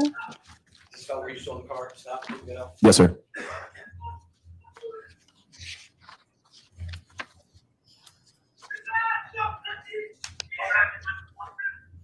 you know who just yelled at? Yes. Who was? Tyler Rich. Now, do you know whether or not you're with this group of people that are right here? I don't recall if I was with that particular group. I mean, yeah, you really sound like you were trying to keep the peace. I can hear them say, "Hey, we're going to the monastery tomorrow. We just want to bless you all." Yeah. Now, at the time that Come on, State's guys. Exhibit 44, we just played that. Let's just all hug. the camera view from the Ring doorbell. Do you recall whether or not that part of it took place before this WD-40 incident or after? I'm almost certain that that video was before anything was sprayed at the defendant. So at some point in time, you Never heard anyone call it snowmobile parts before, but hey, it sounds better than front pocket. come down the street, and when you're down the street, tell us what your participation is in walking down the street. So I did not go towards the left side of the street. If you're looking down from Tyler's house where that car had pulled off, I was more so on the right side, just observing, but also making sure nothing was going on that could be bad or, I wish I knew these kids when I was deployed. Everyone's a peacekeeper. We had to go out and put in our mouth guards and get kicked a bit around by the locals when there was a little roughhousing going on. All of these kids they just wanted to keep peace. I just wanted to go and try and be in the military, but these kids, imagine, let's send them to the Middle East. It'll solve everything. They're such good kids. One day, little boy is walking down the road with duct tape. Old man says, "What you gonna do with it?" Kid walks back with a bunch of duct. Next day, walks by with chicken wire. Returns with chickens.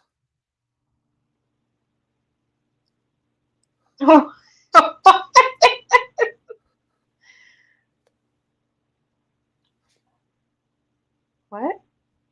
I'm looking if there's follow. Sometimes I read his jokes too fast.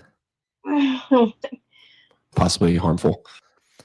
Oh, then he should have because the front bumper on the Danish car is called a cow catcher. So he should be walking with a cow catcher the next day. Yeah.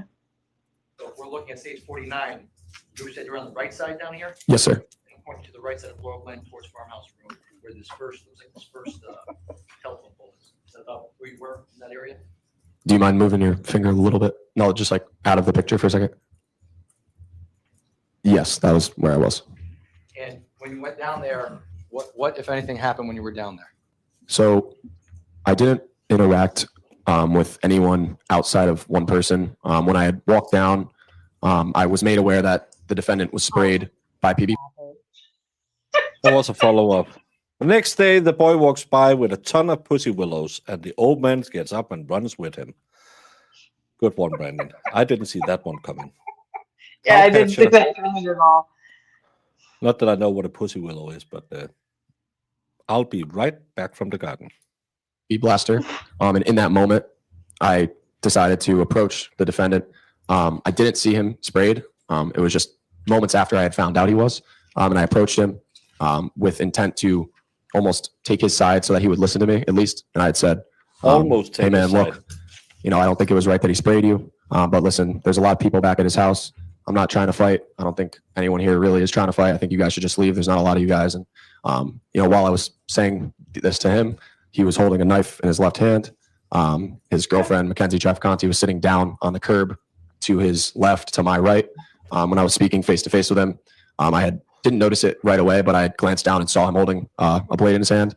So I, quickly just finished up what I had to say. Didn't seem like he was too interested to begin with. And he just kind of dismissed me, and I just walked away. And that was that. I actually walked away and conversed with Charlie Connery right after, and let him know that I just saw Lito with a knife. And how would you describe the knife? I didn't see any type of handle, but I guess using my hand, it was just like a 3-inch blade coming down from where his hand was closed. What was the Wait a lighting second. like Did It was you dark see outside, it but where? Was he in the, He was he going talking over him to while talk in to the car? guy who got. He went over to talk to the guy and become best friends with the guy who got sprayed, and that's when he saw the stabulator. So he had it out already, according to him. I don't know, because I can't follow along in this story. What I know is he made world peace happen. I know, could but totally if see the what was guy around him has and our eyes a adapted. knife, There was plenty of you're just gonna go to your friend and say, "Hey, this guy has a knife," and not tell anyone? What are you Someone talking was about? yelling that there is a knife. street Yeah, but lights. they It was, yelled I it don't as think he there were any was. flashlights on at the moment, but I was not far from the defendant whatsoever. I could see everything. How far would you A rainy day is way behind. say you were from him when you had this conversation? A foot and a half, maybe. And do you recall what the defendant was wearing that night when you were speaking with him? Black pants and some type of light blue shirt, baby blue. And do you recall what Tyler DeSilva was wearing that night? Yeah, pair of jeans and a blue baseball jersey, light blue. And the conversation you had was with the defendant, not Tyler Rich? Tyler DeSilva, excuse me. Yes, sir. And after you had this conversation with the defendant and you witnessed him holding a knife, how long would you say that conversation lasted for? It wasn't really even a conversation. It felt like I was just talking at somebody, and they were just kind of like yesing me, and then just kind of like, yep. Was that his reaction? Yeah. And did he say anything to you? Nothing other than yeah. Okay. And after you spoke to him, what did you do next? I quickly turned around, kind of looked for where my friends were at. I saw Charlie right away, Charles Connery. We decided to walk back to Tyler's house together.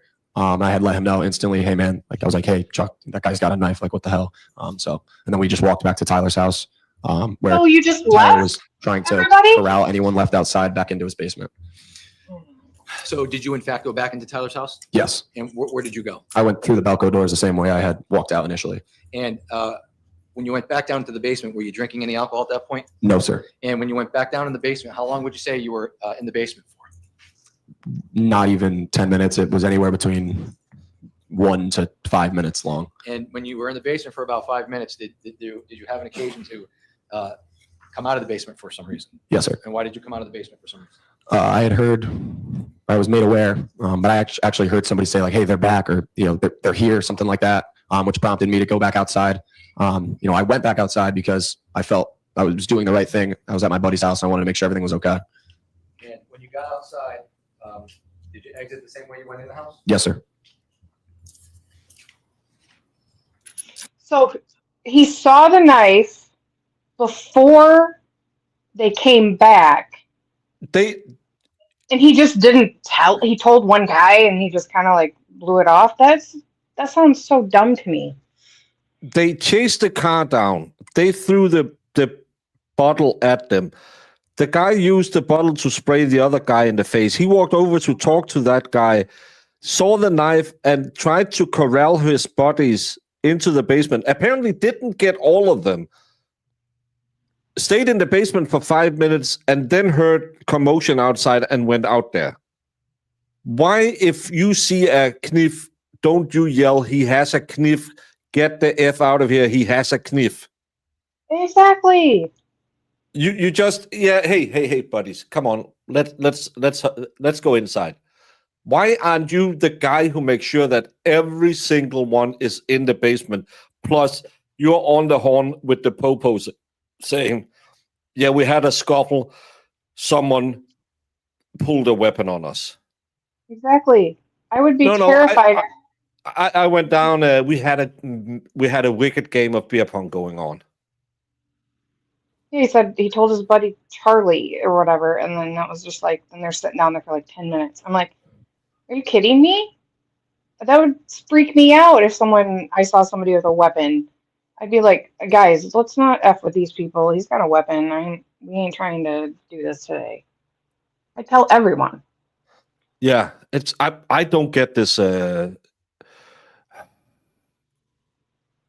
Look, Sue, I'm busy. I've spent the last 2 years looking for my ex-wife's unaliver, but no one will do it. Have you tried contacting Daybell?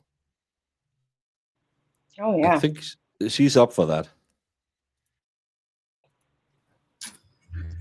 Showing you state exhibit 9. I don't get this story. You would have come out in this little opening here. I don't either. BMW. Yes, sir. I see a stabulator and I just go in and have a beer. So Yeah. when I walked out of the Belco doors, in front of the blue truck, there's a space, so I could actually see that little front portion of the lawn.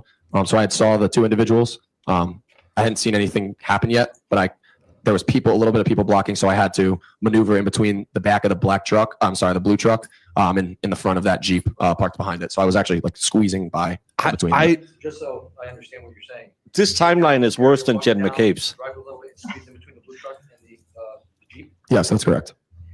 Showing you state exhibit 5. I don't think Charlie got hurt. Again, you would have come down out this way on the driver's side of the blue truck, then squeeze between the front bumper of the Jeep and the back bumper of There you go. truck. Yes, sir. When you Take No. care of it.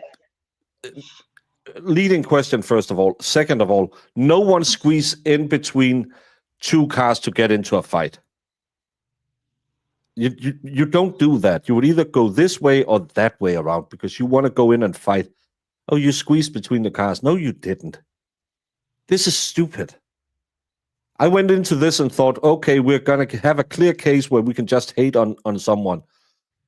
And I am sitting here starting to root for the defendant and say, all of these kids' stories seems really, really not to match up. After he said he's seen it and he just went inside with his buddy and corralled a few people, but just told one person and didn't say a word after, that's just, I don't know, that's off to me. Yeah, and I hate the rims on the Jeep. Yeah.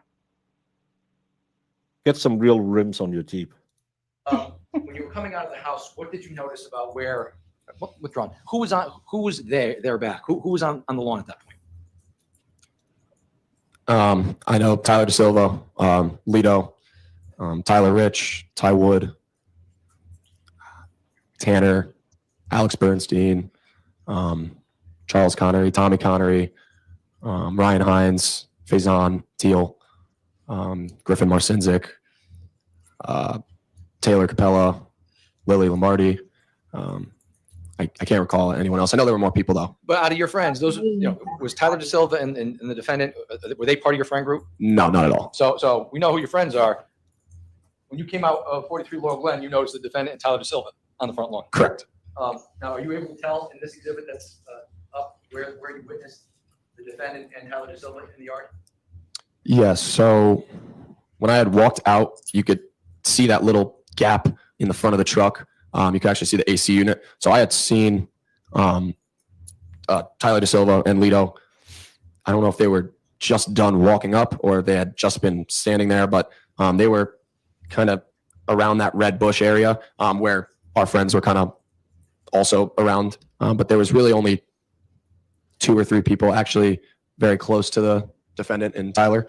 The rest of the people were kind of behind, just watching, I guess. Do you recall what side of you're looking away from 43 Laurel Glen, what side the defendant and Tyler De Silva were at?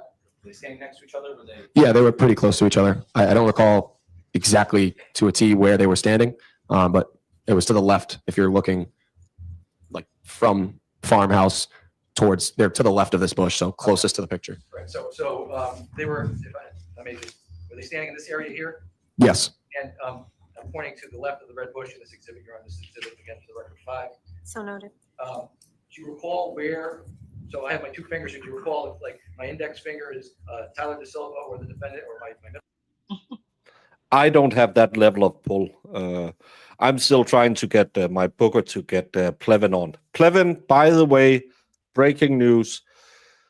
Plevin has made his first tweet in a long time.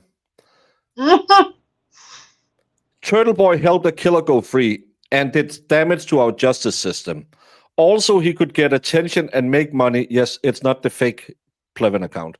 He did not investigate or journalism. Jamie, did you journalism? He formed an alliance, a deal, as he called it, with an unscrupulous legal team and a murder defendant. He never once sought truth. He threatened jurors, intimidated witnesses. But the truth will come out, Rachel. It's been in the works for a while. Trust me, it's coming. Whatever role you played will come out. Batten down the hatches. And I wrote, Plevin, this sounds interesting. 3 months ago, you promised us chip off. The chip off would prove Karen's guilt. Now it's Aiden you're going to take down. Want to come on my channel and talk about how wrong you were about Karen and why we should believe you this time? Just to do the job Marissa won't do. I invited him on again. Well, I'm sure he'll be there with bells on. Yeah, well, I asked him 2 days ago and he didn't respond. But now I see he's back on Twit. Yeah, he just wants to torture himself, Jess. He loves the pain. She can sue him all she wants, but what are you going to get? His crunchy chair and his mom's house? He doesn't own anything. The funny thing is all these anti-Karen readers who are yelling the loudest are EBT people, or I don't know where Plevin makes his money. There's nothing to sue them over. Nope. Middle finger is Tyler De Silva in the back. Do you recall which side they were on? I don't recall. Do you recall who? Yeah, it's because he masturbates in it, Marissa. Which one? Did your friends approach the defendant and Mr. De Silva? So I hadn't been out of the basement yet because when I had walked out, it seemed like there were people already out there. It must not have been too long because I walked out. It seemed like they had just arrived, but I don't really recall exactly what you were asking. I'm sorry. Right. So you walked out of the house. You squeezed in between the withdrawn. Did you notice whether or not the defendant and or Tyler De Silva were having a conversation with any of your friends? It seemed like Tyler De Silva was speaking to either Tyler Rich or somebody next to him. Like I said, there was only like two or three of our friends that were actually like not face to face, but close enough to speak to the defendant and Tyler De Silva. But there were probably a couple words that were exchanged from what I can remember. Yeah. Was it argumentative? Yes. And can you explain to the ladies and gentlemen of the jury, are you, just so we're clear, when you're coming down the driveway and you're sneaking past the Jeep in the blue truck, are you watching what's going on? Are you listening to what's going on? So when I had probably been by the back door, driver's side back door of the truck, I had heard it get a little bit louder. And then as I was squeezing through, I wasn't necessarily looking. It was also, there were some people standing around, so I wasn't looking at what was going on, but what prompted me to move faster was I heard what had sounded like a punch hit someone's face, and I know what that sounds like. So, I instantly started to speed up and try to squeeze through that as quick as possible and get closer to what was going on. And how do you know that you heard a punch? How do you know? How do you know it was a punch? It sounded like somebody got cracked in the face. Like it was a hard punch. I had heard like a bunch of yelling and then a loud bang, and it wasn't like a car door bang or like a rock. I knew what it sounded like. At least to my knowledge, I thought it was a punch, and then from what I had seen after, it made sense. So when you heard this punch happen, what, if anything, did you observe next? So I instantly saw Tyler Rich and Da Silva wrestling. I guess that they were on the ground together.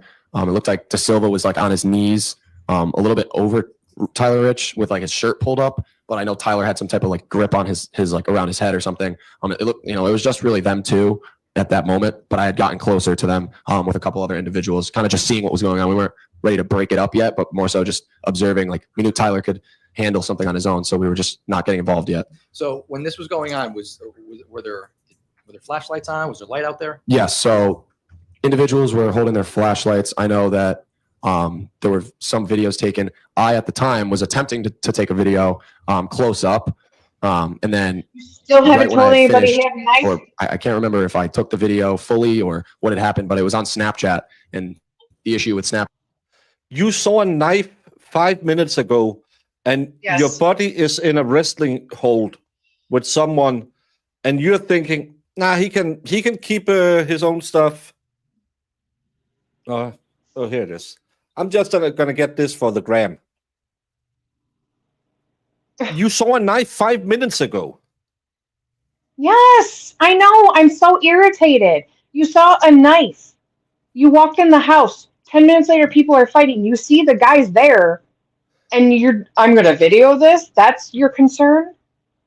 I've had buddies who was invited outside of nightclubs. And one of the things you always, if there was something going on, you always checked if anyone had a bottle. Because then you would stop your buddy and say, don't go out there because Yeah. you're going to get a bottle to the face. Because that was an easy one. You could just sneak it down by your side and then whack. But these guys, well, he could handle himself. There is a stabulator. That's a force multiplier. It doesn't matter how good Tyler is at rest holds. A stabulator will change the smallest kid to the biggest danger. Fighting is bad. That's why I stopped while I still had a few teeth left. Well, it makes me think, who has said that, other than this kid now, right? He's the one that officially said, I saw a knife. We haven't had anybody else say that. Who actually, because now I'm thinking, like, did anyone actually see him with a knife? Is that true? Because I don't believe this guy's story whatsoever. No. Because we know that Yeah. they don't have a murder weapon, so unless somebody spilled the beans, or he admitted to it, the defendant, which I don't really know what he's admitting to. Again, everyone is telling a different story, which is common with eyewitnesses, but still, Yeah. I'm more confused every time one of them tells his story.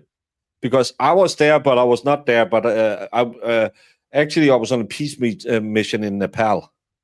Snapchat is when you take a video, it doesn't save unless you choose to save it. So I was taking a video, and I had actually approached back to right where I had entered that grass area. So in between the truck and the Jeep, I had walked back after I took the video to show Taylor Capella and Lily Lombardi. And then within seconds of me pulling my phone out to show them, or actually I had my phone in my hand. So within seconds of me showing them, I had heard, he's got a knife, which prompted me to be like, holy crap, he does. And I put my phone in my pocket, and You knew that, video though. had to have deleted, because when I pulled my phone out afterwards to actually look at my phone, because I was probably off it for an hour after it all happened, there was no video there. But in the moment, they had said, I'd heard Charlie screaming, he's got a knife. So, I only had a second where I went to show them the video, and then I put my phone quickly in my pocket, turned back around, Charlie knew that and too. kind of entered what was going on again. You knew he had a knife, and you had You to knew wait he had a for knife. At the Charlie time, to she yell was it. like my ex-girlfriend, same grade as us, friends with Taylor Capella.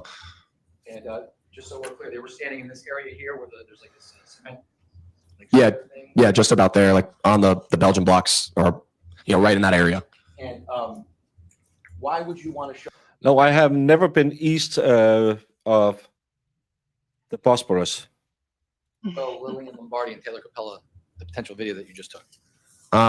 There was just like, I know they had, or at least Lily had like a previous interaction with Tyler. And at the time, I was still somewhat connected with her. So I, was like, look at this video of Tyler getting, in a fight. At least I was stupid. I was a kid, and I probably shouldn't have done that. But that was my intention, was to just show her. But then, that's what it took my attention off of what was going on for those seconds when I was turned away. What? So you weren't able to save the video that you took. You want to Correct. get laid And by when showing you a heard- fight video to a When you girl heard in the somebody middle of yell, the he's fight. got a knife. He's got a knife. In the middle of the fight. Well, there's a You knife weren't involved. Watching the fight at that point. No, so my back was turned. I was showing the two, or attempting to show the two girls the video, but it didn't even get within 5 seconds in when I heard Charlie yelling, he's got a knife. And Let me tell you one thing, Inidico. Ladies don't get turned on by us fighting that much. I know they like a bad boy, but if you're coming over and say, hey, you want to see other people fighting, it won't help. Women don't like that. They like it if you stand in front of a guy who does something bad to them. Second of all, you knew there was a effing knife involved, and you were trying to get your knife inside the sheath. Think about it, Jamie. Are you effing slow in French? Yeah. Because then his friend Charlie, who he claims, and I assume it's the same Charlie he said he told when he was walking into the house, screams, he's got a knife. And you're surprised. You don't know. And then you're trying to video it and show this girl the video, and he's screaming knife, and you're like, oh, I forgot about that knife 10 minutes ago. Because I didn't tell anyone. Fuck, this is stupid. This is dumb. Stupid kid stuff through the night. A beer Yeah, fight somebody and tried to another flip party, and beer. then they went online and were tough guys, and now they threw stuff at each other. And then someone had a knife, and this guy went inside and hung out for 5 minutes, came back out, took a video of kids fighting, tried to get in the pants of some lady by showing her the video, and then he heard someone yell, he's got a knife. I had already seen the knife, and I was like, holy crap. I turned around and immediately rushed to the scene, which is when I saw the first person I laid my eyes on was Tommy Connery, who was on the ground. He was grabbing his leg, and he was in pain. I saw people kind of huddling around him, realizing like what had just happened in real time, because I don't think everyone actually knew what was going on instantly, but I had seen him and there was blood. And then I quickly looked over to my right. I had saw Ryan Hines surrounded by Griffin and Tanner Chernowski. They were kind of lifting his shirt up, and I just vividly remember seeing Tommy on the ground, then turning my head, seeing Ryan Hines with his shirt being lifted up, and he said, fuck, and there was blood bubbling out of his wounds. And then I lifted my head back towards the road where I saw Jimmy lift his shirt up, say, I just got stabbed, collapsed to the ground, where me, Nikki DeJesus, Sal Perry rushed over to him immediately and tried to cater to him. And when you got up to Jimmy, what did you observe about Jimmy? He was just losing color in his skin. He was turning white, and we, Sal and I, tried our best to apply light pressure to his wound, stop it from bleeding. We made Nikki grab his hand and tell him to squeeze it as tight as he could. Sal and I were holding Jimmy's head up so that he could try to keep consciousness. We were trying to talk to him, and there was just chaos going on. People were screaming. But from my view, where I was holding Jimmy's wound and holding his head up, I could see Tommy behind me. I was kind of situated in a way where I could pay attention to Jimmy, but also try to talk to Tommy. He was also a great friend of mine. I didn't want him to start freaking out or anything, so I was trying to keep him calm as best as I could as well. In about 2 seconds, I'm going to show you State's Exhibit 60. It's the video from 43 Laurel Glen. Have you seen this video before? Yes, sir. And do you know whether or not you saw this on Snapchat, or did you see it with the police, or when was the first time you saw it? I saw it with the police first. And I want you to watch it real quick and let me know if. Well, we'll just watch it.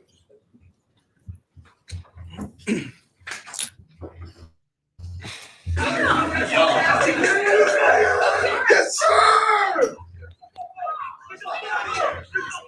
Come on, let's do it. Yeah! that was? Yeah, that was Faison Teal. Was it Faison or was it Tanner? No, that was Faison. So who's the one that says, let's go? Tanner. Oh, that's Tanner? Who says, oh, no, Tanner says, yes, sir. Faison said Let's go. whatever afterwards. Okay. And when you hear in the video, he's got a knife, that's when your back is turned to the fight? Yes, but in moments I had turned around right away and returned. I'm gonna show you State's Exhibit 61. I kind of blame you. You didn't tell anybody there was a knife. Yeah, you just went inside. And then you wanted to video it and they're This fighting and individual you're. right here with the white shirt, pink shorts with the phone out. You know who that is? That's me. This individual right here, State 62. Do you know who this is? That's the defendant. State 63. This individual with the green sweatshirt, black shorts with the white trim. You know who that is? Ryan Hines. This guy right here with the white shirt, black shorts. You know who that is? Don't you get Sal slow Perry. on benzos? This guy right here with the shirt off with the jeans on. You know who that is? Alex Bernstein. This guy with the red hat, black shirt, and jeans on. You know who that is? Mike Samperi. And the guy right here on his knees with the shirt pulled up. Do you recall who that is? Tyler De Silva. State 64. This individual to the right here that comes into frame. Do you know who that is? Charles Connery. Again, is that Charles Connery? Yes, sir. This is in State 65. Excuse me. State 66. This guy right here with the white shirt and tan pants. Do you know who that is? Yeah, it's Jake Villalobos. And this guy with no shirt on with the camouflage shorts. Do you know who that is? Matthew Wakovich. This individual here with looks to be a navy blue shirt, white shorts. Do you know what that is? Yeah, it's Jimmy McGrath. This is State 67. This individual looks like he's bending over, pushing Tyler De Silva. Do you see that? Yes, sir. It's Jake Villalobos. 68. This individual with the jeans on near the street. You know that. Tyler De Silva. And this person over here to the left of Tyler De Silva would be who? The defendant. And finally, State 69. Again, this person in the street. Do you know who that is? Tyler De Silva. And this person right here with his back towards us with white shorts on. You know who that is? James McGrath. Now, when you were helping Jimmy after he had been stabbed, did somebody call 911? Somebody call the authorities? Yes. Did you make any phone calls you recall? No. And at some point in time, did the police arrive? Yes. And when the police arrived, did you end up speaking to the police that night? Yes. And did you give them a statement about what you had recalled happened that night? Yes. And subsequent to the police interviewing you that night, were you interviewed on another occasion with the police department, if you can recall? I remember giving a written statement. I think I gave also a audio statement to Detective Bango at the time. That's what I recall from happening that night. You recall having any phone conversations with Detective Bango subsequent to this? Yes, sir. And based on your conversations with the police, withdrawn. That night, who arrived first? Did the police department arrive to the scene or did paramedics arrive to the scene? Paramedics arrived first. And when they arrived at the scene, did you witness what was going on with regards to the care that was being given to the people that were Yeah. injured? And can you describe what that was like to the ladies and gentlemen of the jury? So I had only briefly looked before I couldn't bear to look anymore. But they arrived. Sal, Nikki, and I were basically with Jimmy as long as we possibly could have been. But they started immediately giving him palpitations, or I think that's what it's called. They're just trying to alive him. I don't know the terms for it, but they were definitely putting in efforts. I didn't really see what they did with the other three individuals, Tommy Faison or Ryan, but I briefly just saw. Yeah, this is fuck around, find out. 100%. These kids got into a beef at another party, went online and started mouthing off, telling them to pull up. They pulled up. Then they had their friends go out and start yelling at them, throwing stuff at them. They drove off, came back, and one of them had a stabulator. Well, this guy claimed he already had the stabulator before, but hey. And yeah, 4 of them ended up with new holes. 1 of them didn't survive that. This is why you don't go online and play a tough guy. Yeah. Them, trying to do chest compressions on Jimmy, but I had to look away for that. And why did you look away? I couldn't fathom what had just happened. And to the best of your recollection, that night You when would you have came out told to witness people. the fight, do you recall seeing anybody with a weapon during the fight? During that fight, No. do you recall Well, seeing anybody get stabbed? What? you saw it before. It doesn't matter. Like he's like, oh, did you see anybody with a weapon while they were fighting? You saw it before. That's Yeah. Why enough for didn't you me. stop? I would Why be didn't like, you nope, tell all your not doing buddies, get into the basement? He has a knife. Yeah. And yes, Valhalla taught me every word must be said exactly as it's spelled, so it's knip. PSA, on Mondays we do chest cuts. If you want a thick chick giving you a Portuguese snowblower in the back of a Land Rover, your pecs better be effing swole. I actually have a... I have a He good, loves those one. Portuguese snowblowers. Well, okay, I'll go on and figure out what it is. When you came outside? No. When you were down the street speaking with, prior to speaking with the defendant, did you observe any of your friends engaged in any physical altercation with the defendant or? any But of the these people guys from the- fucked around and found No, out. nothing was physical down the road from anything that I saw. Everyone was talking. I'm just mad at these guys for not saying a word if this is the truth. I have no further This guy especially. Attorney Son. Thank you, Your Honor.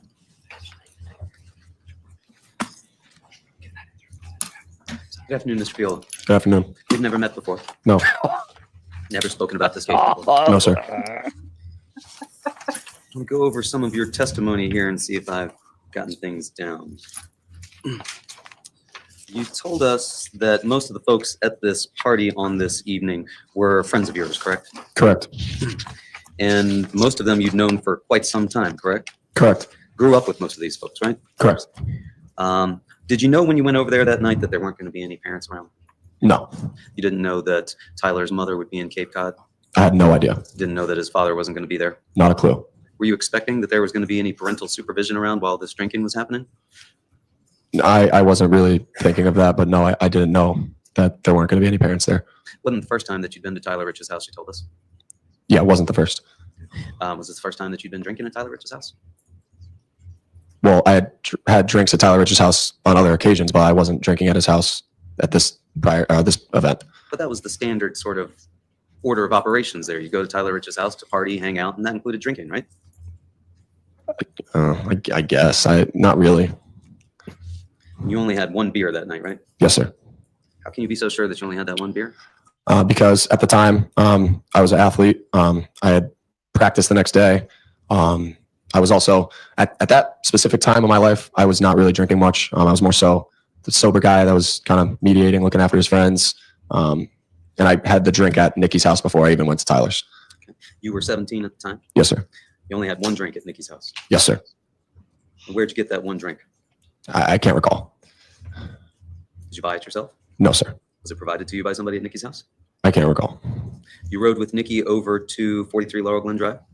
And Jimmy, yes. And how much alcohol did you have in the car with you? I do not recall. But there was alcohol in the car with you, right?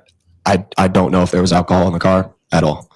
You didn't see either of those other occupants bring with them any alcohol? I could not remember. Well, this party was kind of a BYOB party, right? Yeah. Sure. I don't, there's no like rules. You just show up and hang out. I mean, it wasn't really like provided or you go buy it and you just show up. I don't. Did your friends bring any alcohol in the car with them or not? I do not recall. You didn't see them with any?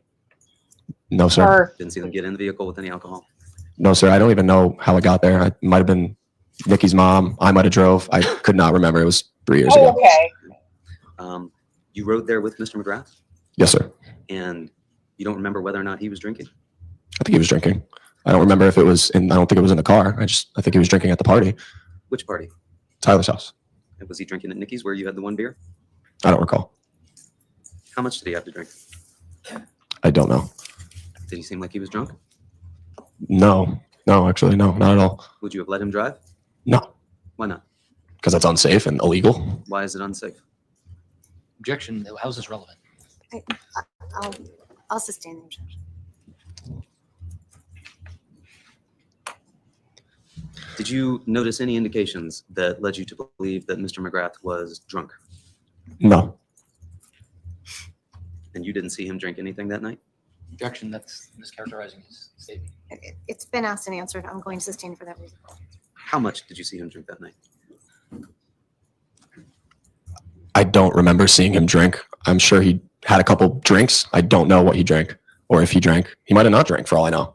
I have no idea. And you arrived over at Tyler Rich's house somewhere between 9 and 9:15, right? Yes, sir. At that It's not going to happen, especially when it's a kid who's gone.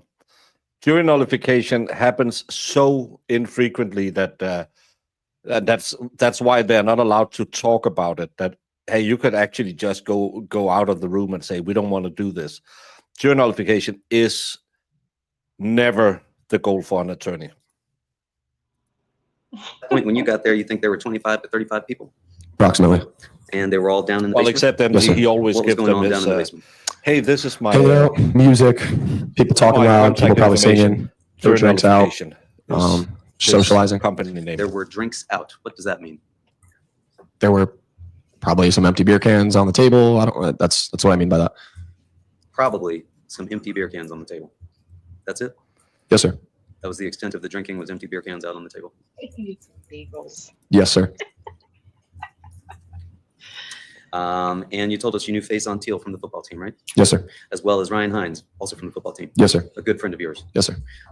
Tommy Connery, also a great friend, right? Yes, sir. But he was not on the football team? No, sir. Jimmy McGrath, you've described as an incredible friend, correct? Yes, sir. You took the photo of him that we saw that was earlier at Nikki DeJesus' house, right? Yes, sir. You thought maybe Sal Perry also went over with you that evening? Yes. So we were together that day, but I don't remember if he had came to Nikki's house and then went to Tyler's with us, or if he had just met us there. I can't remember. But he was also a good friend, a year older. Yes, sir. And then you saw Michael Samperi. You grew up with him in the same neighborhood. Yes. Correct. Did you play sports with him? No. Alex Bernson said that was a friend of Tanner Chernowski's, right? Yes, sir. How did you know Tanner Chernowski? Oh my God. We met at the Boys and Girls Club way back when. Like probably I was I might have been like 7 years old when I first met him. He was 2 years older than me, but I always hung out with kids my age, kids a grade below, kids a year above me, 2 years. So I was definitely familiar with Tanner by the time of this event occurred. Like very, very good friends with him. Sal Perry, did you see him drinking that night? I do not recall. Michael Samperi, did you see him drinking that night? I do not recall. Alex Bernstein, did you see him drinking that night? I do not recall. Charlie Connery, did You see him are drinking that such a liar. No, sir. I didn't see him drinking. night? You recall not seeing him drink, Yes. specifically. Yes. The others you can't recall. Actually, if this is allowed, I think Alex, I might be wrong about this, but I think Alex drove Tanner. I don't know for sure. But I know that Tanner was there, and I never really see Alex anywhere. But I know his car. I remember seeing his car there because he drove a nice car. So I think he wasn't drinking if he was driving. So that's all I can remember, though. Again, my question was a little different, sir. You say you specifically recall that you did not see Charlie Connery drinking, correct? Yes, sir. You don't recall whether or not any of those other folks I've asked you about were drinking, right? Correct. You said that Jacob Villalobos was a great friend, right? Yes, sir. Did you see him drinking that night? I don't recall. You said Michael Lokovich, also a great friend, correct? Not Michael. No, Matthew. okay. I'm sorry, Matthew Lokovich. Thank you Yes. for correcting me. Great friend. Yes. Did you see him drinking that night? I don't recall. Tyler Rich, did you see him drinking that night? I also do not recall. Oh my God. What about Griffin Marcinzik? Did you see him drinking that night? I also have no idea. Don't recall. You saw all these folks that night, correct? Yes. Just don't. Again, say there was drinking. I couldn't tell you specifically who did it. There was 30 Yeah. people in a basement. Yeah, they could potentially have been drinking.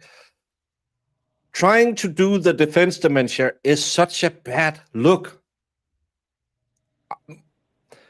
I'm saying this over and over again. State when you prep your witnesses. Tell them just be a little truthful. You don't have to paint all your friends Yeah. as saints. We know you were drinking. We're not mean, you going to can't- get you for drinking. Was stone cold sober, and they didn't ask for this, and no one was trying to be, a big bad boy, and like, come on. Yeah, and we just finished evening mass. We're ready for midnight mass, and then we're going to go up for morning mass and then do practice. I actually just ended my volunteering driving old folks to the church and back to the assisted living facility. I just happened to pass by where there was a party. I didn't even know what a party was. The only wine I ever had was communion wine. Yeah. So I don't know what is beer. Yeah, Pick what this is one. beer? Don't recall seeing any of them drink. No, I'm not paying attention to people drinking. I could care less.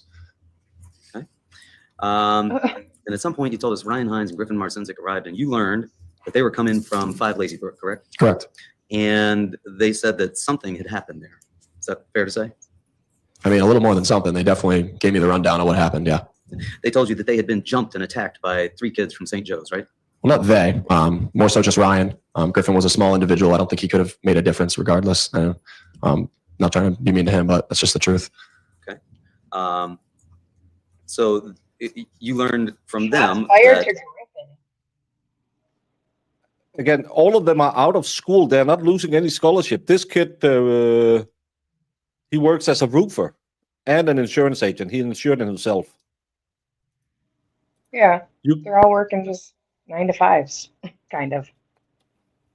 You go to that much mass if you sleep in the monastery. Yeah, because they're all trying to become priests. Ryan had been jumped by 3 St. Joe's kids. Is that what they told you? Yes, but I actually been made aware of that before they even showed up, because either Ryan Hines or Griffin had made a call to let them know that something had happened and for a place, they were looking for safety almost, if it was okay for them to go to Tyler's house. So somebody at Tyler's, might have been Tyler, I can't remember for certain, but that's who had made me aware that something had happened. And then when they had arrived, I spoke to them more deeply about it. Nope. Word started to spread that friends of yours claimed to have been jumped at 5 Lazy Brook. Is that fair to say? Correct. People started talking They about it, weren't right? looking for safety. Not necessarily. I think that there's most of the people actually at the party didn't really know. Just a small group actually that were more so closer, maybe like football friends of Hines, had found out. You told us you weren't part of the basketball group chat, right? No, sir. But you were aware that people were texting that night, correct? No, sir. And you think you were there for another hour or so before Ryan and Griffin arrived, right? Yeah, just about. And then within 5 to 10 minutes after they arrived, you're made aware that a car had shown up, right? Correct. You weren't surprised by that, though, given the fact that word had started to spread, correct? No, I was very surprised because they were coming to us for safety, Ryan and Griffin, to not further get involved in anything. So a car being there was actually quite surprising. You say they were coming to you for safety, correct? To my knowledge, yes. You weren't aware that Griffin Marcinzik was sending text messages with the address Yes, to exactly. 43 Laurel Glen Drive to anybody? No, sir, I was not aware of that. Did you stay near Griffin Marcinzik when he arrived? I don't recall. Did you stay near Ryan Hines after he arrived? I think I spoke with him for a bit, but I wasn't like on his hip, so no. So what they made you aware of was that they had been jumped, but they didn't tell you that they were live texting the address to the people they claimed to have jumped them. No, I had no idea. Okay. Because you weren't part of that group chat. Correct. I agree with you, Brandon, but he should fix his right collar. That's outside of the jacket. If you don't have a button-down collar, you really need to be careful. And you said at some point, Tyler Rich rallied up a group of good friends, right? Correct. About 10 of you, you think? Yeah. And you went outside to confront the car that had shown up. Yes, sir. Now, you described to us that that vehicle, when it showed up, parked in the middle of the road, right? Just about, yeah. Right. Blocking the driveway, I think you described it as being, right? Yeah. It wasn't on the far side of the street across in front of the other house, right? I mean, it could have been. I just remember it being almost parallel, like almost near the driveway. Like if you just extended the driveway out, I don't remember if it was a little bit up, a little bit behind. I just know in the general area where the car was. Blocking the driveway is your description, right?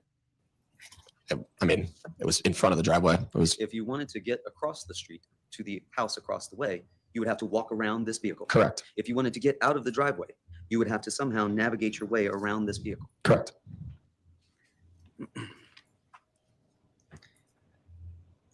And you went to confront this vehicle, right? Yes. And you said you knew this was the car from 5 Lazy Brook. Well, as we were walking out, I think words were being said like, "Oh, that's them," or "These are the guys." So, but I didn't recognize the car whatsoever. I've never seen it before. And you said you went to ask them why they were there. Yes. That's not all you went out to do, right? Surely not. I mean, I went out there to kind of stick up for my buddy a little bit, but I wasn't planning on doing anything, nor did I.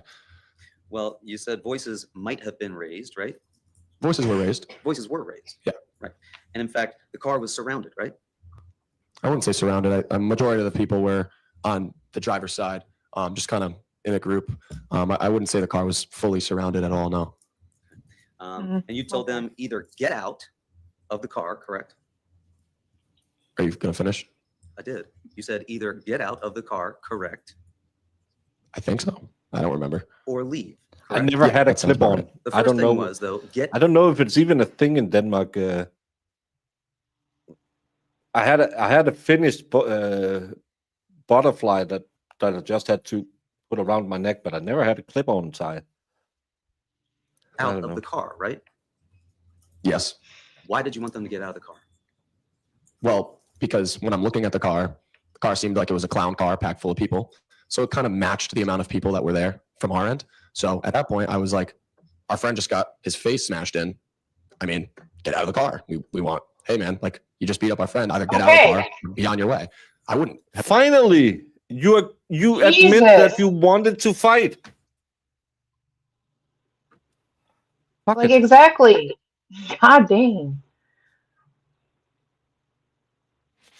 Yeah, I heard you like the girth. Have cared at all if they left. I mean, I would have loved for them to leave. But No, that you was our wanted idea. to fight. Well, you're telling us. Wanted you them to looked get for out of the car. Aftermath of things. However, at the time, you told them to get out because what you wanted was payback, right? I wouldn't say payback, but at least to figure out what was going on, or at least a motive. I think most of the time we were Just asking why said- they did it. Why'd you beat up our boy? Nothing was said. So eventually we're like, all right, Our get out or boy. leave. You didn't know. You had no I idea that they hate were young coming. people and the way they address had speak. been I given had to no them. idea. But when this Worry unknown about car was yourself. outside, there's a rallying of at least 10 of you to go outside and confront the car. I mean, I was told personally by Tyler, it wasn't like there was a reason for a certain amount of people there. He had just quietly said, hey man, there's a car outside my driveway. I don't know who it is. You want to come up and just figure it out with me? Situated. I was like, no problem, man. It's my best friend. I was going to go help him. Jimmy McGrath went out with you? I don't think so.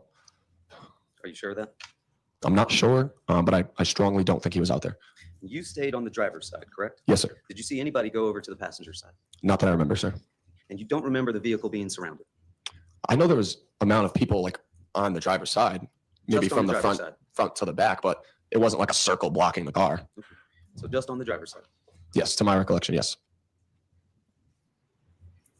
And you didn't have a conversation with anyone? No direct words. I can't recall if I said like, "Hey, you guys should leave," but I never said I had a conversation with anybody in the car. No. Could you see into the vehicle? Yes. Could you identify anybody inside the vehicle? Yes. I recognized Tyler DeSilva. I'd also recognize your client. I want to say he was in the middle seat. I might be wrong, but I just definitely remembered seeing Tyler DeSilva and Lito because those were the only two people I really knew in the car from what I could see. Did you know Mackenzie Traficante? Yes. Did you see her in the car? I didn't see her in the car. You didn't see her sitting on Mr. Valle's lap? Actually, you just refreshed my memory. She might have been actually. I can't really remember. That was a long time ago. Then he didn't refresh your memory because you couldn't You remember. told it. us Yeah. that you were just trying to usher them out, right? Essentially. And that you were asking them why they put their hands on your friends, right? Correct. And you told us before that voices might have been raised, but now you're telling us that voices were definitely raised. When did I say before that they were raised? Or they might have been. When you were talking with the state's attorney earlier, do you recall telling him that voices might have been raised? Yeah. In fact, they definitely were raised, right? I think so. You don't recall any physical interaction from the Shelton High kids with the car, correct?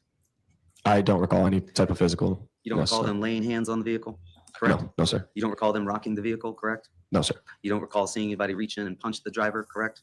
No, sir. You don't recall seeing the window come down on the rear passenger side, correct? I remember windows were like down or up. Like someone might have pulled the window down, put it back up, but I don't remember any type of physical altercation with the car. You don't recall seeing a glass bottle be thrown at the car? No, sir. You don't recall seeing a glass bottle being thrown at the people that were standing beside the car? I think something was thrown when the car drove away. Might have been that PV blaster can or a bottle. We'll get to the DV blaster can in a second. You identified, showing you State's Exhibit 30, that as being the vehicle that you saw that evening, correct? Correct. And you were standing on the driver's side, correct? Yes, sir. And this shattered windshield was not there at the time when you saw the vehicle, was it? It could have been. I don't remember. I didn't look too closely into the windshield or like at the windshield at all. I wasn't even in the front of the car by any means. And then without any physical interaction with the car, you say the car just sped off. Yeah, like the pedal was floored. So you didn't see Tyler Rich reach inside the driver's side of the car, correct? No, I didn't see that. You didn't see his. Yeah, they wanted to fight them, but they want them to leave. They tried to take out the trash, but they didn't bring their knives. Exactly. They were just peaceful, but wanted to beat them up because they were only there to talk to them, but wanted to confront them with them beating up their boy.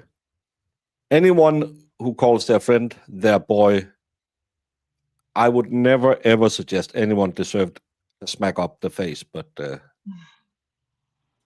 Body halfway in while he was trying to do something with the gear shift, correct? No, I don't remember that.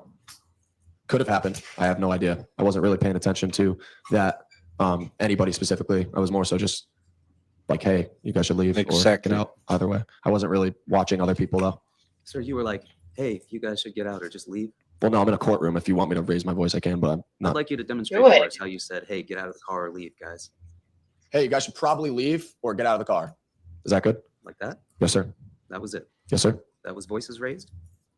That was pretty loud. Yes, sir. And then after that, the car just sped off. Yes, sir. And then you said most people from Tyler Rich's house went back into the house? Yes. But you glanced down and you saw car brake lights down the road, correct? Yes, sir. And that was down towards the farmhouse lane into things, right? Correct. And you don't recall a car driving up and down the road?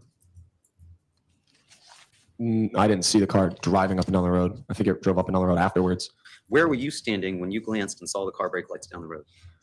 I want to say like just into the road from the end of the driveway. Like I stuck there's like some trees that hang over the road, so I had to like stick my head out, peer down there, but I wasn't in the middle of the road or anything. You hadn't gone back into Tyler Rich's house, correct? Not at this time. I hadn't yet. No. And so you didn't see the car go speeding down towards farmhouse, come back, make a right onto Adams, turn around, come back and go back down to farmhouse. every lane, right? time I pull Brandon up, I think, oh, I didn't he's on see to that. something good now, something about how to fight. And it ends with him wanting to be inside the sea otter.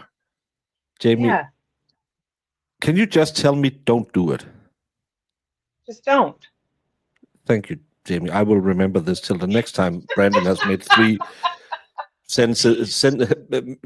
posts that make sense in a row. And then, by the way, I was double fisting this sea urchin. What happened? I didn't see it. No. It might have happened while you were out on the street in front of 43 Laurel Glen Drive, but you didn't see it? No, I just think the timeline might be a little bit mixed up. But I remember being made aware that the car was repeatedly driving up and down. I just think that the timeline that you're on is a little bit messed up from when it happened. But You remember being made aware that that happened by who? I don't remember. I just know that at some point people were like, this car is choosing to keep driving back. They could leave, but they keep driving back and forth. I don't You didn't remember. go back in the house, correct? No. And you didn't see any of that, correct? No. But somebody told you that that happened. After I went back in the house, after confronting the defendant, then I went back in the house. Then I was told that the car has been driving back and forth. Then I was told that, or I heard, they're back. But you yourself never saw that car driving up and down the road. Correct. I never saw it. You look down, you see Ask the him car about the brakes knife. and gone, is that- Yes, sir. Yeah. And then you walked with a group of 5 other people down towards that car in Farmhouse Lane, correct? Yes, sir.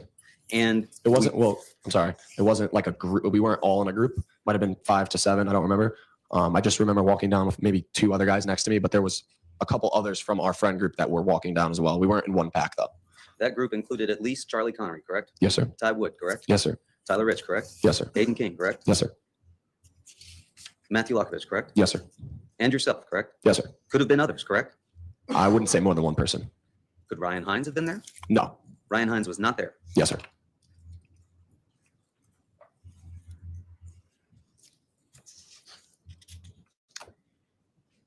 You watched State's Exhibit 44, which is the video from the ring camera for 36 Laurel Glen Drive. Do you remember that? Yes, sir.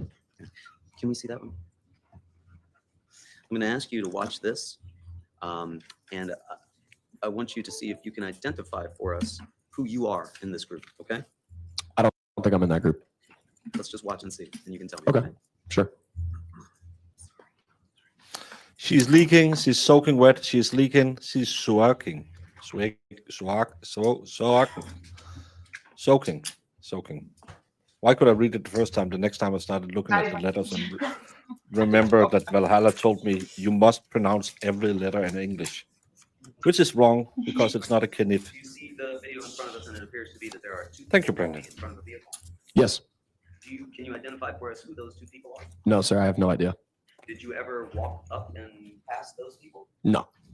Can you continue playing? We're going to keep watching.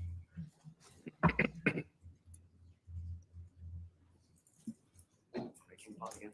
Did you just hear that car door close? Yes, sir. Did you see somebody appear to get out of the front passenger side? Yes. Do you know who that is? I don't remember where Tyler Silva was sitting, but I want to say it was him. I don't know for sure, though. Can you play this?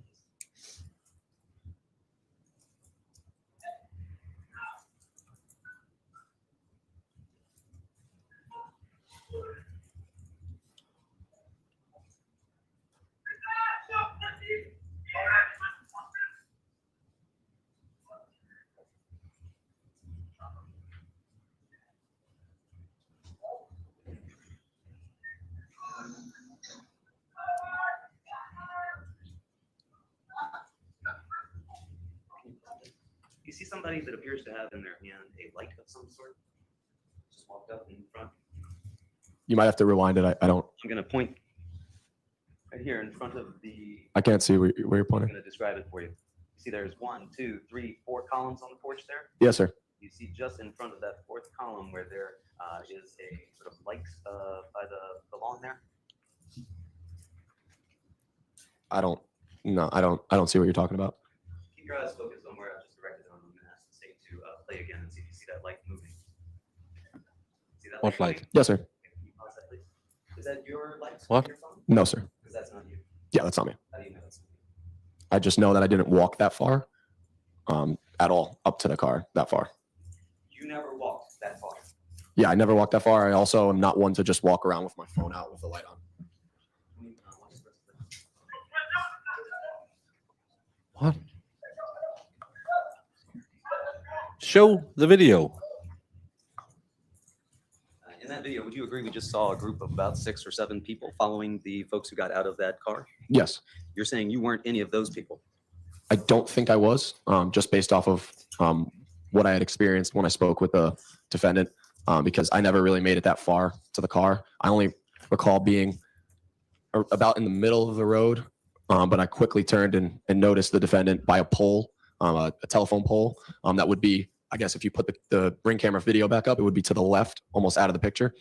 And that's where I recall standing and speaking with the defendant and his girlfriend being there as well. I don't have any recollection of walking that far down to the road. Can you use that? Do you still have the pointer over there somewhere? Do you see a pointer with a little red tip? Can you use that to show us where you think you were standing when you spoke with Mr. Valle? Do you know which one 36 is? Is it this one? I believe it's that one, sir. Do you know? I mean, it would be a lot easier if the video was here. But If you can. there's no telephone poles in this picture, so I can't do it. I'm sorry. Do you remember? Well, you see where the house is, 43 Laurel Glen, marked with the red marker, I want to correct? say it was right about here because this looks like the bushes. I want to say that there's a telephone pole right here in this area. There's some shrubbery over here. So I want to say I was right about here, and I walked down. So right about here. Didn't engage with anyone in the car over here. Just kind of stayed over here and saw the defendant. Walked over, approached him, said what I said. That's it. So are you saying that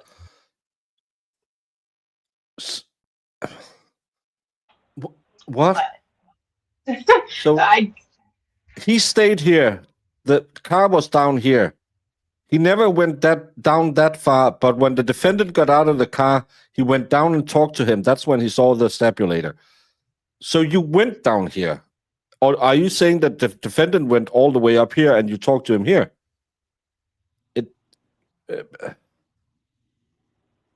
This kid, I can't figure out what he's saying. Their stories are ridiculous. They make no sense. Yeah, this is actually ridiculous because he said, I stood up here, the car is down here. What we saw, I never went that far. Then the defendant left the car and I walked over and talked to him. So either you walked over to the car or all your boys went backwards. That's not what we see in the video. in State's Exhibit 44, you never made it down that far, correct? Correct. You made it only as far as that bush that you've indicated there on A nice Exhibit 1. one Is that with fair? a small path. I'm sorry. Is this a good time to take a break? It's electronic. I think it was messed up that he sprayed you. That's what I And a light of some- recollection of walking that far down to the road. Can you use that? Do you still have the pointer over there somewhere? Do you see a pointer with a little red tip? Approached him, said what I said. That's it. So are you saying that what we saw in State's Exhibit 44, you never made it down that far? My neighbors has this smoking hot 18-year-old daughter, but she's just got this tat of a butterfly on her chest. Doesn't she realize how dumb that's going to look someday, all stretched out over my lamp? Why do you want your hot ladies on a lamp? That doesn't make sense, Brandon. Yes, I got it. Jamie, tell Brandon no. Brandon, no. Thank you, Jamie. Correct? Correct. What I'm You here made for. it only as far as that bush that you've indicated there on Exhibit 1. Is that fair? Could have been like 5 steps. His ahead, last but I never message, now even we're came close serious. To that intersection of Laurel Glen and Farmhouse. I never That made went that away far. fast. Never down to that intersection. Never. And it was by the bush that you believe you had this conversation with Mr. Valle. Is that correct? But yeah, I mean, like I said, it wasn't really a conversation. It was very, very brief. I had just saw him. I don't know what really, struck me to actually go speak with him, but I think I was just trying to honestly calm the situation down because I did say to him, "Hey, look, I think it was messed up that he sprayed you." That's what I started it with. No, I go to parties with 30-year-olds and listening to them, especially at 10 o'clock when they're getting drunk. Why don't you love me? You never call me. I do love you. Show it to me. No, you always want to. And that's when I go to a bar. But it wasn't really a conversation. And you said that you could see that the doors had opened on the vehicle, correct? Correct. Casey, this is what we call defense dementia on this channel. Forget everything as soon as the defense asking questions. And that everybody just went down there in a non-aggressive way, right? That's the way I went down there, and that's the way the group that I went down there with. That's what we were planning on doing. Yes. Would you describe what we saw there as being a non-aggressive way of those folks coming down to interact? No, I think it was slightly aggressive. Slightly aggressive? Yeah. You saw somebody launch a can of some sort at the vehicle? Post of it being launched at us, yes, I did. Did we see it being launched at you there? No, sir. And you saw somebody running at that vehicle, correct? Correct. Who was that? I don't know. I might have to watch. Maybe I could identify after watching it again. I don't know. It's kind of blurry. Wasn't you, though. No, sir. And you said there was a PB blaster can, right? I never saw the can, but from what I was made aware of, it was PB Blaster and or WD-40. Who made you aware of a PB blaster can? Well, at some point before I spoke with the defendant, I was made aware that Tyler Rich had sprayed him with PB Blaster. And there was, that was basically it. He said, I just sprayed him with some PB Blaster. So I took it upon myself to go up to him and say, hey, man, I'm sorry that he did that. That was kind of fucked up. But, there's a lot of guys here, etc. Oh, And you were close enough to see Mr. Valle at that point, correct? Correct. And you could see that he had been sprayed in the face with a PB blaster? No, surprisingly, I mean, he might have been. I wasn't necessarily looking at that, but I don't recall seeing any type of anything wrong with his face. Not saying that there wasn't. I don't remember. And where, when you were talking at Mr. Valle, as you've described it, was Ms. Trafficante? Almost like not even a foot away from him, sitting down to his left, to my right, if I'm facing him. So to his left. He's standing facing this way. So he's standing over here, facing this way. I'm standing like this. Mackenzie's sitting down like this on the curb. Is he With her dancing? hands in her head, almost like distressed. That's what I remember. And it's your recollection that they were both sitting on the opposite side of Laurel Glen Drive from 43? Yes, sir. Mackenzie as well as Mr. Valle? Yes, sir. Well, Raul was standing. She was sitting. And where was Mr. De Silva? I want to say he was somewhere. If I was here, somewhere over here, in a group. I think some of my friends were over there talking with him, but there was nothing aggressive going on because we would have heard it. And it seemed like they were just kind of talking over stuff, or maybe they weren't talking. I just know there was a group in this area. I want to say De Silva was part of that group. And where was the Honda Pilot? Somewhere around here. I don't know for sure. This was after we saw the Honda Pilot drove away? Yeah, all my interaction with the defendant was after the video. Okay. And it's your recollection that while you were talking with Mr. De Silva on the opposite side of the street, Ms. Traficante was sitting on the curb a foot away from him. Yeah. And Mr. De Silva was on the opposite side of the street with a group of your friends. Yeah, I think some of his friends were there too. Yeah, he was across the street though. And where was the Honda Pilot? I don't know exactly, but I want to say it was somewhere over here because where me, your client, and his girlfriend was separated from the rest. And I just remember turning around. Charlie Connery was walking up towards us almost. So right when I turned around, he met me almost, and then we just walked back. You don't know where the Honda Pilot was, right? No, sir. I think it was over there, but I don't know for sure.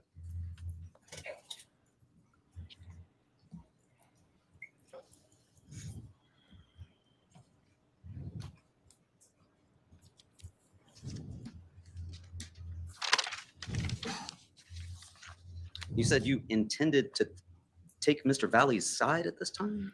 What I mean by that is what I was made aware of was that he was sprayed.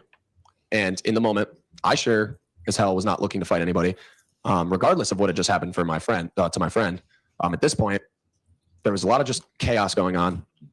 There was loudness outside of houses.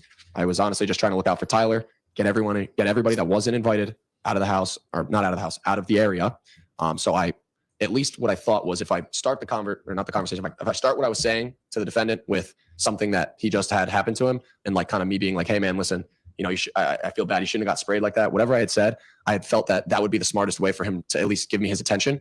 Because if I approached him in an aggressive way, probably would have went differently. So I approached him and said, hey man, listen, you know, it's fucked up that you got sprayed, but you guys should probably leave here. There's a lot of people over there. There's a smaller group of your friends. I don't want to fight. I don't think it's worth it. I remember saying, I don't think it's worth it. It's not worth a fight. And then he wasn't really paying attention, or not really like listening or caring. So he was just like, yeah. And I saw the knife in his hand while I was talking to him. And then I turned around and walked back to the house with Charlie. You didn't call your buddies and said he has a knife. Get out of the car so we can fight and get payback. Now it was you were trying to be his friend.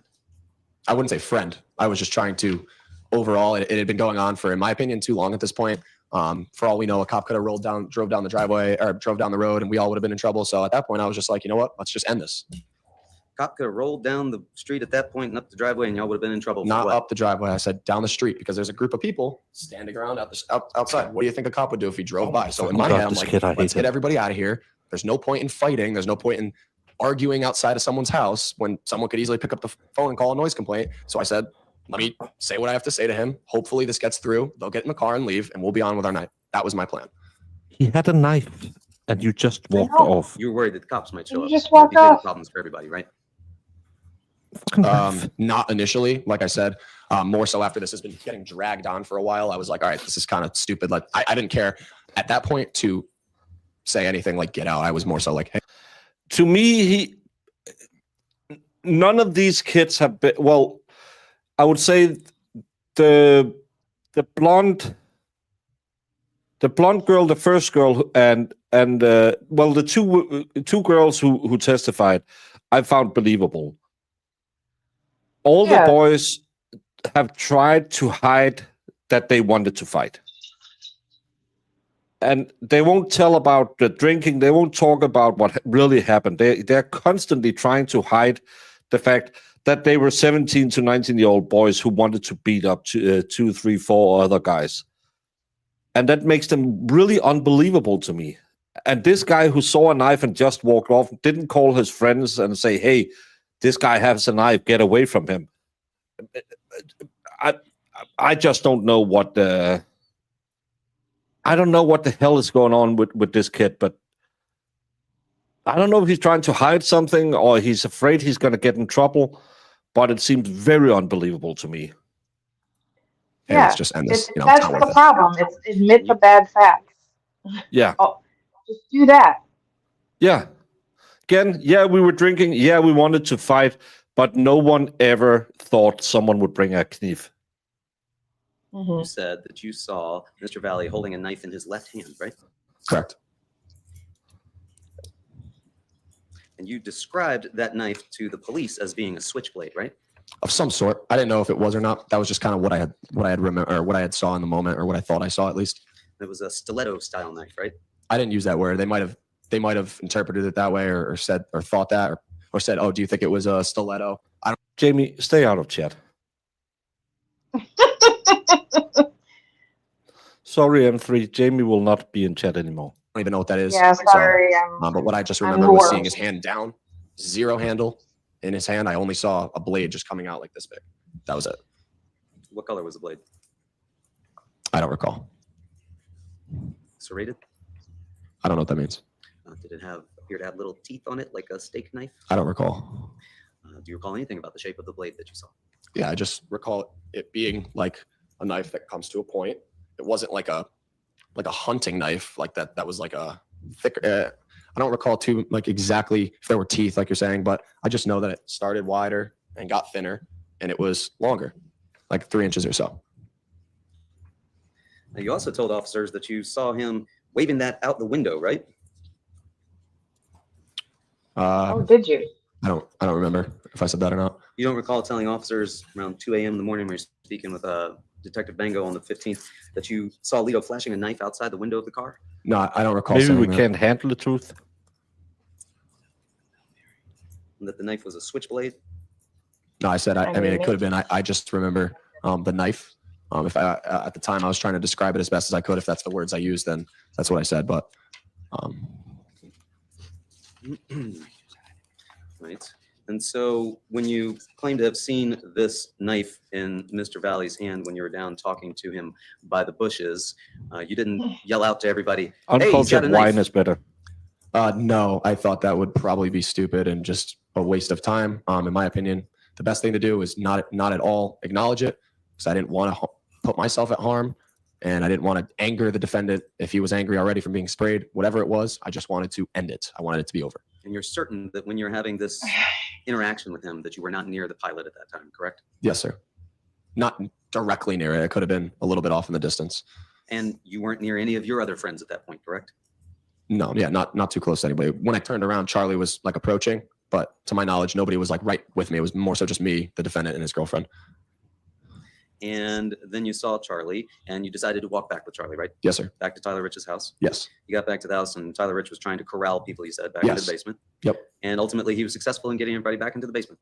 I think he got almost everybody. I want to say like maybe himself or a couple of the older people that were there were just staying outside to make sure nothing else had brewed. But the older folks that were there were the farthest thing from people looking for trouble. They were more so just kind of overseeing everything. I think he got everybody in except for maybe 5 people that were just kind of outside the Belco doors, making sure everything was okay. And you were down there maybe 1 to 5 minutes when you heard somebody say they're back, correct? Yes. And then, I'm sorry, is this a good time to take a break? It's about Yes. 25 yes. Okay, all right. How long do they go? It's almost 4 o'clock, which is 10 o'clock my time. I don't know. They might be up for 5 o'clock. I'm not really sure. They've usually stopped early from what I've seen. Yeah, but why the hell do they start at 10 o'clock, Jamie? Well, today I don't know. It's those lazy bourgeoisie in Vermont, Kentucky, whatever it is. Connecticut. Connecticut. See, think I just this whole I saw a knife, so I just went in the house with my buddy, said, "Hey buddy, he had a knife. That's crazy."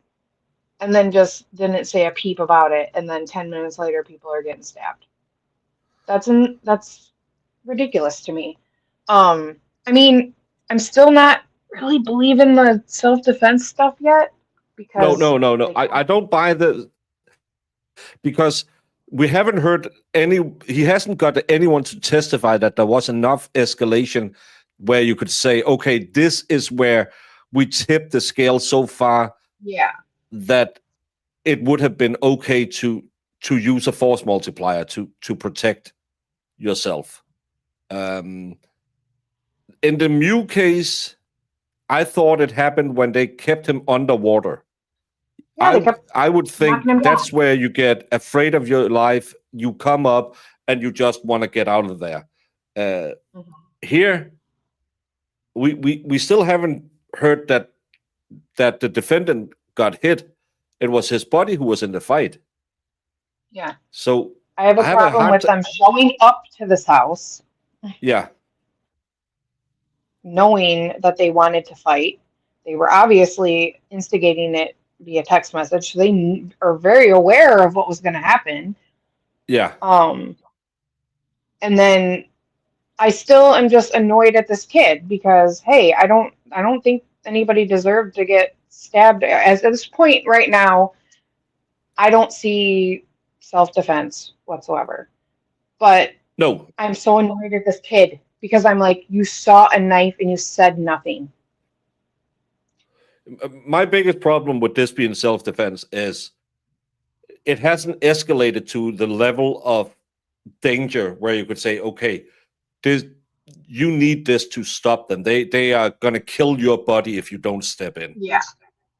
We have seen videos where it was teenagers fighting, and no one can throw a punch in real life. It always ends up with someone hanging onto your jersey, and then you're trying to kind of like having smacks the first time.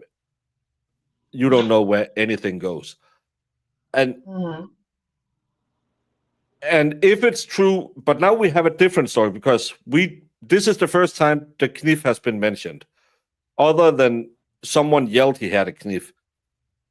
Yeah. But if he already was brandishing it before, that to me shows he had an intent to use it even before he did use it. And that takes away the self-defense. Again, if he was knocked down, someone started stomping on him, he got it out and started stabbing around himself to protect himself. That's self-defense.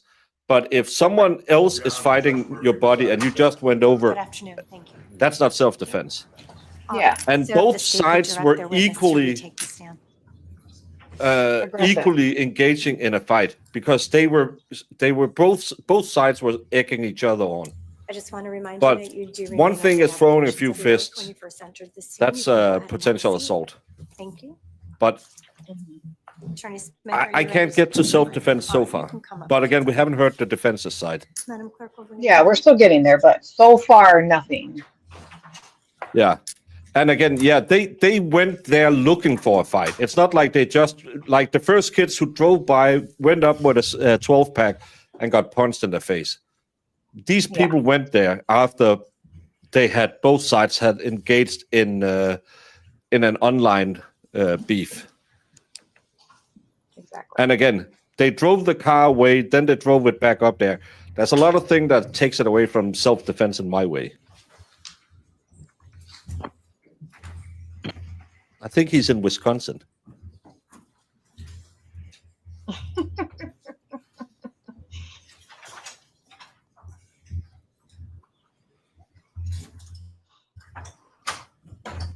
I mean, if they can get there, I'm open to it, but it's Welcome back, ladies just, and yeah. gentlemen. Council, please stipulate to the return of our jurors. I don't know. Thank you. Stipulates, Your Honor. All right, Attorney Smith, you may proceed. Thank you. Yeah. Mr. Fiola, we were just talking about. If more witnesses says like this kid, he had it out before they went back and engaged with them again. Yeah, then it was intentional. Yeah. Well, if you need it and it's your life, yeah, you can pull out a stab. But the problem is we haven't heard anyone beating up the guy who started the stabbing. So I have a hard time getting to self-defense. Being back in the basement, and you heard somebody say they're back, right? Yes, sir. And how many people were in the basement at that point? Most of the individuals that were there, I don't know an exact number. 25 to 35, as you Yes. estimated before. And you told us that you went back outside to do the right thing, right? Yes. And you told us that when you went back outside, you went in front of the blue truck. I'm trying to find that photograph for you. Do you you recall telling us that you went in front of the blue truck? No, I went actually on the driver's side, which is away from where the interaction was going on, and had to maneuver in between the back of the blue truck and the front of the Jeep. You are looking at State's Exhibit 5. Do you see that? Yes, sir. So you were originally in front of the blue truck, and you had to come around on the driver's side and maneuver in between the blue truck and the white and black Jeep, right? Yes, sir. And that's because your path was blocked coming through the way you had gone the first time, right? Wait, what do you mean the first time? But when you first came out, you described that you had come through and gone sort of down where I think you described the Belgian blocks when you come out the first time. No.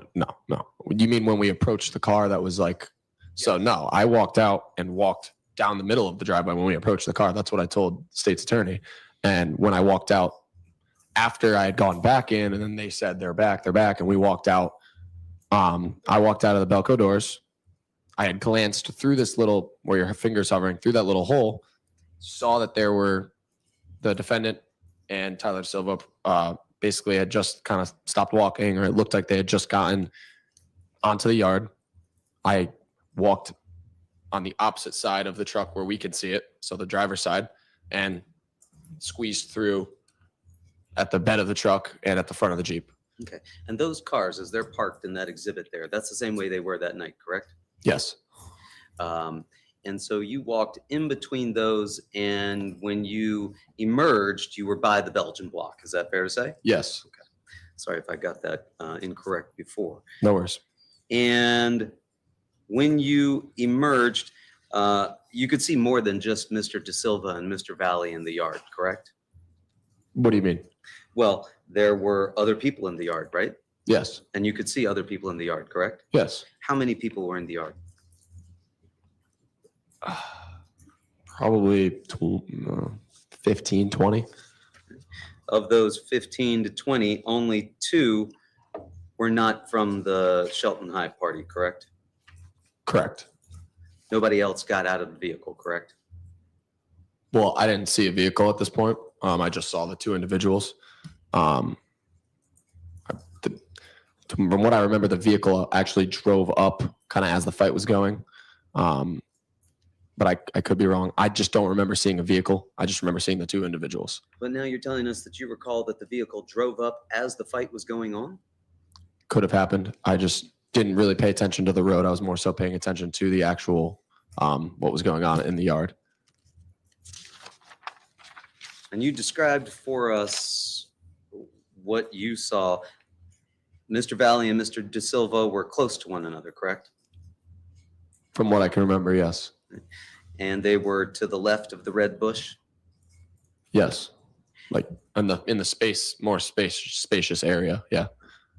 And you recall that Tyler De Silva was speaking to Tyler Rich, correct? Yes. And what do you recall Mr. Valle was doing at that point? I don't recall. I think he was just kind of there backing him up. He might have said a couple words. I don't remember. And you said you heard it get louder as you squeezed through between those cars, right? Right. So when I was walking right about the bed of the truck is when I heard it start to get louder, like right as I got in the middle of the bed. And I'm talking on the driver's side still. So when I was still on the driver's side walking, I heard it get a little louder. And then as I was squeezing through is when I heard the punching sound. You heard someone get punched in the face, right? Yes. You described that as being a hard punch, right? Yes. A loud bang, right? Yes. Not a rock. Not a rock. That's how you described it. It wasn't a rock. Yes. And you said you know what that sounds like as far as a hard punch, right? I mean, I assumed it was a punch from previous either movies or whatever. I mean, I know what a punch sounds like. So you know what a punch sounds like. It doesn't sound like You it heard does that in the hard movies. punch, and that was somebody getting punched in the face, correct? Correct. And that was Mr. Valle getting punched in the face. No, it as a punch sounds weird. Yeah. That doesn't happen. It's not that like that. Yeah, I'm not even doing it right, but yeah. It's especially if you get it on the hard parts of the face, it'll just make a sound. It doesn't sound like anything. Yeah. Face, wasn't it? I don't recall who it was at all that got punched, but I know there was a punching sound, and that's kind of when it all started. As you emerged from between the two vehicles after this punching sound, did you already have your phone out? I don't think so, no. Okay, so as you emerged, you could see that Tyler Rich and Tyler De Silva were down on the ground, correct? Yes. And you could see that Tyler De Silva was on his knees and he had his shirt sort of pulled up over his head, sort of hockey style, right? Yes. And you said you weren't trying to break him up at that point. You just wanted to see what was going on, right? Yeah. You thought Tyler Rich could handle himself, right? Yes. And at some point, you would agree, you pulled out your phone, you turned it on, and you started filming what was going on, right? Yes. You were doing that as a Snapchat or as something that was on your camera? How were you? What were you No, using? so I just had Snapchat, and when you open the app, it's got like a big circle for you to video stuff or take a picture. It's like the main screen when you click on it. Like still to this day, if you click on the app, it just brings up that picture where you can take a video. So I had my phone out. You could see the flash was on, so I was trying to get what was kind of happening like on video. Rocky 1 is probably one of the movies that get closest, but they still enhance the sound. But again, it depends on where in your face you get people. Being hit in the nose, I can't remember one sound. I just remember the taste of blood and spitting out what felt like blood forever. To show the two individuals back by the Belgian blocks, like I had mentioned before. Right, the two girls. You were going to show them this video, right? Yeah. In fact, you said you were going to show them the video because they had had some sort of previous interaction, and you wanted to show them and say, "Look at this video of Tyler getting what?" Tyler just in a tussle with Tyler Rich. I didn't know if they could see it from their view because there were some people outside. So I just, again, I was 17, probably shouldn't have videoed it. Wasn't really that funny. But in the moment, I thought it was funny, or not really funny, but I just thought it was something that I could show them. So I did, but it was definitely not the smartest choice. You were taking a video of somebody getting attacked, and you were going to show that to some girls. Is that true? I wouldn't say anyone was being attacked. I think it was pretty mutual. There was a tussle going on the floor. You see Tyler De Silva's shirt pulled up, but Tyler Rich is also under him. And there was definitely something going on. But I wouldn't say it was doing it because I thought it was funny of somebody being attacked. Like you just said, no, that wasn't the reason. Well, you told us you thought it was funny at the time, right? I thought it was something that would be worth showing the girls. Yes, I was also 17, so not the same person. I probably would definitely not take a video if I was in that situation again. At the time, you took the video because you thought it was amusing and you wanted to show these two girls. Again, not amusing. I just thought it was something that was worth showing them because of the previous interaction, like you just said. Because of the previous interaction that one of the girls had with Tyler De Silva, you believed. Correct. And that interaction you thought would make it so that she would want to see Tyler De Silva getting attacked by Alec Bernstein, Tyler Rich, Sal Perry, Michael Samperi. That's what you were filming, right? I'm going to object based on what the individual would have wanted to see. I think that was the form of the question. I'll sustain the objection. You told us that you thought Lily would want to see this video, correct? I didn't know if she would want to. I just was showing it to her and her friend. You told us you understood that Lily had had some sort of previous interaction with Tyler De Silva, correct? Correct. And that based on your understanding of that previous interaction with Tyler De Silva, you wanted to show her this video, correct? Correct. And you said, look at this video of Tyler getting, Yeah. and then you trailed off. And it was Tyler getting what? When did I say, look at this video of Tyler getting? So I was You just don't saying, look at recall this giving video. that answer to the state's attorney when you were asked on direct about this video? Because it's little Enrico. So that's why they call him Ricky, because his dad is Enrico as well. So it's little Ricky. I don't know. I called him little. I just assumed Enrico and then Rico. Ricky. We don't give kids the same name as their parents in Denmark. We have more than one name we could use. I know not all cultures have that, but sometimes if the father is Bjørn, the son won't be Bjørnito. He'll probably be Hans, and then There's a lot of family. his kid will be Jørn. And his kid might then be Björn again because the grandfather has passed away and you want to remember him. It's weird. I had a friend that did the first name, middle name. It was like the first name of his dad, middle name, and then every boy that they had in the family, they switched it, so it just kept going forever and ever. I was like, can you guys think of another name? Yeah, and we have, if you have a middle name in here, it's normally like a family name from if you have your mother's side or something. So all of us have the same last name, all 4 kids. But because my older brothers are from my mom's first marriage, they kept their dad's, he had a special middle name. So they kept that when they got our last name. And when my sister got married, she kept her last name, but got his last name added to it. And all of my brother's kids has the middle name from his wife's family. I'm the only one who only has one first name and a last name. The rest of my family has a middle name, but they're married to them. My kids doesn't have middle names either. I don't believe in them. I'm not cool enough to be named Don't after recall, anybody in my but family. I do recall saying, hey, look at this video. If I said, look at this video of a fight, look at this video of Tyler, look at this video of Tyler and Tyler. I have no idea what I said exactly, but I know that I went and showed them the video, which is what took my attention for a split second off of the fight. Because that video was like a trophy, right? Yes, it is. I have plenty of trophies. I don't need any video trophies. I don't know what that is.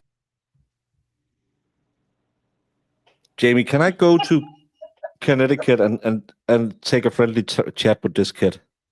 Yeah, I you have plenty should. of trophies. I'm actually a famous Lacroix player. Now I'm a roofer. Got a trophy in falling off a roof multiple times. That even means.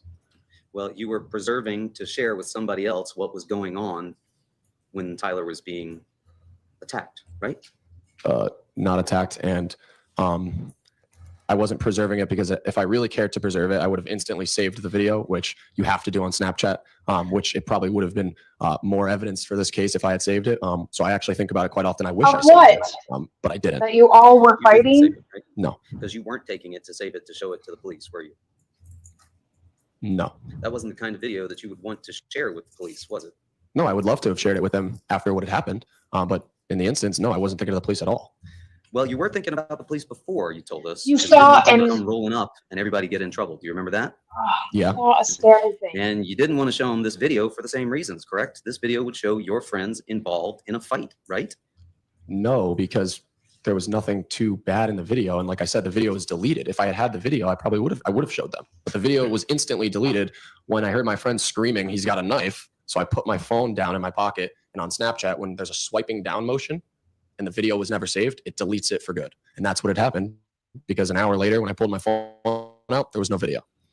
You were just unable to save the video and you inadvertently deleted it. Is that your testimony? Objection asked and answered. That's not what he said. He wasn't unable. He didn't save it. It's You said you were 5 totally seconds different. into the video showing it to the girls, correct? Yeah, just about, yeah. So you could have saved it, but you didn't. You were showing it to somebody. Yeah, I was showing it. Then I heard somebody screaming that an individual has a knife, which is takes But you priority knew over he any. had one. Yes! And You should have said it from some the of the video that start. was taken by Tanner Ternowski, correct? Yeah. Yes.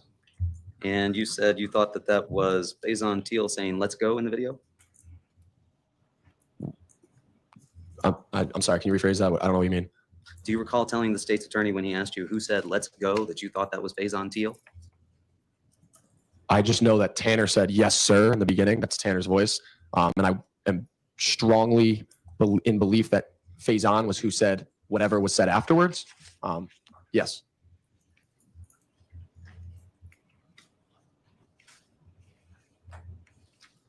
Jente is famous in Netherlands. He put his finger in the dike. Will he not letterlich? That's probably ridiculous. Vertalen, to pay. What? Letterlich vertalen. I don't get the last one. He stuck his finger in the dike, I think is the first part. Will net.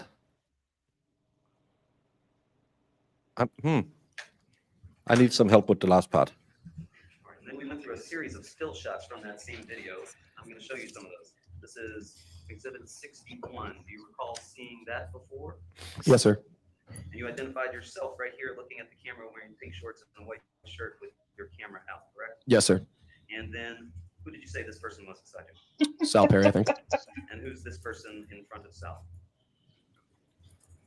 I don't think the state's attorney used this photo to identify whoever that person was because I can't really tell.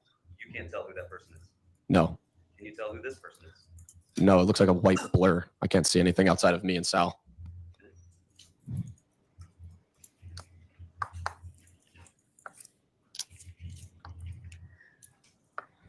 Then you were shown this still shot, correct? Correct. You identified this. I'm as sorry, Ryan Attorney Hines. Smith, what exhibit is that? I'm sorry, That's okay. That is Exhibit 63. Thank you. Exhibit 63. You identified this person as Ryan Hines, correct? Yes, sir. Who's this person? Sal Perry? Sal Perry is in front of Ryan Hines. Yes. You identified this person in front of Sal Perry as being Alex Bernstein, correct? Yes, sir. You identified this person in the black shirt in front of him wearing a red hat as being Michael St. Perry, correct? Yes, sir. Do you see a person in a white shirt over towards the right-hand side of this that I'm pointing to? Yeah, I see. Do you know who that is? I can't make out who that is, sir.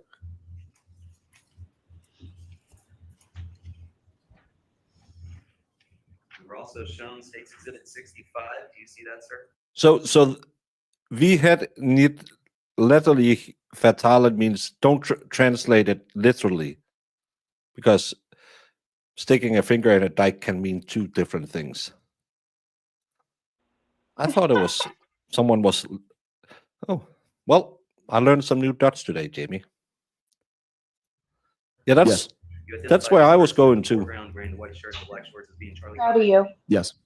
Can you identify this person walking behind him wearing a gray shirt, black shorts? Yeah, it looks like Joey Romano. Joey Romano? Yes. Related to Ray? Jelly Romano. What are these names? Joey Romano. Oh, I thought he said jelly. Joey Romano? Okay. He's quite a bit older than me. I want to say 3 grades older than me. So only 2 grades older than Tyler. I know him through other people. I think I played sports with him back in the day when I was in like Little League baseball, but no real serious relationship with him. So he was considerably older than you. Yeah.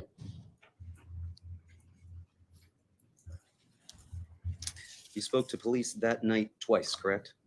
Yes, sir. You gave them a statement at 1 in the morning and then a statement again to Detective Bango at 2 in the morning, correct? Yes, sir. You did not see a weapon or the stabbing during the fight, correct? Yeah, I didn't see it in the fight. Yes, sir. You claim that the only time you saw what you described as a switchblade with a long pointed blade was when you were down speaking with Mr. Valle around the bushes by 36 Laurel Glen Drive, correct? The only time I saw a weapon in the form of a 3-inch blade, I don't know if it had grooves. I don't know if it was a switchblade, but whatever weapon I saw in his hand, yes, that's the only time I saw it. And you believe that the police arrived after the paramedics, correct? That's what I believe, yes.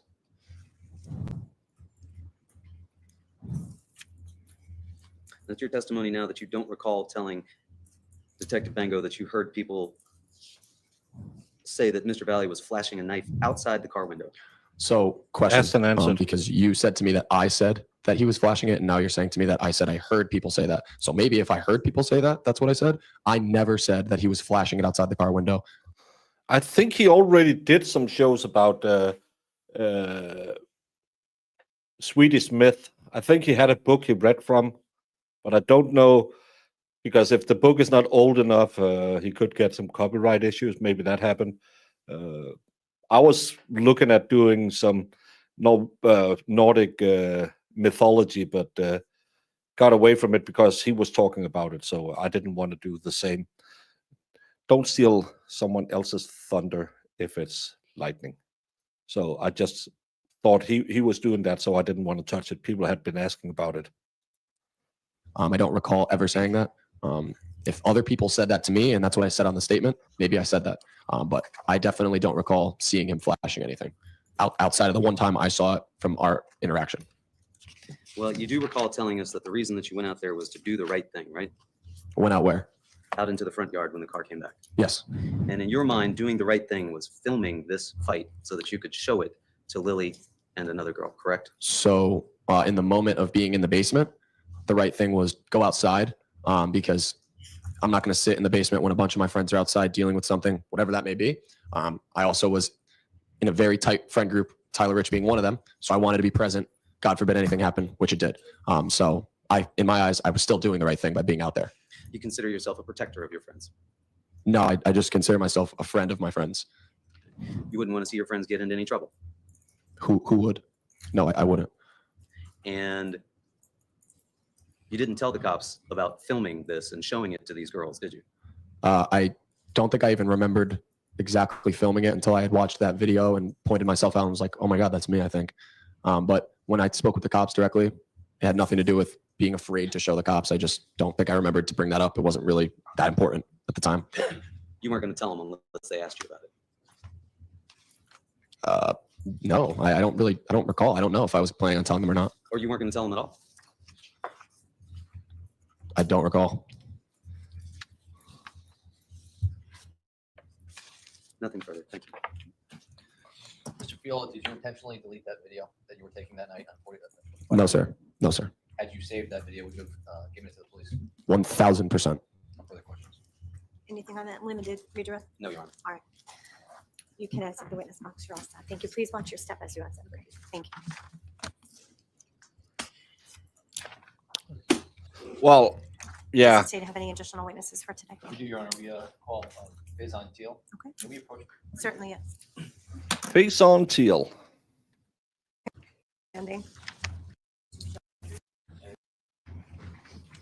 Good afternoon. How you doing? Doing good, man. How are you? Good. You nervous? A little bit. Faison, how old are you? I'm 20 years of age. Do you go to school? Yes, I do. Where do you go to school? I'm a fourth-year student at the University of New Haven. And New Haven. have we met before today? Yes, we have. The Witch Burners. We met regarding the incident that occurred on May 14th, 2022. And how many times have we met? A couple times? A couple times, yeah. I want to direct your attention to May 14th. Oh, by the way, happy St. Hans Day. Today is the day we burn witches in Denmark. Just to make sure that Satan doesn't get a foothold. The 2022. How Oh my Lord. I was 17 years of age. And were you in school? Yeah, I was. Where were you in school? Shelton High School. And did you play any sports? Yes, I did. What sports did you play? I played football. And I want to direct your attention to that day. Yes. Was there an occasion where you went to a house located at 44 Pawtucket Ave? Yes, there was. All right. Tell us why you went to that house. So I was at my friend Rodrigo Crespo's house for my friend Antonio Capamola's surprise birthday party. And how long were you there for? I was there for maybe like an hour. And you recall what time you got there? I got there around 9 p.m. And so you were there from between 9 and 10 p.m.? Yes. And at some point in time, did you leave there? Yes, I did. Why did you leave? I left to go to Tyler Rich's house because Roddy's party was done at the house. And why did you go to Tyler Rich's house? It's a regular thing to do. He texted us to come there. So you went there? Yeah. How did you go over there? I was with my friend Jeremy Oko. He was driving. When you were at 44 Pawtucket Avenue, what kind of party was that other than a surprise party? Were you It guys was- hanging out? Yeah, hanging out, high school party. When you say high school party, did you have any alcohol to drink at this high school party? Yes, I did. And what were you drinking? I was drinking beer. And how many beers would you say you had? I had about like 2. And when you left, when Jeremy, Jamie, do you ever watch those cop shows when they pull over drunk drivers? Sometimes. Have you ever heard anyone being stopped, even when they're sitting in there trying to keep one eye closed so they can kind of focus on the police officer? They always said, I had 2 beers. I only They're had sitting 2 there. beers. One, maybe 2 beers. So, sorry, officer. Can you stand still? You're making me nauseous. Oh, I got 1. I only had 1. I'm fine. It's all. This is like Smeg's partners. With a woman, you always add by 3, and men you subtract by 3. With beers, it's the same. If you say 2, it's 6. Exactly. Jeremy Oko brought you to Tyler Rich's house. So I'm going to show you this exhibit real quick. Exhibit 5. You know whose house that is? Yes, I do. Whose house? That's Tyler Rich's house. And that's the house you went to that night? Yes, sir. And when you went over to Tyler Rich's house on May 14th of 2022, did you bring any alcohol with you? No, I don't believe so. When you got there at Tyler Rich's house, Did you go right in the house when you got there? Yeah, I went right into the house. And was it just you and Jeremy Oko in the car? It was me, Jeremy Oko, Jacob Villalobos, Matthew Moore Sanchez, and Aida Raul. And when you got there, you said, where did you say you walked in the house? No, I walked in like through the backyard. Okay. What side? Are you looking at this exhibit? Yeah. To the right. To the right, like kind of, well, not to the right, like straight, and then like around the house to the right. So I'll point to this area here. Yeah. Okay, in front of the blue pickup truck where it's open, you can kind of see you can kind of see a. Yeah, like a little opening. Yeah. Is that where you went in? Yeah, I went around and through the back. Okay. And what kind of entrances over there? Over there, so entrance to the basement. And you walk down into the basement? Yeah. Now, when you got to the basement, what kind of things were going on in the basement? People just chilling. All right, when you say chilling, what does that mean? The jury doesn't know. You got to explain that. Just like hanging out, drinking a little bit, I guess, and stuff like that. Yeah. And there was alcohol being consumed? Yes. And when you got there, did you have any alcohol yourself? Yes. And what were you drinking?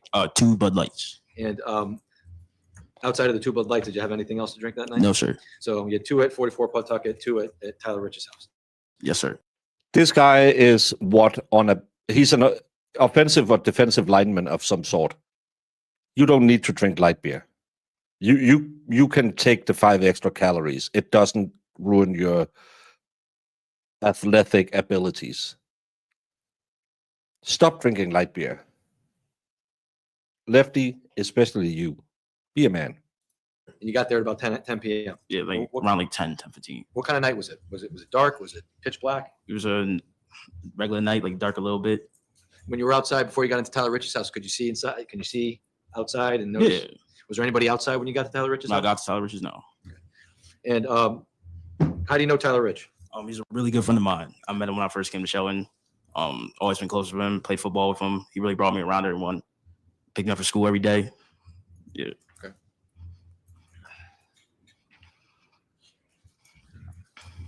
You know, this is State's Exhibit 54. Do you know who that is? Yes. Who is that? That's me. State's Exhibit 56. Do you know who this is? Yes. Who is that? That's Ryan Hines. How do you know Ryan Hines? I played football with him. He was 2 years under me. Younger than you? Yeah. State's Exhibit 55. Do you know who that is? Yes. Who is that? That's Tommy Comrie. How do you know Tommy? Tommy's always friends with him. Met him through high school. State's 57. Do you know who that is? State's 57. Yes. Who's that? Jimmy McGrath. Do you know Jimmy McGrath? Yes, I did. How do you know Jimmy? I was friends with him. Now, on May 14th of 22, were these individuals at Tyler Rich's house at the time? Yes, they were. Do you know Ricky Fiola? Yes, I do. Was he present at Tyler Rich's house? Yes, he was. How about Sal Perry? Was he there? Yes. What about Mike Samperi? Yes. What about Charlie Connery? Was he there? Yes. And how about Jake Villalobos? Yes, he was there. He was there because you went there with him, right? Yeah. And how about Matt Lockovich? You know Matt Lockovich? Yes, I know Matthew. And was he present at Tyler Rich's Yes, house? he was. All right. Now, when you got to, when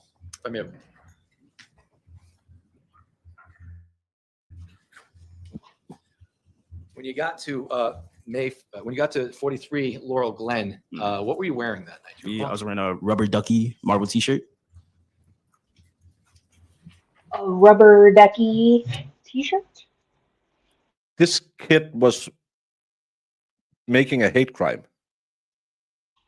Trooper Bukaki is gonna get out there and arrest him really soon. Shame. New Haven College hopefully isn't in Massachusetts because rubber duckies is a hate crime.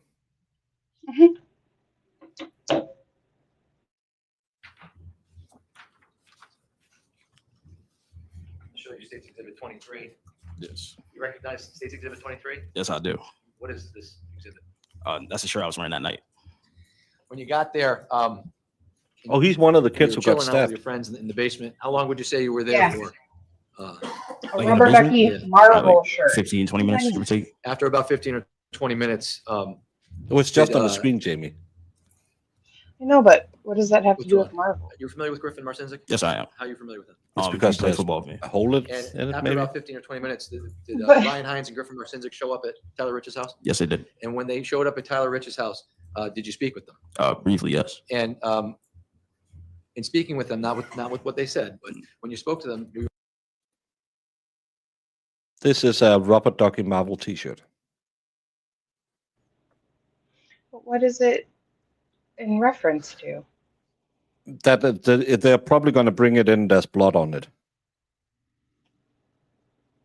which would be hard to No, see. I because it's a mean, black t-shirt. I'm wondering Marvel and rubber duckies, what does that have to do with each other? Like, is that a character? Is there some storyline No, with that? there's no superhero That's called what I the meant. Rubber Ducky. What's your superhero power? I can stay in the top really long. Oh, yeah. See, I'm like, why rubber duckies? I don't understand. If they're a character. And I don't know why this is my reenactment of a rubber duck in a tub. Bobbing around, you know? They bob Yeah, around. and he can do it multiple times a day. You were informed of that occurred, prior to Tyler Rich's house over at Lazy Brook Road. Yes, I was. And were you aware of what had happened over on Lazy Brook Road with regards to Ryan Hines prior to Ryan and Griffin arriving at Tyler Rich's house? No, I wasn't. So you were informed when you got there that something had happened at Lazy Brook by them. Yes. Were you aware, based on that conversation, who that involved? No, I wasn't aware yet on who it involved. And after you spoke with them, It is an original. prior to speaking with Ryan and Griffin, were you aware of any group chat messaging that was going on in relation to that incident that happened on Lazy Brook Road? No, I wasn't. After speaking with Ryan and Griffin, were you made aware that there was a group chat messaging that was happening with regards to that? No, I wasn't. At any point during your interaction with anybody at Tyler Rich's house, were you aware of this group messaging that was going on? Yes. Okay, when did you become aware of it? You should have this one. This is cool.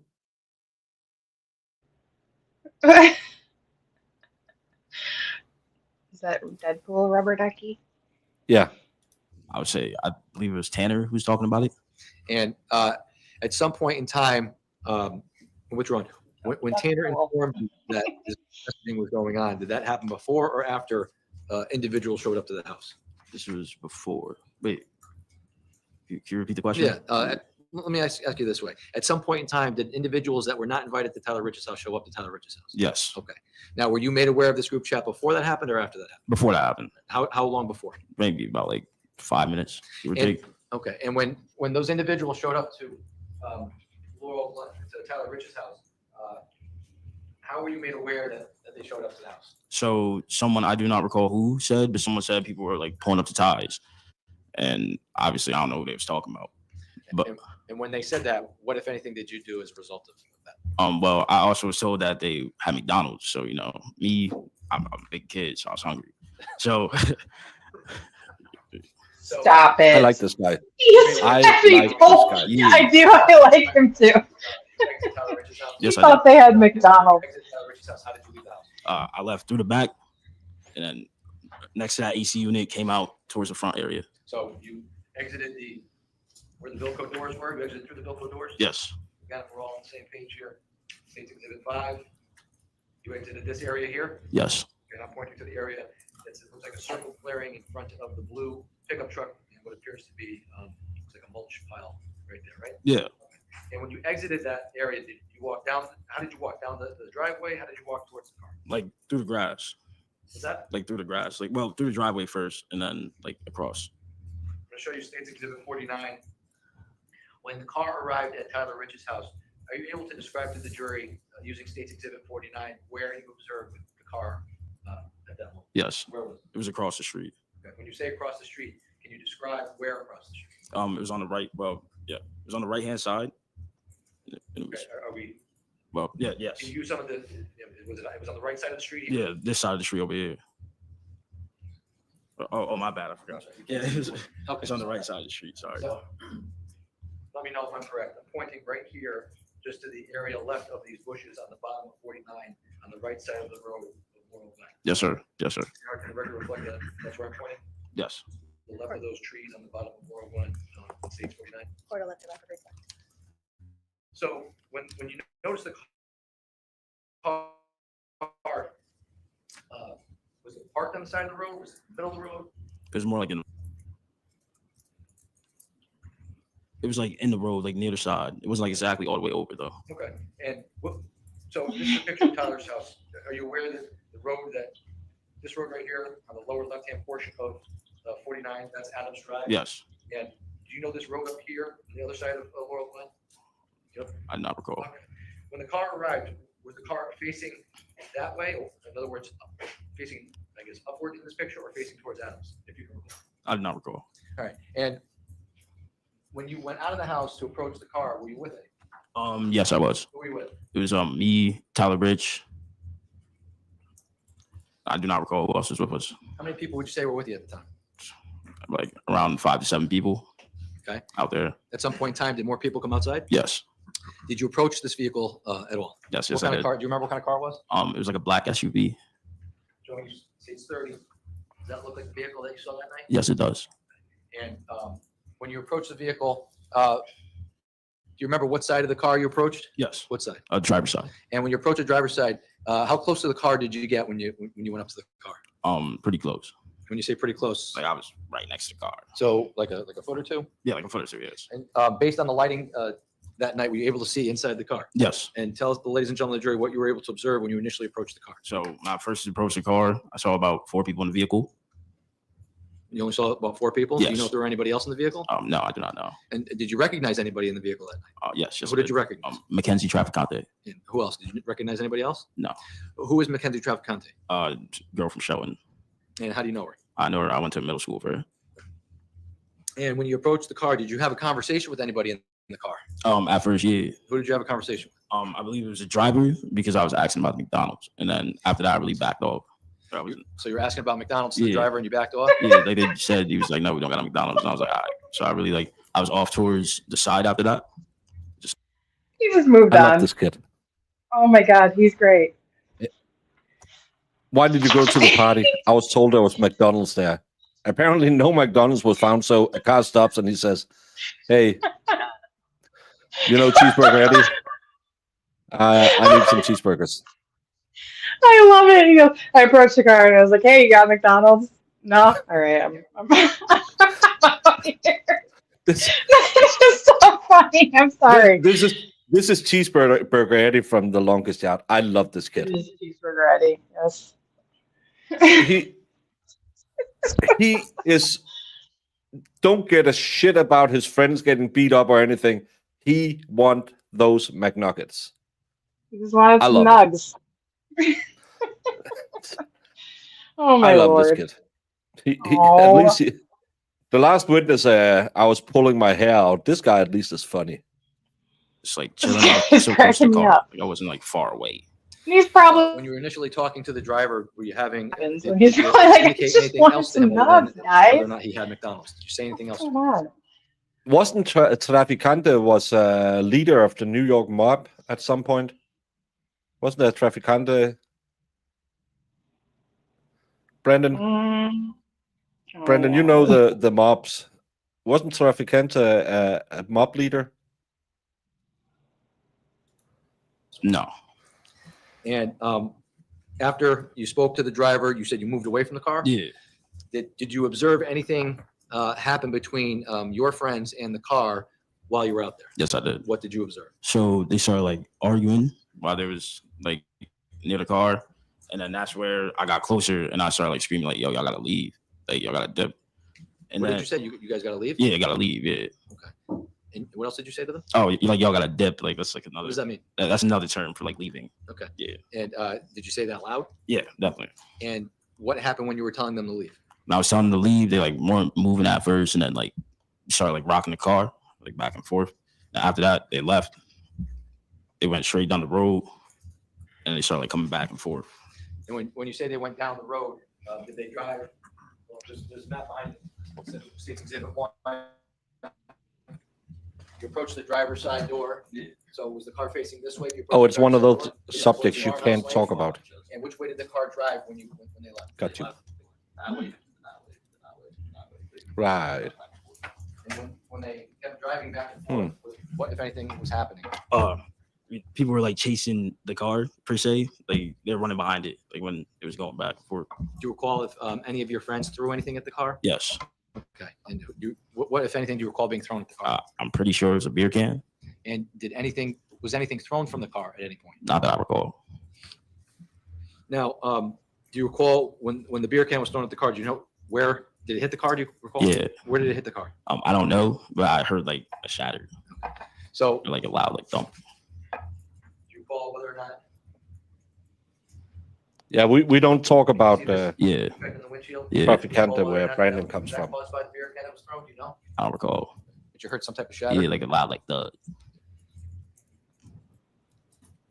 Yeah, he didn't say you Now- got a dip. He said you got At dip. some point in time, does the car stop driving? Yeah, back you and get forth? some buffalo dip. Tell me about that. Oh What my do you- God, what I do you would love recall some about buffalo that? chicken. We just stopped. There's some people over there.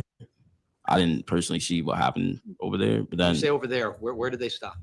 where the car stopped. Yeah, where do you recall where on the street? the No, car I don't stopped? recall. Was it close to 43 Laurel Glen or was it further away? A bit further away. It wasn't like right exactly there. Was it closer to Adams or was it closer to Farmhouse Road? It's definitely closer to farmhouse. Okay, so when the car stopped closer to Farmhouse Road, how did you see that it was stopped? I see the stop. Where were you? I was like near. I was like on the side of the road. You were on the side of the road in front of Tyler Rich's house? Yeah. And how long would you say you were watching what was going on down the road when the car stopped? Like 30 seconds, if that. Like After yeah, 30 seconds, what did you do? what did I do? Everybody just started coming back to the house. Okay. And did you go back inside the house? No, Okay, what did you do? I didn't. I was just like outside, like with the guys. Like And- afterwards, What were you doing outside with the guys? we were chilling. Like everybody was amped up a little bit. Like after it all like took place. Do you recall whether or not any of your friends went down the street after the car? Yes. Do you know who went down the street? No, I do not recall. Now, at some point in time, Yeah, and you a few recall of whether or them not had your to go friends came back from to down the old Yes. country. And But when they came back down the street, what, if anything, did you do? Just waiting for them to come back. Like I was just dapping people up, like whatever. After that, like I was like giving high fives, like shaking hands after, Why were you doing that? because they came back from running people off from the house. And when they came back, and you He's guys not lying. were That's chilling, why he's genuine. you guys met back He's up. just Yeah, I like- high-fiving I like him. Inside the house. No, You stayed outside, I stayed outside. and at some point in time, when you were outside, did the car return? Yes, it did. Okay, can you please describe to the ladies and gentlemen of the jury what happened when the car returned? So when the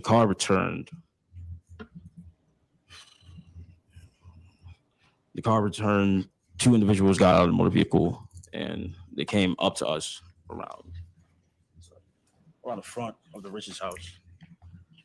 And when they came up, I'm gonna show you stage 4. yeah, Can you show me on stage 4 where they came up?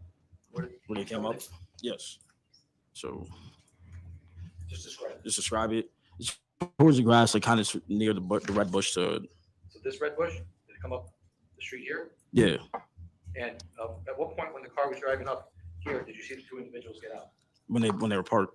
what the hell is a pike patch? I have no idea.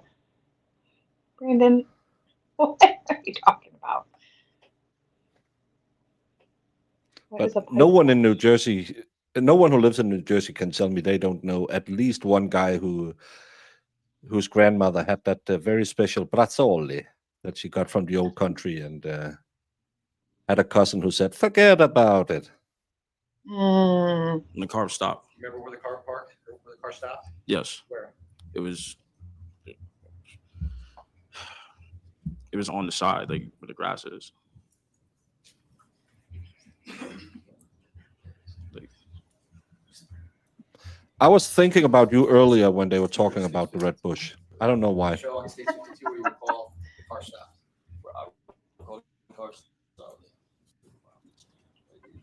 So somewhere over here? That the record can reflect, it's the bottom, near the mailbox, 52 year. I'll let the record reflect it's near the mailbox, but it's to the right of the mailbox.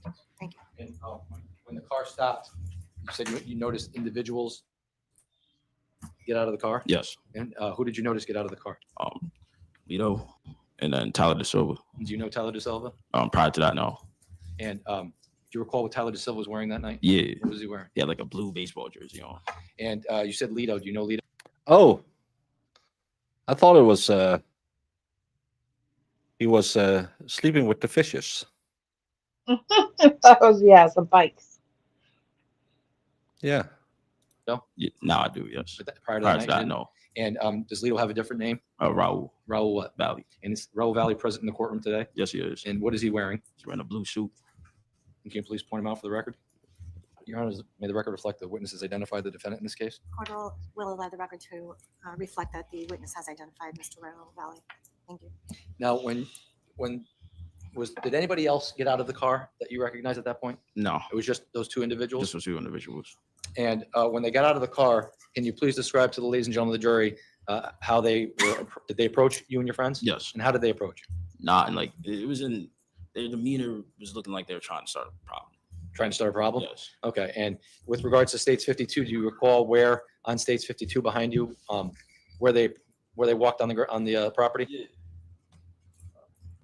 The record can reflect he's motioning to what is the tree that is on States 52. All right, court will allow the record to reflect that. Thank you. How close were the defendant and Mr. De Silva when they were approaching you and your friends on the property?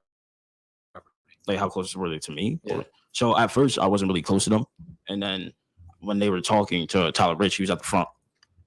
I overheard him say, "Where's Aiden King?" And Aiden King, that's one of my close friends. So that's when I came towards the front because they said they was looking for Aiden. Do you know who was asking for Aiden? No, I do not recall. They're looking for Turtle Boy. He's not in Connecticut. Now, how close was the defendant and Tyler De Silva to each other when they were approaching you and your friends? Like how close were they to each other? Yeah. Like probably like 2 feet apart. Okay. And someone walked up asking for Aiden King? Yes. Now, at some point in time, can you tell the ladies and gentlemen of the jury, were you close to Tyler De Silva or the defendant at any I was particular moment? definitely closer to Raul, the defendant. I'm sorry? I was closer to the defendant. Okay. And when you were, did you have an interaction with the defendant when you were close to him? Yes. And what was that interaction like? I said, y'all gotta leave and get out of here. And what was the defense reaction to you saying he had to leave? Just like disregard it. And did he argue with you? Not with me personally, no. Was he arguing with anybody? Yes. What was he doing? They was just standing there. They was bickering with Tyler Rich, like arguing with him. It's how long would you say the arguing back and forth lasted for? Like 30 seconds, if that. After 30 seconds, did something happen? Yes. What happened? A punch was thrown. Do you recall who threw that punch? Yes, I do. Who threw that punch? Tyler Rich. And do you recall why he threw that punch? No, I don't recall why. Right before the punch was thrown, were you close to the defendant? Yes. And do you recall who out of your friends was near you at the time? No, I do not recall. So Besides Tyler Rich was the guy who started it. Do you know Ty Wood? Yes, I know Tyler Wood. Do you recall Ty Wood was near you? Yes, he was outside with us. Was he near you Yeah. when the punch was thrown? Yes. And you say you know Tommy Connery. Yes. Was Tommy Connery close to you at the time or no? Not really. He was a bit like behind me. Okay. Per se. How about Charlie Connery? Was Charlie Per near you se. at the time? Not too close to me, no. Now, when the punch was thrown, do you recall who got hit? Yes. Who got hit? Tyler Silva. Tyler got hit? Yes. And when that happened, did the fight start? Yes. And describe what happened when the fight started. So when the fight started, Tyler and De Silva went to the ground, and they was over there like towards this area right here.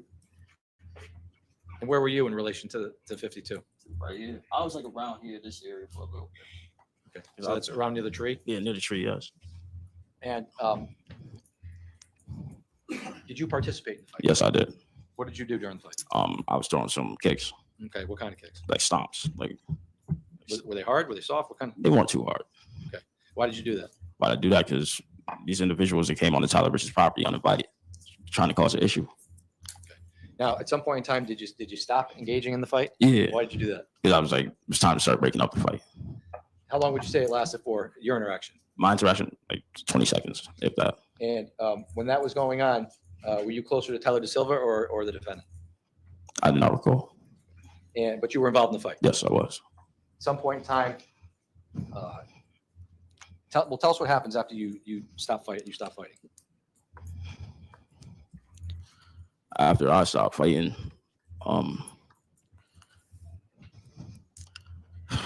after I stopped fighting, at first I see Tommy Connery on the ground, like with his legs. It's like he couldn't move. Why couldn't he move? He was stabbed. And What did you observe about Tommy? because he was laying on the grass, like he like couldn't move at all, and there was just blood coming from his legs. And then I looked over to the right of him, and I seen Jimmy, like sitting there bleeding out, and Sal and Jacob were like trying to help him. And then after that, someone came up to me with a flashlight and it was like face on your arm. And all I saw was like a big piece of fat like hanging out of my arm and just blood like bleeding down the side of me. Do you recall being stabbed that night? No, I do not recall. Do you recall seeing any weapon that night? No, Did you have any weapons on you that night? no. Did you do you recall whether or not? Do you recall why? Withdrawn. You don't recall being stabbed. Why don't you recall being stabbed? There's so much like adrenaline flowing through my body, and I didn't even have an idea that there was a knife or anything because I was just like turned around. And this is why they say a knife is more deadly within, what is it, 20 feet than a pew-pew. You're pumped up, your body is going, you don't feel that. It's just a rip. And because your body is filled with adrenaline, it'll piss blood like you don't believe it. That's why the kid who got it in the heart, he died almost instantly because it'll just drain out of you. Your full system is in battle mode. This kid, he probably didn't even believe it when he looked up and saw his arm was carved up because he did. You don't feel that. It's Yeah. It's such a weird mechanic, but that's what your body do because you have to have that defense mechanism if you have to protect your family or yourself, where you can just go even though you're mortally wounded. But the second you slow down, you're gonna crash 10 times as hard. Mm-hmm. I didn't really see anything happen at that point. Like after breaking up the fight. Then, prior to your testimony today, did we review a video of the fight? yes, we did. And I want to show you just a still from that movie. This is Police Exhibit 60.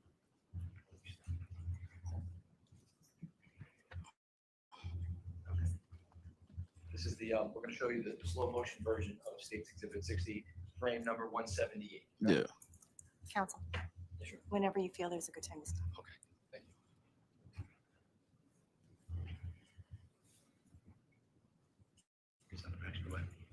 At 171, we're going to do frame 171.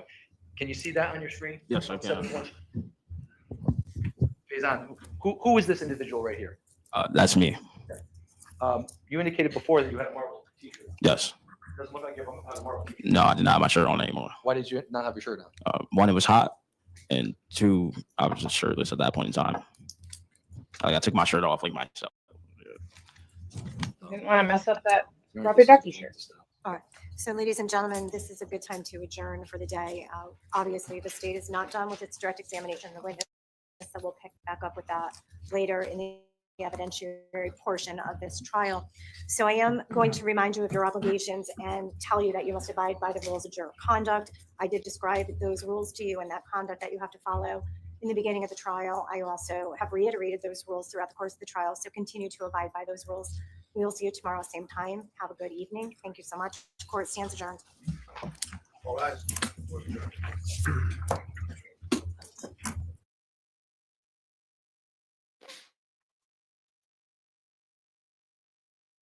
Did we get a time for tomorrow?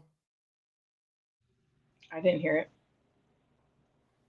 You might have to back up just a second or two.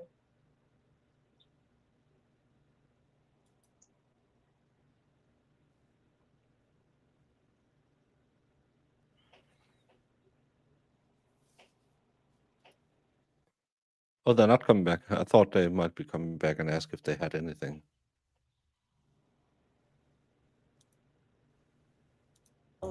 We will see you tomorrow, same time. Have a good evening. Thank you So so much. 10 Court o'clock stands again adjourned. tomorrow. All right.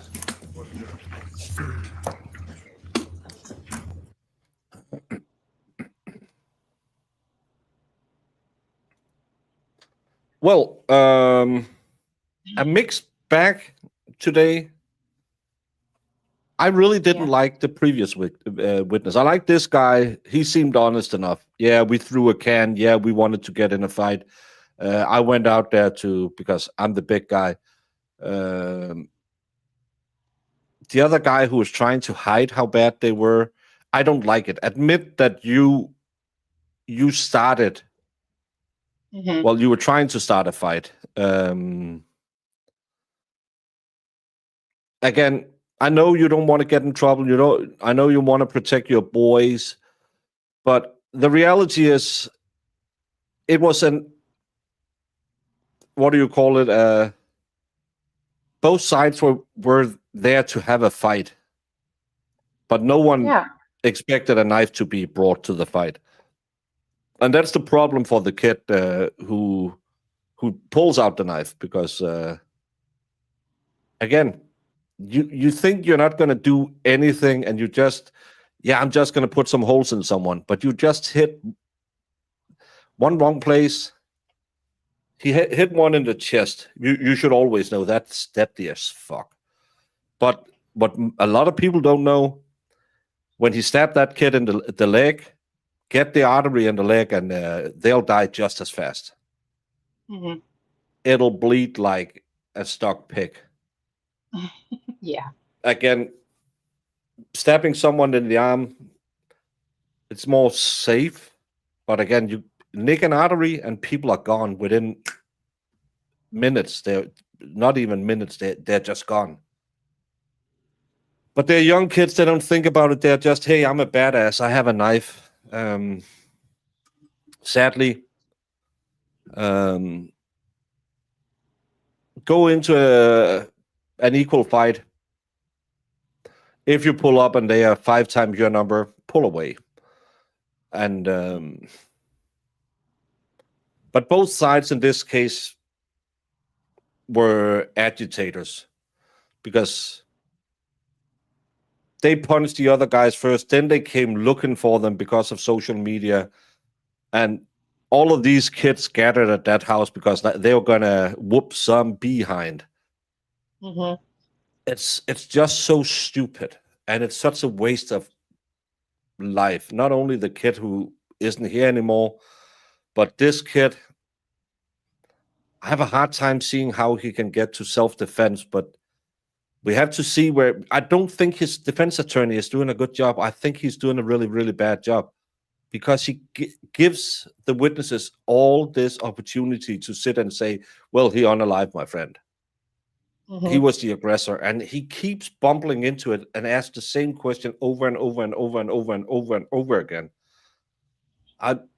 I think a better lawyer could have done better with the material he had, because it's clear these kids are trying to hide that, yeah, we were ready to fight.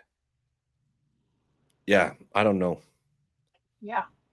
Well, I'm still upset about the kid that's like, oh, he saw a knife, but then I didn't tell anyone. And then all of a sudden, 10 minutes later, everybody's injured. Well, then the defense has to bring that out, because no one has. So far, we don't know anything, and because we don't have any opening statements, we don't know in which direction the defense will go.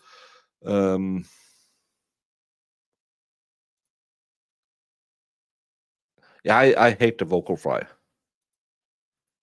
No, we don't have any witness list. We're back to normal court coverage where we just watch it as jurors, and then we'll do our summation at the end of the day. I don't deep dive into cases most of the time, because then you will watch it with the knowledge that this and that happened. And I would rather try and listen and try and put myself in the shoes of the juror. But so far, if they are going to swing into self-defense, they should. We're 3 days in. They should have presented some form of, I don't know. They should have gotten some of it out, especially that rich guy who threw the first punch. You could have had talked to him more about. He was the guy who instigated all the fighting, and this guy was actually just trying to defend his buddy. I don't know. I agree. That's the thing. He's not asking the questions that are pushing you in that headspace of, oh, maybe he needed to defend himself. Maybe there was something more going on. He's just kind of asking, like, who was there? Were they drunk? Were they Yeah. drinking? I'm like, who cares?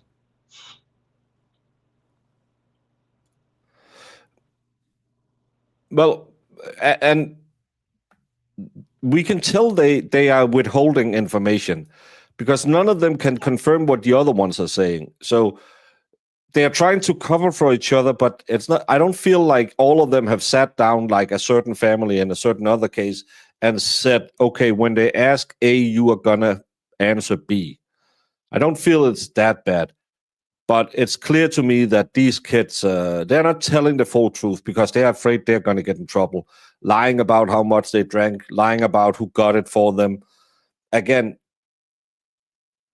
it's the prosecution's mistake as well, because they should have told them, it doesn't matter that you were underage drinking. It doesn't matter that you got into a fight. We're not going to charge you with assault.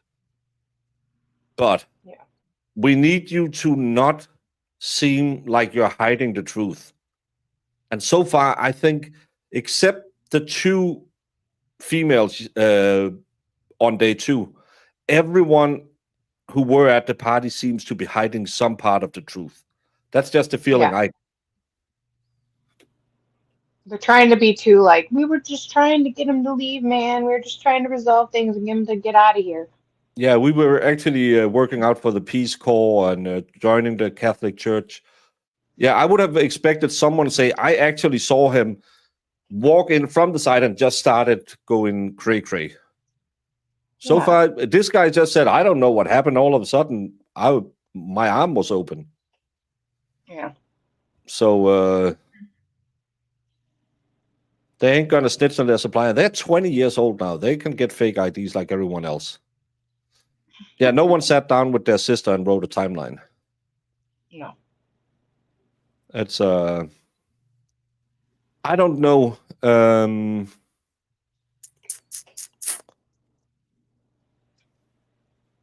I think it'll be an uphill struggle to get to self-defense because he's not laying the foundation to go for self-defense. Yeah, so far not so good.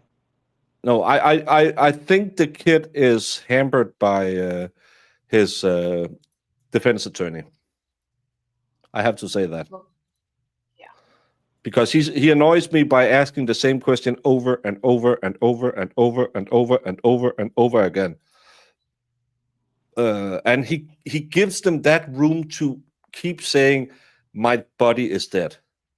Because we know how many self-defense cases have we covered, Jamie. We know the bar is just so much higher because someone isn't here. Yes. Again, the New Hampshire case we had, you can't effing tell me that wasn't self-defense. There's no way you can't tell me that was self-defense. He got punched in the face. He got threatened with pepper spray. He got punched again. 6 people walking up on him. Followed him into an alleyway. Yeah. Yeah, kept engaging with him, and he still got sent away. I think that was a big injustice. But it seemed like everyone up there was somehow connected to the kid who isn't here anymore. Yep.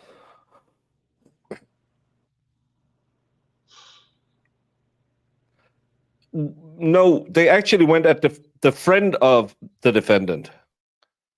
But this is where I lose it, because what happened on that lawn, it's the defendant's friend who was fighting. And I don't know if the defendant got hit as well or what happened.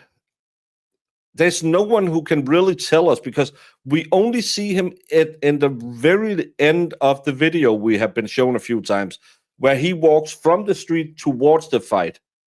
And that is allegedly when the stipulation starts, because his body has just been pushed away and then he walks into the frame and then the video ends. And that when the video ends is when the stipulations begin. So it's really hard to tell and no one is confirming what the other people saw. One was too busy filming it, trying to get lucky with the ladies. Another guy was yelling, "Let's go!" And this guy didn't even know he was being stabulated. So I don't have a clear picture of what happened on the front lawn. It escalated fast because that's what happens in the real world. Shit changes in the blink of the eye. Yeah. and all of it started because Rich claimed that he thought someone was going to punch his buddy, so he preemptively punched him. And then everything kicked off. And that's what happens in a street fight. Someone will take a cheap shot, and most likely because he knows he hits so weakly he couldn't put a dent in a pillow. So he has to sneak a shot in. And then everything blows up, and then 5 minutes later, one guy's dead. And no one can give us a timeline that makes any sense.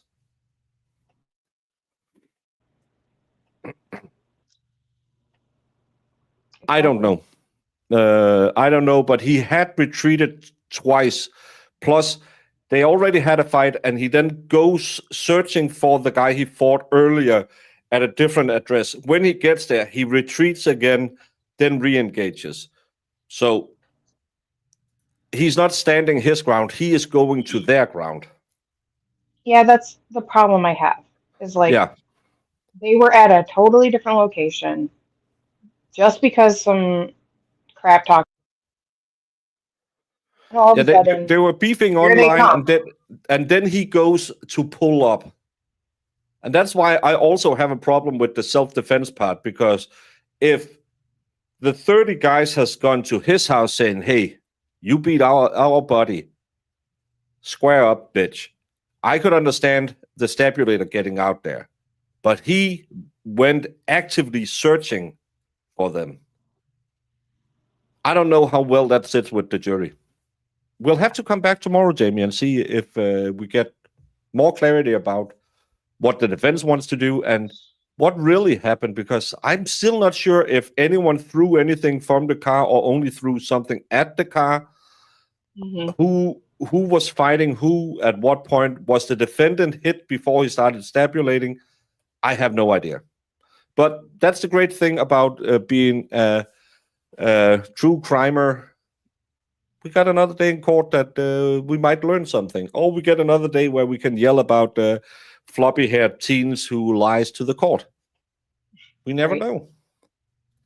Baker makes kids for fun, dry man, unlike a Jamie. Oh, Merck's kids. Well, I would like to make kids for fun, but sadly, I'm a virgin. Oh my God. I don't Merck kid for fun. I do it because I get paid to do it. I mean, of course I won't do that.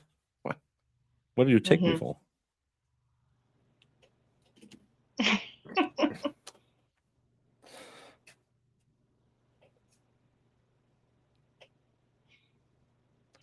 Because he's not the guy who gets punched. It's his buddy who gets punched. As I understand it, you have, and again, there's not 30 people there. That's the total at the party.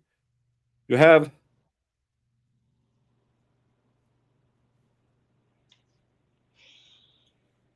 I'm just simplifying it. The max we have heard is 15 people on one side and 2 on this side. The 2 people goes to the 15 people, get out of the car and approaches them. Only one of them gets into a fight, and attacking that one person, I'm going to make him an O. You had Rich, who was struggling with him. They were on the floor together. You had the big guy we just saw who went in and broke it up. We had one guy who was kicking him. You had another guy who was topless, who was punching him.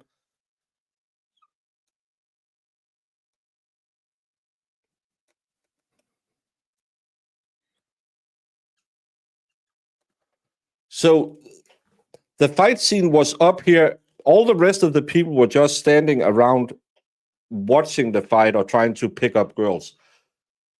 As I see it, the big guy gets these 2 off each other and pushes the guy out here.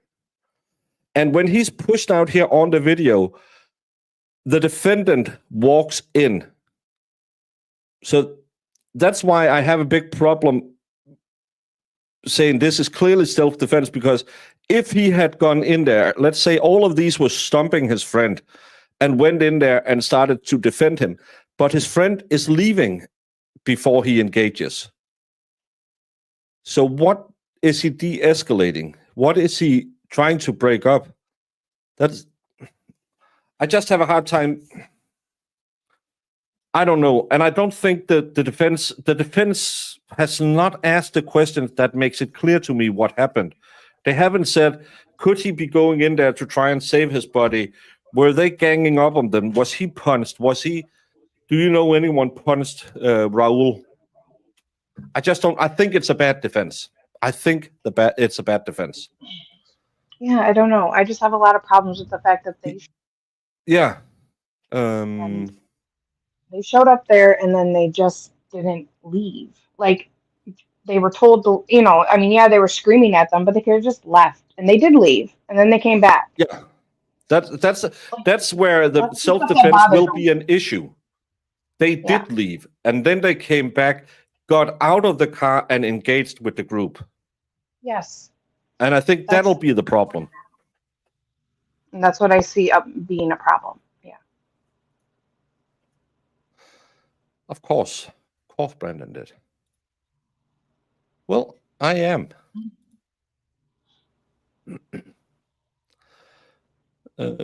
Yeah, but again, in defense of others, when the other has left the fight, he is.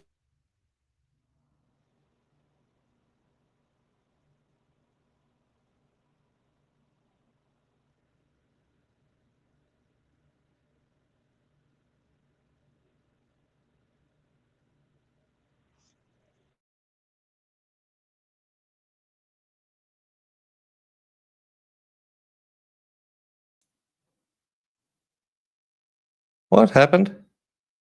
I thought it was me. No, all my screen shut down again. I think my computer might need an upgrade. Or I need a new computer, but because I have I'm logged in two accounts. I can't be logged in two. I only have one. Well, there it goes. I don't know. This is the second time it happened this week that everything just turns off. My internet, all my tabs turns off.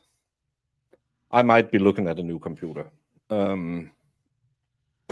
Jamie, we won't solve this case today. No.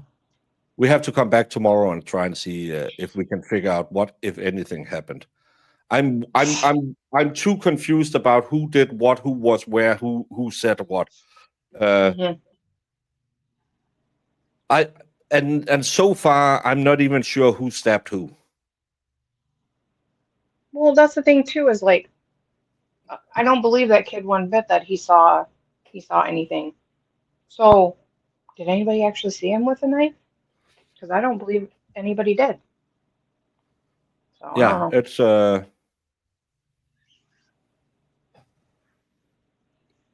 It's one of those cases you read the intro to it and think, oh, it's going to be an easy case. 5 guys is going to come up there and say, yeah, he came running with a stab, and started stabbing and yelling for the culture.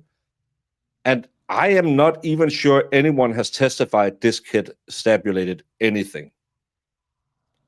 We have one kid who said he had a stabulator, but that was way before. He never saw it again. This kid said, I didn't know I was getting stabbed. Yeah. Oh, it's the sun that's active. Could be, and StreamYard is updating. There's a lot of things going, things going on right now. I'm not a professional juror. I am an elected juror. It's not a job. It's just something we sign up for 4 years at a time. No, we talk all the time. Every time we go into the deliberation room, we say, what the hell was that? And then the other guy says, I know that chick down at the benches scraping her nails and eating it off the nail file. That was nasty. Oh, Yeah, gross. Come on. it happened in 2 trials. I think she dated 2 different defendants, but she was constantly sitting there and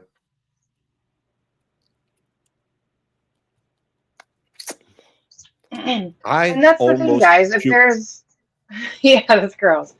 And Required actually, she was fear quite for hot. life. Stop! You're making it worse. She was quite hot, and she just that was and no, that was nasty. You know what? But Jamie, let's do it again tomorrow and try and see if we can figure out what happened, because I don't know. I can't tell you what's up and down in this case. We don't know, because the defense we don't have an opening statement in Connecticut, so we will have to see where the evidence leads us, which I like, and so far I'm confused. Yeah. It's the witches. Jamie, watch out. It's because it's been raining today that the bonfires haven't been burning as bright. Oh. Yeah, I don't know. It's just been, I guess until they get into what they say happened, right now all I have is these kids were like, oh, I'm gonna go fight all these people, and they're over there effing around with another group of kids, and they're very aware of how many are there. They can see them. And Yeah. to me, it's like, right now at this point, it's like, I don't know about this self-defense thing, but we'll see. We never know where the evidence takes us. So far, it's taken me into confusion. It's the land of confusion. Tick, tick, tick, tick, tick, tick. What exhibit are you referring to? I'm going to make this 100, Your Honor. 100. 100. Because it is 100% 100%. correct. Objection, Your Honor. So you literally built a cannon? Yeah, it's pretty awesome. All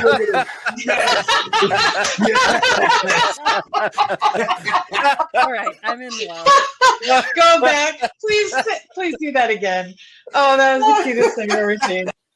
While I'm waiting for this, did you, whether it's true or not, believe that Mr. Randolph had slept with your wife?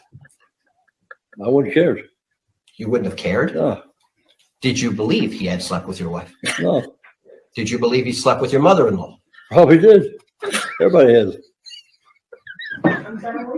So there. Everybody has.